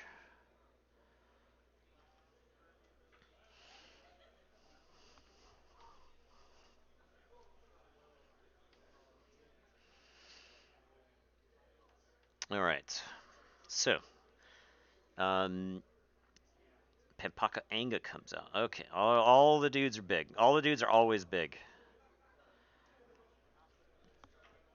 Bramble Links. That's it. Okay. Interesting turn. I think I would have been real tempted to say Saurians again. Or if I was going to unnatural selection, I would have wanted to kill my Primus Ungis. Her guys are just impossibly large at this point. But the thing is, a lot of the removal that the Alaskan Devil has is not power based, right? It's not Volcano. It's not cards like Zap or Phalanx Strike or Stomp. It's not those cards where you can actually kill the dudes with damage. The cards that he's got just outright destroy. So, Justin's out there on the floor. Justin's the man on the floor, so he doesn't get to read that comment there, Code Red. But I will pass that on to him. So out comes an Axiom. He's going to ward his Bornet. Praefectus Ludo goes down. A bunch of other stuff goes down. Those all live. Now, if he's got a Tertiate here, man, there's still so much game to play. Neither player has forged a key yet. He's going to get a card with this Inspector. So we'll see if it's a big one or not. Okay, purged. Can't see the card that was purged. Oh, Hologramophone, maybe? Yeah, I'm hearing her say 2 games in a row. It was Hologramophone. Key Charge got purged. Okay, yeah. So Key Charge was purged by the Inspector. So she does not have Key Charge as an avenue for victory. And like I said, a lot of games that she played earlier.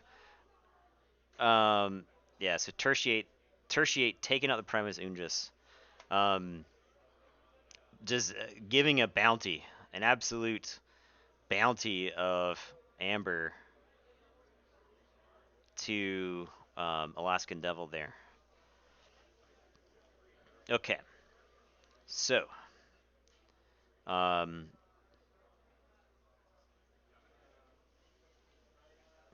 another Questor Jarda comes out. He's using a Questor Jarda.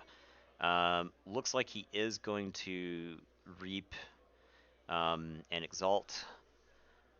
Get some extra amber in there. He's got a lot of keys. He's got a lot of chains.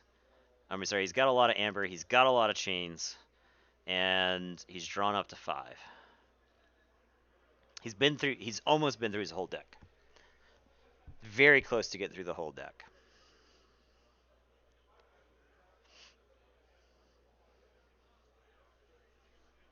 All right, so we've got 9 amber. Now, if Laura has Reader Gallum here, she can actually do a little bit of punishing. Oh, no, it looks like she's already teed off, played an Igor. discarding a Nature's Call and a Molfen. And discarding Nature's Call, very bold there. Nature's Call is actually very good against that Questor Jardas. She's playing a Babbling Bibliophile, playing an Eddy. She's going to get to tax him at least once. So she's going to stuff a card in the archive. That's pretty good. That chips away at his Amber lead. This reassembling automaton has to fight to get rid of the yeah, so it's got to fight because it's enraged.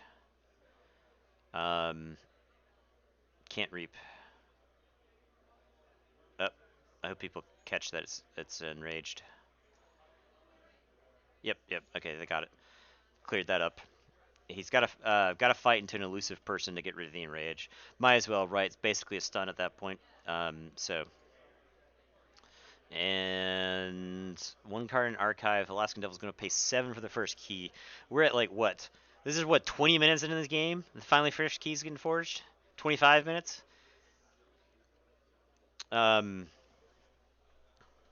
First key is forged. Alright. Alaskan Devil is getting to untap. He's looking at his hand. And debating what to do. Looks like he's got a decent amount of like discards in his hand.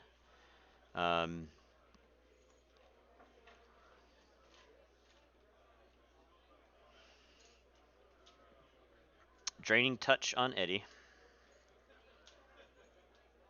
Followed by an Infernus. Now, if I'm him, what do I purge here? I don't know. What beat me? What beat me in the last game? I think you got to get the Tribute. Tribute, absolutely, right? Tribute is what beat him last time. He almost lost the game to the Tribute at this point anyway because of the Primus Ungis. So, looks like he's opted for Tribute. Didn't catch the first card. Okay, but she does lose 2 Amber, it looks like. She's at 3 Amber. He drops a Lilithal. And that's that. No. Eddy. Okay, so Eddy was the second card that was purged. So, Tribute and Eddy are gone. I typically agree with Infernus, especially a game like this. He's been through his deck once.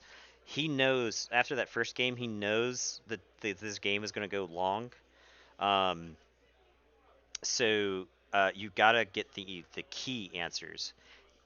He still lost the first game after purging both Eddies. But I think you got to get rid of them. Otherwise, you'll just never forge a key. So,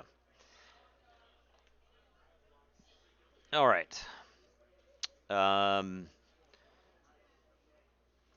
He's drawn back up. I think he's has he got the chains are finally gone. I think I don't know if he's at 6 cards now or if he's at 5. She's opting for Saurians. Playing a Theros Centurion. Playing another Theros Centurion.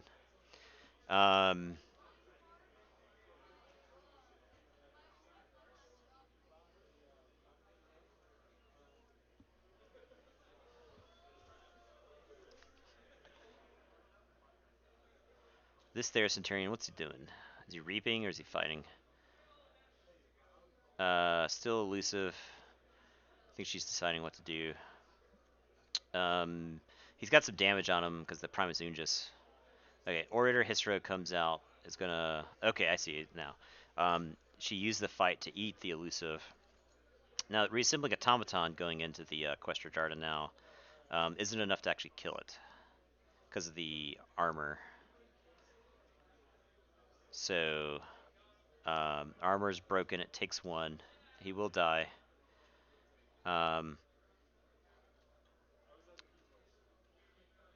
And Theros Centurion, what's he gonna do? He's got a lot of amber on him. I would be hesitant to fight him into anybody. Just because of the damage that's on him. I feel like this turn was slightly misplayed. I think she would have been better served by using like the Orator on the other Theros Centurion and like say the Babbling Bibliophile to draw to. Out comes Reader Gallum. And that's that. She's gonna ready up. Now, there's a good chance the Alaskan Devil does not have a board wipe for this. And so she's drawn back up. She's got a card in the archives. It's got to be an untamed card in the archives then, right? She's taken a Logos turn. She's played a huge Saurian turn just now, just like a lot of Saurian cards. So she's got to be basically ready to go, or getting near where she's gonna say untamed again. Alaskan's got to think about what he's gonna do from here.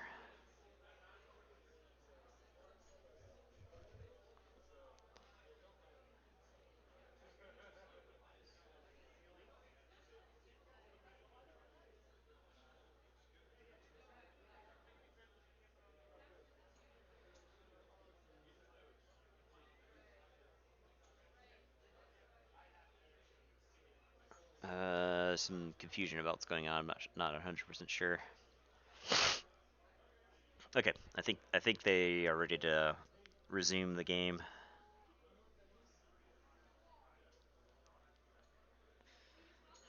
And Alaskan's looking through his hand. He's wishing he had that Tertiate back. I think it's a race to see if he can find that Tertiate again.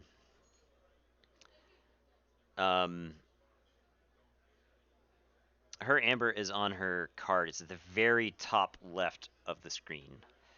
She looks like she's got 5 right now. So,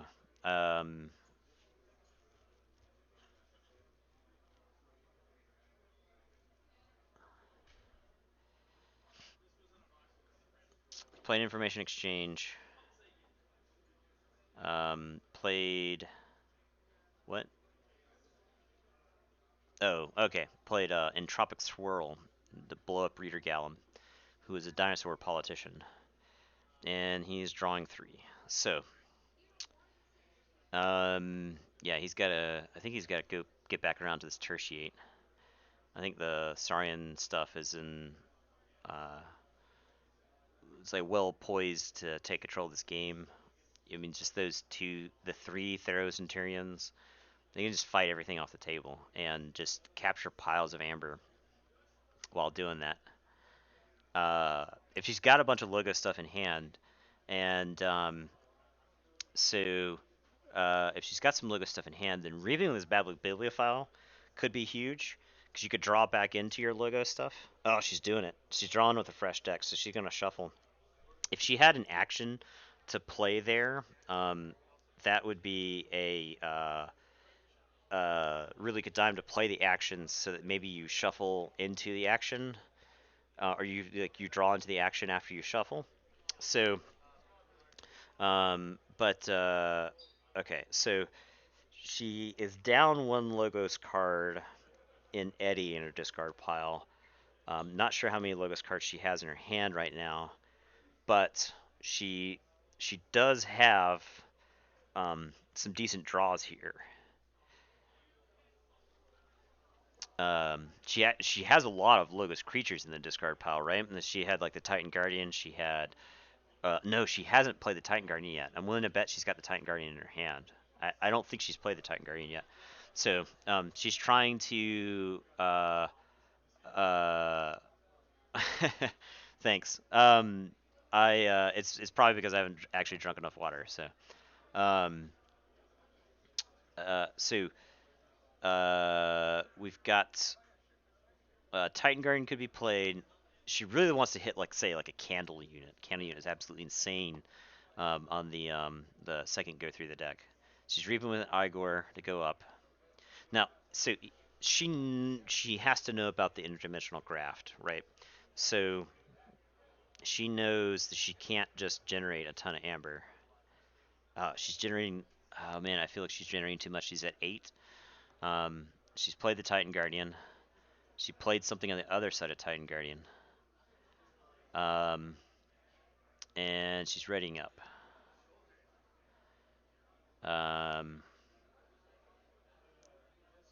It was Hapsis. Okay, yeah. So I didn't. We hadn't seen Hapsis yet either. So now if he's hit an Axiom, he's got 2. If he's in Axiom here, he's in good shape. He's played his Reader Gallum. I think he might have been able to shuffle back around to it. He's got a choice of whether he wants to interdimensional graft or if he wants to actually do something about the board. I do think that is an interesting predicament to put Alaskan Devil in if you're going to forge. Lars deck just has so many creatures that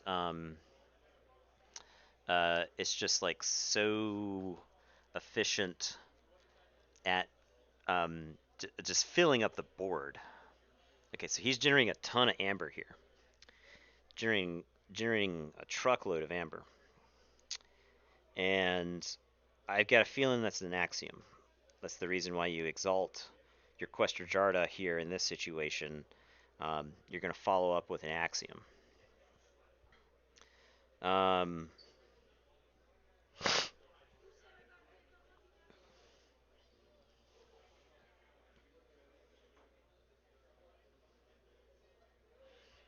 Okay.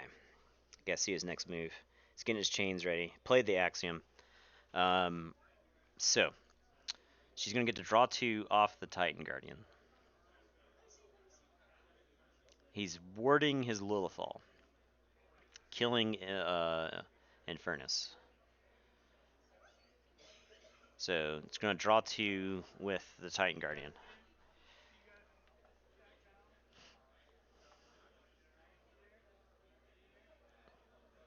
Right, reassembling Automaton has to move to the other side of the battle line.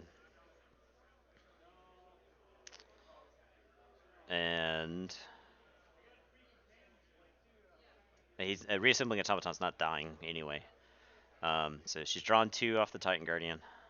Babin Bibliophile, Order, Histro, Igor, all those guys, all those dorks bite it. She's left with some Theros and Tyrians. Did she draw her 2? Legatus Raptor, Reader Gallum. Okay, he either got back to his Reader Gallum or he had not drawn it yet. So drops a chain. I feel like he's pressuring her into a big interdimensional graft.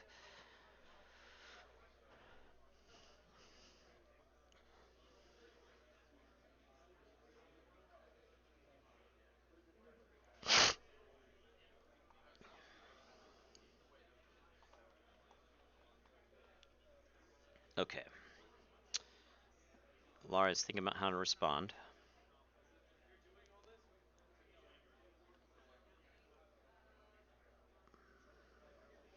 The Reader Gallum keeps her from forging.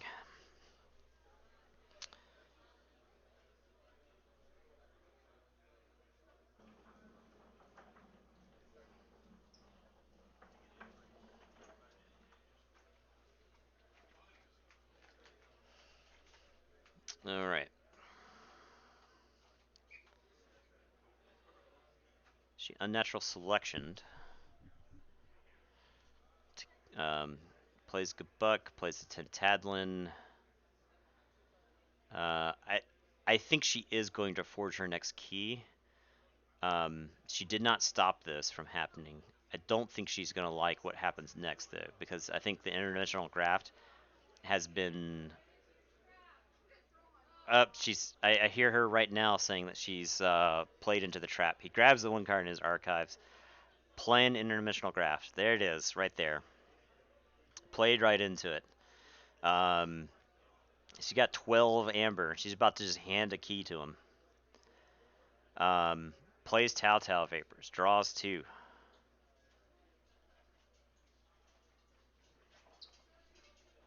It's going to get to archive 1.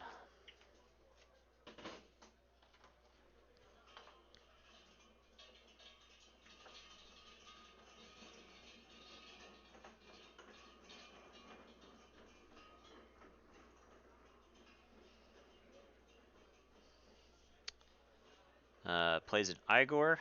Igor's pretty good. The Igor gives you the insurance plan, right?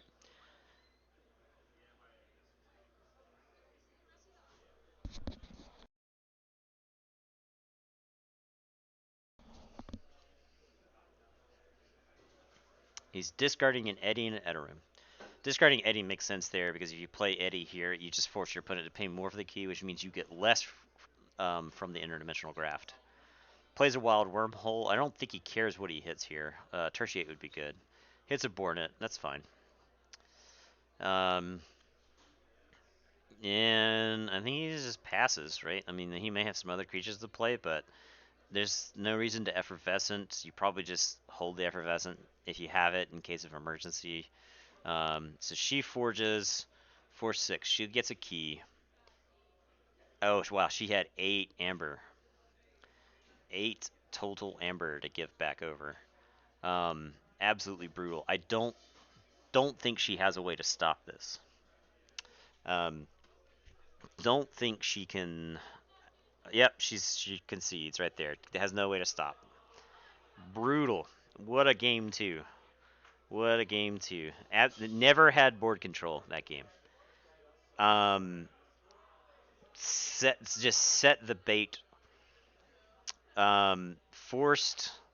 That was one of those. Just Reader Gallum just forces that upward pressure on the key cost. Makes you want to like go higher. Because sometimes you're just like, screw it, I'll pay the 9. I just want to get the key. And so having that pressure on the key price right there forced her. It definitely thinks she just lost sight of the interdimensional graft initially. Oh man, yeah, absolutely brutal. She knew better. She knew better than to play into it. So, yeah, you rally game 3. So, Graft did get played game 1. She did know that it was there. So, she did get to see it. The Graft in game 1 was only for 2 though. So, all right, we got a game 3. This is it. The whole tournament right here. No other game that happened to this tournament matters. This is the only one now.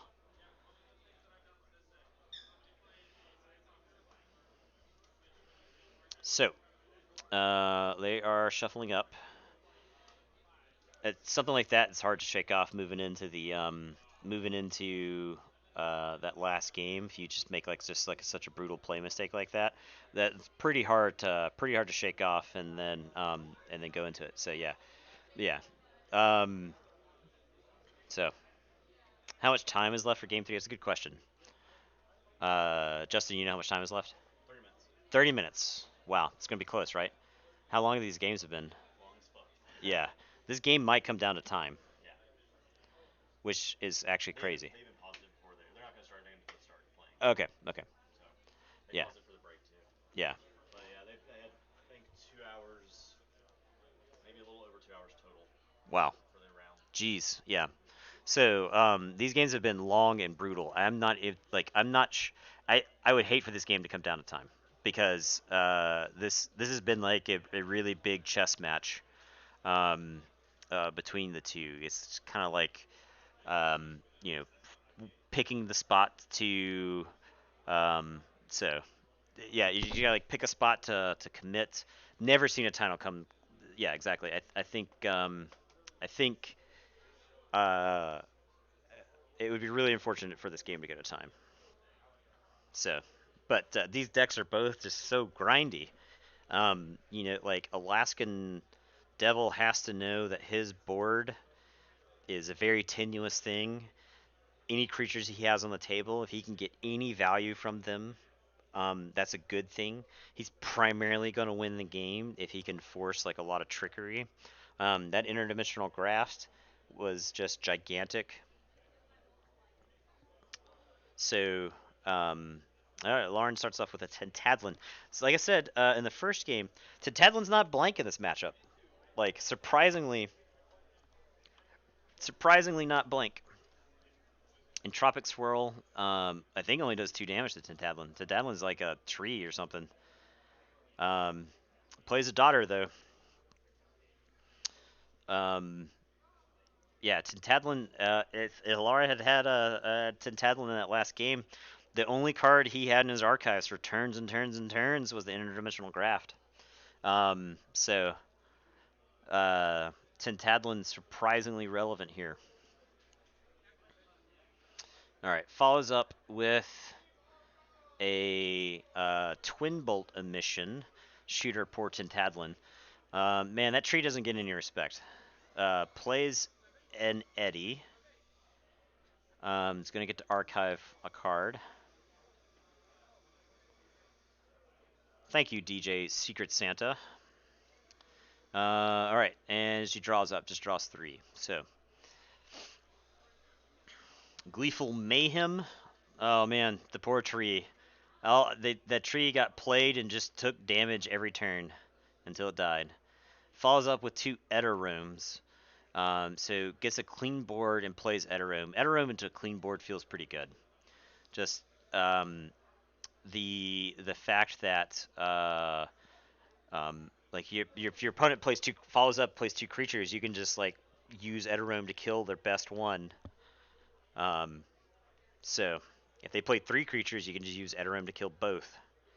Eteroom I think is pretty relevant in this matchup. I talked about it beforehand, but because Lara's deck has so many creatures that Eteroom's living are very dangerous because they threaten to really disrupt her game plan of just like holding on to the board.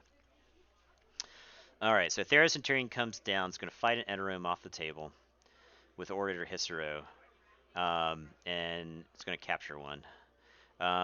So I would be real tempted to just use the Eteroom there to reap and kill the Theros Centurion because that's a 3 amber, just right there on the dude. If I have like 1 discard to play, I'm probably playing that discard and reaping with Eteroom.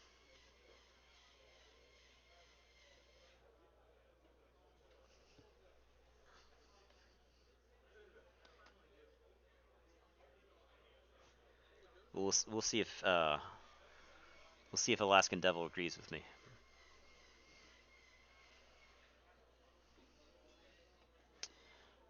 Okay. So Twin Bolt Emission comes down. It's gonna shoot Theros Centurion. Gonna shoot Orator Hissaro. Plays a Wild Wormhole. Anything could happen. Hits a Legatus Raptor. Is that an Eddy? Looks like an Eddy. Eddy comes out, archiving. Interview. So I don't know if we can swing an interview. I'll probably leave that in Dave's hands. We only have the headset basically, so we don't have a microphone. We only have a headset, so I'm not entirely sure how the interview would sound. It might be one of those where we're just like holding a mic up or whatever. Actually, maybe the webcam has got a microphone on it. I don't know. We'll see. It's up to Dave. It's Dave's stream. I'm merely helping out. So, okay. While I was answering that question, Laura played a lot of untamed creatures. That's actually really good because if she can maintain like an untamed creature advantage here, then she protects that Theros Centurion from Eteroom.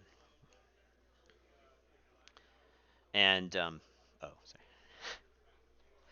I've been informed that I'm actually speaking too loudly. They can hear me out there, so thanks.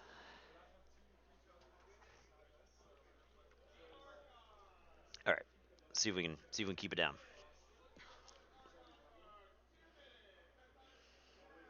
All right, so Alaskan's got to think about it. Now the Axiom, if he's got an Axiom here, that's probably pretty good.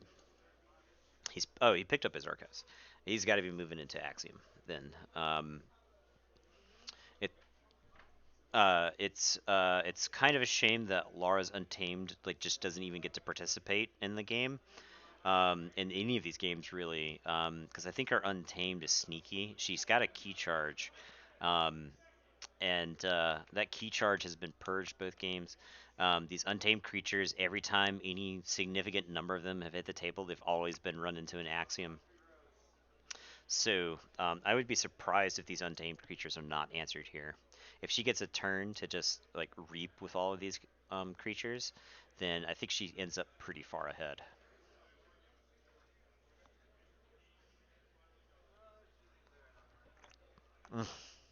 In my golf announcer voice, yes. I have for the stream. I have on occasion done a an NPR voice. So All right, that Axiom cleans up the table. I wonder if it was worth it to fight with the Legatus Raptor and exalt it and ward the Legatus Raptor with the Axiom. There, it follows up. Is this Legatus Raptor just going to fly into the Theros-Centurion? The Legatus Raptor can now actually survive a fight with the Theros-Centurion because he's got 3 armor.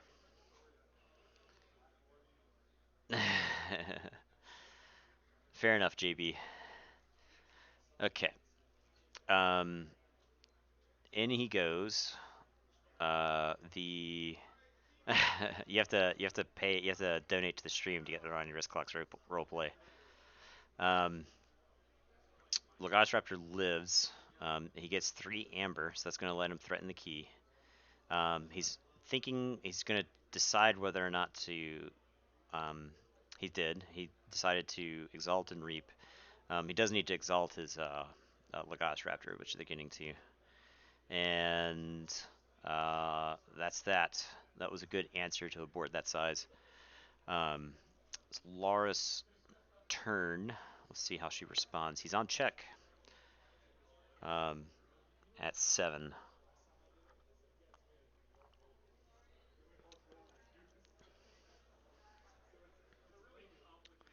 Okay, Theros-Centurion comes down. Draco Praco comes down. Plays a Chant of Hubris. Moves it onto... The correct play is Prefectus Ludo. She put on Reader Gallum. Okay. She needs a way... Okay. Okay, so it looks like she is going to kill both then. Gets to ready them.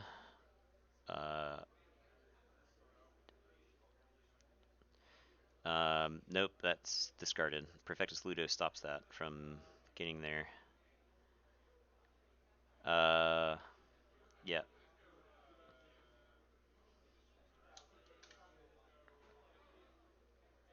Yeah. Yep, slight misplay there. She captures one from the amber, or 1 amber with the Theros-Centurion. Loses an amber. Draco Praco gets to do something. I would probably reap with him here. The correct play, I think, was to have the Theros-Centurion kill the Ludo and then have the Draco Praco kill the Reader Gallum. And that way you get the amber. It's just reaping. And plays a mid-sized Saurian board here. And draws 3.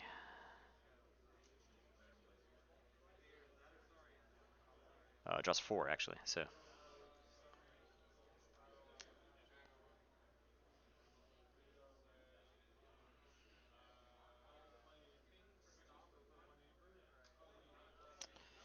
All right.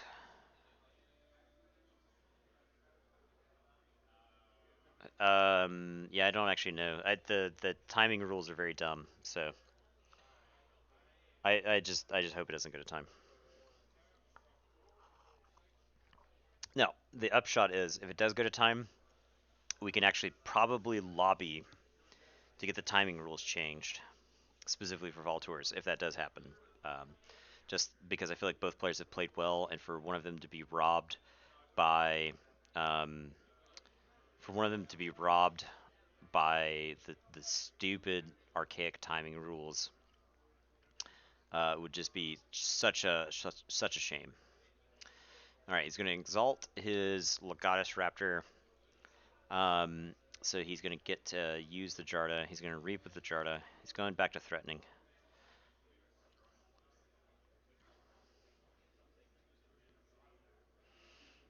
Goes back to 7. He's got a Prefectus Ludo. Ludo is reaping. And he's done. He's got enough to threaten. He's at 8. All right, Lara's turn. Lost his last chain. He draws 1. So.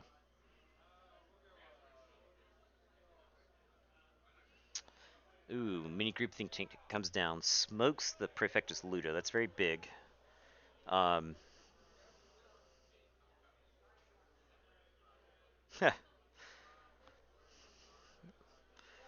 thanks, Paul. All right, out comes the Babbling Bibliophile, a Hapsis, and Eddie. Eddie's gonna archive. It's gonna make him pay the full 7 for the key. Uses Thorium Plasmate to move the Questor Jarda over, put some damage on him. Now the Thorium Plasmate's actually got interesting synergy with the mini group think tank. Lara could have elected to kill any of the creatures that were on the table. So Alaska Devil forges, and he's ahead.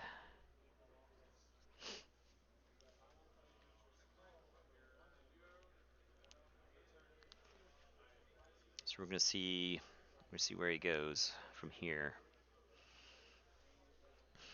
Draining Touch to kill Hapsis. Not on Eddie, interesting. Maybe he's got another plan for Eddie. Maybe he's not worried about Eddie until he's going to Forge. Hapsis does present an issue, right? Hapsis fights these disc creatures fairly well. Infernus comes down. Infernus gets the pick there. He's opted to play Infernus on the other side, so that way he doesn't get group think tanked.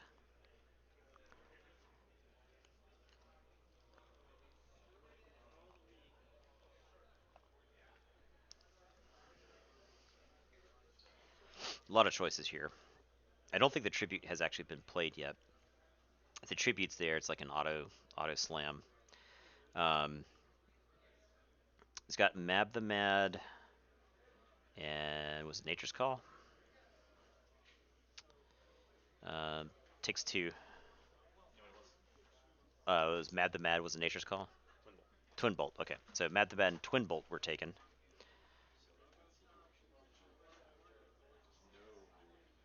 sir.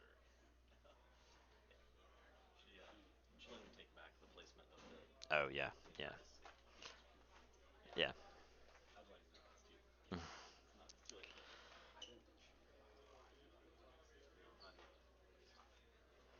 Alright, so taking a Logos turn. Playing an Igor. Igor's going to get to look at some stuff. Now the question is there actually anything left in Logos that she wants? She's pitching Bramble Links and Regrettable Meteor.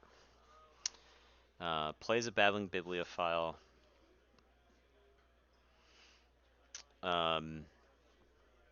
Still has something in the archives. Eddie is probably reaping here, if I had to guess. Now, the mini group think tank is going to shoot her own. Oh, actually, no. Well, so she's got an interesting choice here. She attacked the reassembling automaton into the Edda room.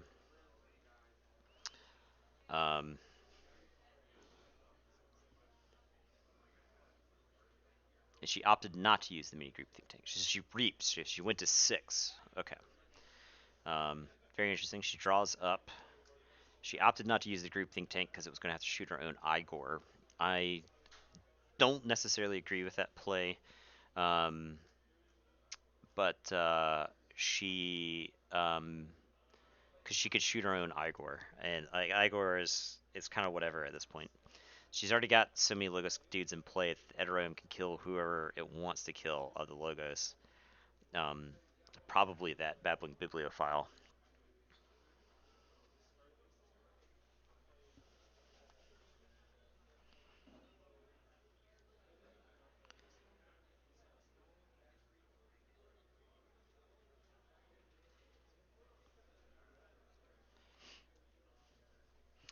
Alright.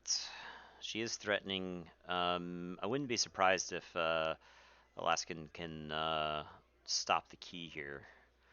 Looks like he's going to get some use out of Dis. Edoram is reaping. He can, like I say, this Edoram can kill literally whoever he wants.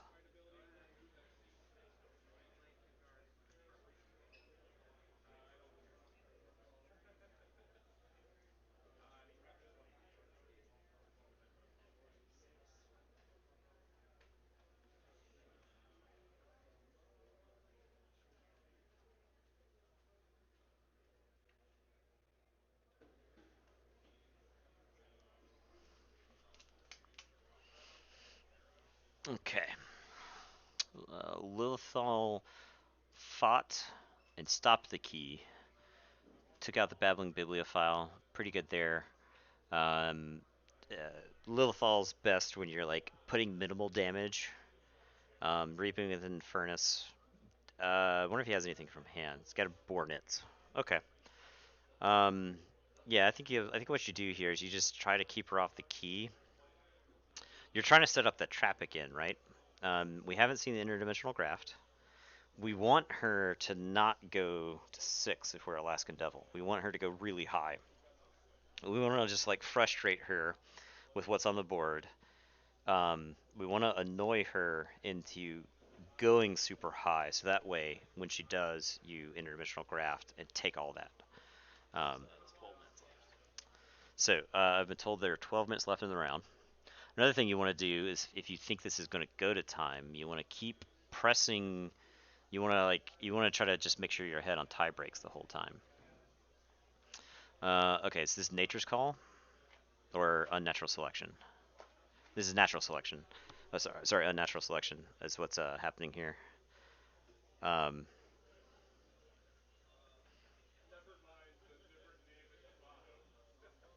Okay, just blowing up a bunch of stuff. The reassembling automaton's going to hang around.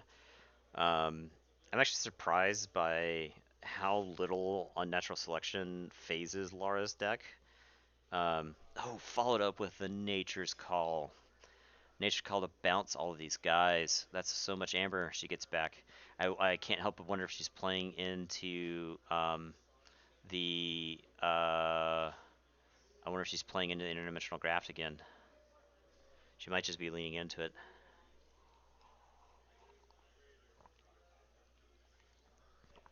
A real heads-up play would be to bounce just one and not the others. That way you don't give him too much. Like, if he's got the graft, he's going to graft, right? So, you... what's happening? Oh, she's choosing to bounce her Eddie. Also a good play. And bouncing the Questor Jarda.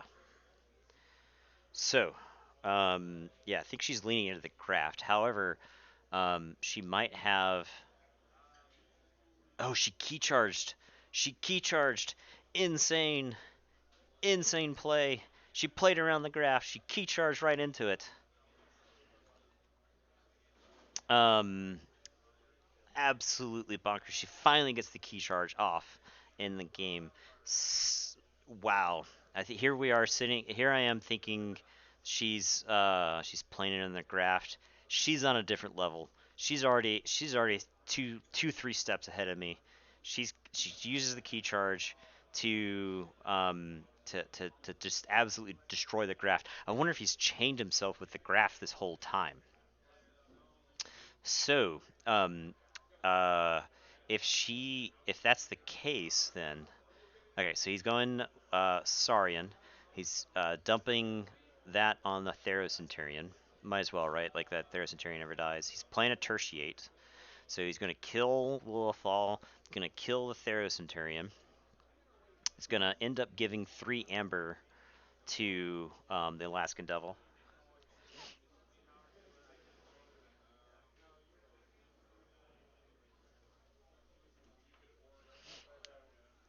He's at 8 now.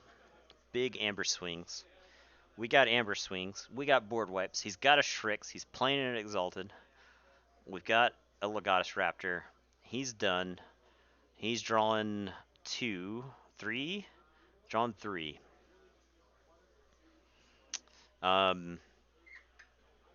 Yes, the key is flipped. It's yellow. But she did flip the key. Okay. Now, she can Eddie here and make him pay the full 8, which I think has got to be the right play, right? Because you want her, if I'm her, I want him to lose every piece of amber that he's got. Out comes Candle Unit, out comes Hapsis, out comes Eddie. I'm sorry, that's not Hapsis, that's Titan Guardian. Titan Guardian's protecting Eddie. Eddie's going to archive another card, slams a card down, and So he's gonna have to pay 8. He's got one on Strix, so he'll end up with 1 amber after this. She's decided, and this reassembling automaton. He doesn't have a clean. He doesn't really have anything clean to do. I think you just reap with him, unless there's like a. She has 1 key. She has not forged a key yet, JB. So she's putting a reminder on the table for the candle unit, reaping with. So I think she's at 4 amber now. She's rating up. Alaska Devil's going to pay 8. Yep, counting the archives, paying 8. Paying 1 off the Strix. Paying 7 off the Archon. 1 more and 8. Alright. She's got a shuffle to draw up. She's back into the juicy parts of her deck. So I don't think we've seen Tribute yet. She's getting to shuffle back in the key charge. So real interesting state of the game right here. Alaskan Devil, I say, right now I say he's ahead, but she used the hologramophone, the word Eddie. Huge, gigantic plays. All right, he forges his 2nd key. We got 2 keys, 1 amber to 1 key, 4 amber, I think. Plays a Tao Tao. Draws 2.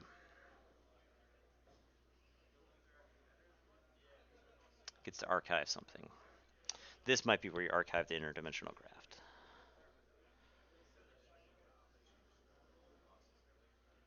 Plays an Igor. He's going to get to look through the rest of his deck. Not sure what the time is. I don't have a runner. I think everybody's enraptured right now.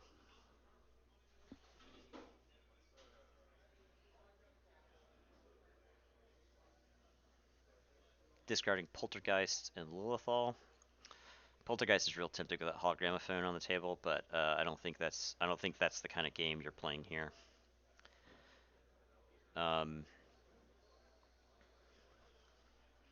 He's playing the graft for the amber.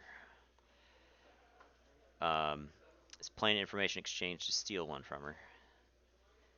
I think he's just trying to make a mad dash towards the end of the game. He's playing a Code Monkey to get 2. He's at 5 amber. I don't think he can threaten this turn. A's makes him pay 8. That's as far as he gets. He gets to 5 amber, and he draws. She's going. She's reaping. She's reaping. She's seen the interdimensional. She knows the interdimensional graft is gone. So she's thinking about it. She's thinking about whether she wants to attack or fight. Fights the Code Monkey, moving the reassembling automaton on the other side. Uses the candle unit. Reaps with Titan Guardian. She got the green light basically, right? Like now the interdimensional graft is gone. So she wards the candle unit. Tells Alaskan Devil to go ahead. Goes to check herself. I think she's playing for time now. That turn seemed like one that you play for time. Because you know you gotta get your 2nd key forged, otherwise the game is already lost.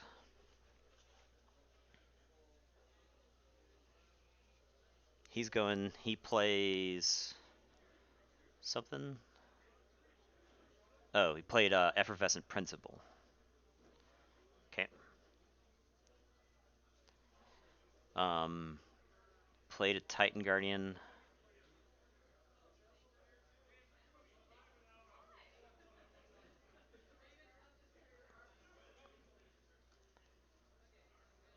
Igor reaps, so I think she gets a card.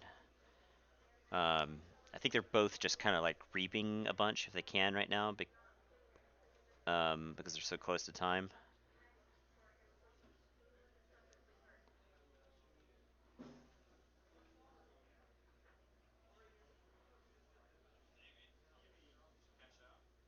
Reaps, reaps, reaps, and reaps. Goes to 7. I don't think you can stop this key. She doesn't have an archive, or she doesn't have a discard pile, so she can't. She gets a hologramophone, something. She's gonna word candle unit. Yeah, makes sense to me. So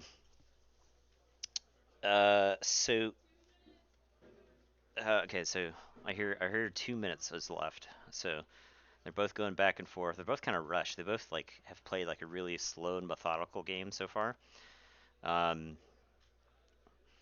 So I really don't think Alaskan Devil has any way to stop this key,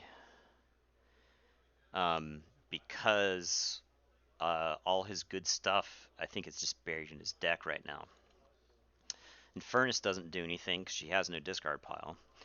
The Infernus is the only cards from hand in Dis that can stop it. The graft, the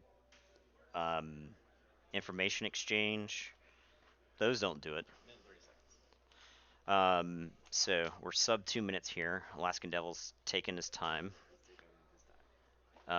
He's looking through his cards, looking at his archives.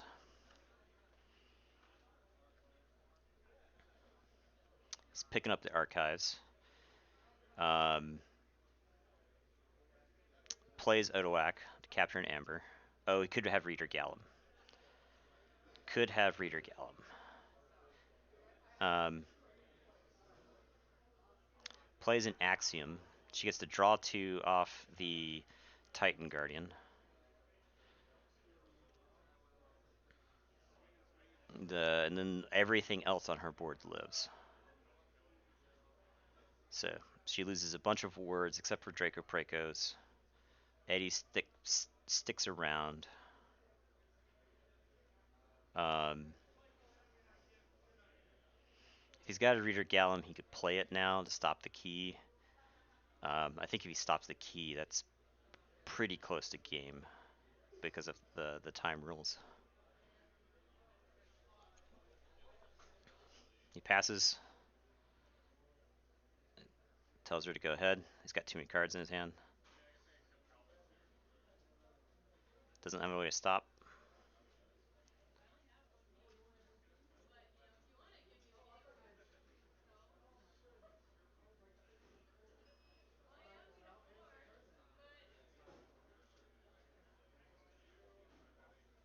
Okay, so okay, I think time was just called. I think time was just called. I think he's thinking about his turn. He thought she had 2 keys forged already, so he's playing like. Oh. He thought he'd lost, but now it's finished. Okay. So So time is called. time is called She has on 1 more. Alaskan's turn. Alaskan thought for some reason that Lara had forged 2 keys. So she gets to forge a key here and she gets to respond. Now, if I'm correct, I think she has tribute in her archives. And if she has tribute in her archives, she's going to win the game here. So he did not finish his turn before time. Alaskan Devil thought she had forged 2 keys, and so he was trying to figure out a way to stop her. So he's going to reap with. She picked up the archives, reaping with Draco Preco, slam a Thera Centurion, captures 1. Out comes Tribute. Haven't seen Tribute this game. Thera Centurion comes out. Out comes Tribute. Out comes Tribute. Primus Undris comes out. Tribute. Reader Gallum. Tribute. Where's the Tribute? There's another creature. No Tribute? Am I crazy? Plays Orator Hissaro. Gets to reap twice. Reap once. Reap twice. Goes to 4. Does she have the tribute?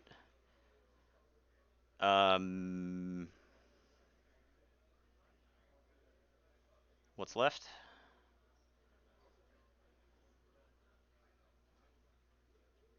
That's it. Lara wins. Clap, clap. Please clap.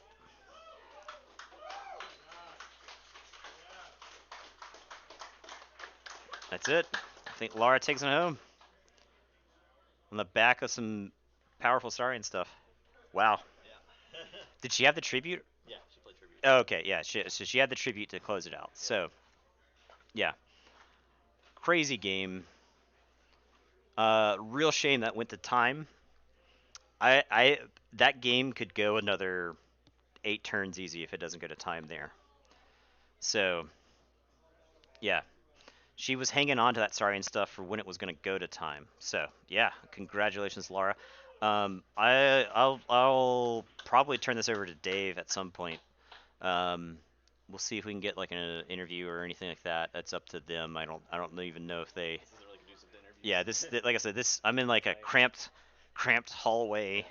I got a single headset. Don't know how it's going to don't know how it's going to play out, but yeah, amazing finals. Like those first 2 games were crazy, and I think that finals right there goes to show you that any 2 decks playing against each other, you don't know how the game is necessarily going to go. You can't like script it because of the way things, the way things shake out in the game. Like that first game, Bornit reaping all those times completely changed the shape of that game. That second game, playing in an interdimensional graft. So yeah, incredible games, all the way around. All right, this is Nathan from Tabletop Royale. I am signing off. I appreciate everybody hanging out with us. It was a lot of fun. We got some Keyforge. We got some commentary. Absolutely thrilling finish to the Vault Tour. Anybody that has friends on like whether they wanna like they're on the fence about like, hey, should I play this game? Is this game fun? Point them to this finals. Show them how this game plays. So we'll see if there's like a chance for an interview. I'm not sure. If it's possible. So yeah. Uh, all right, Gear. I'll see what we can do. All right, I will be. But I am probably done commentating either way. So, yep. I will catch everybody later.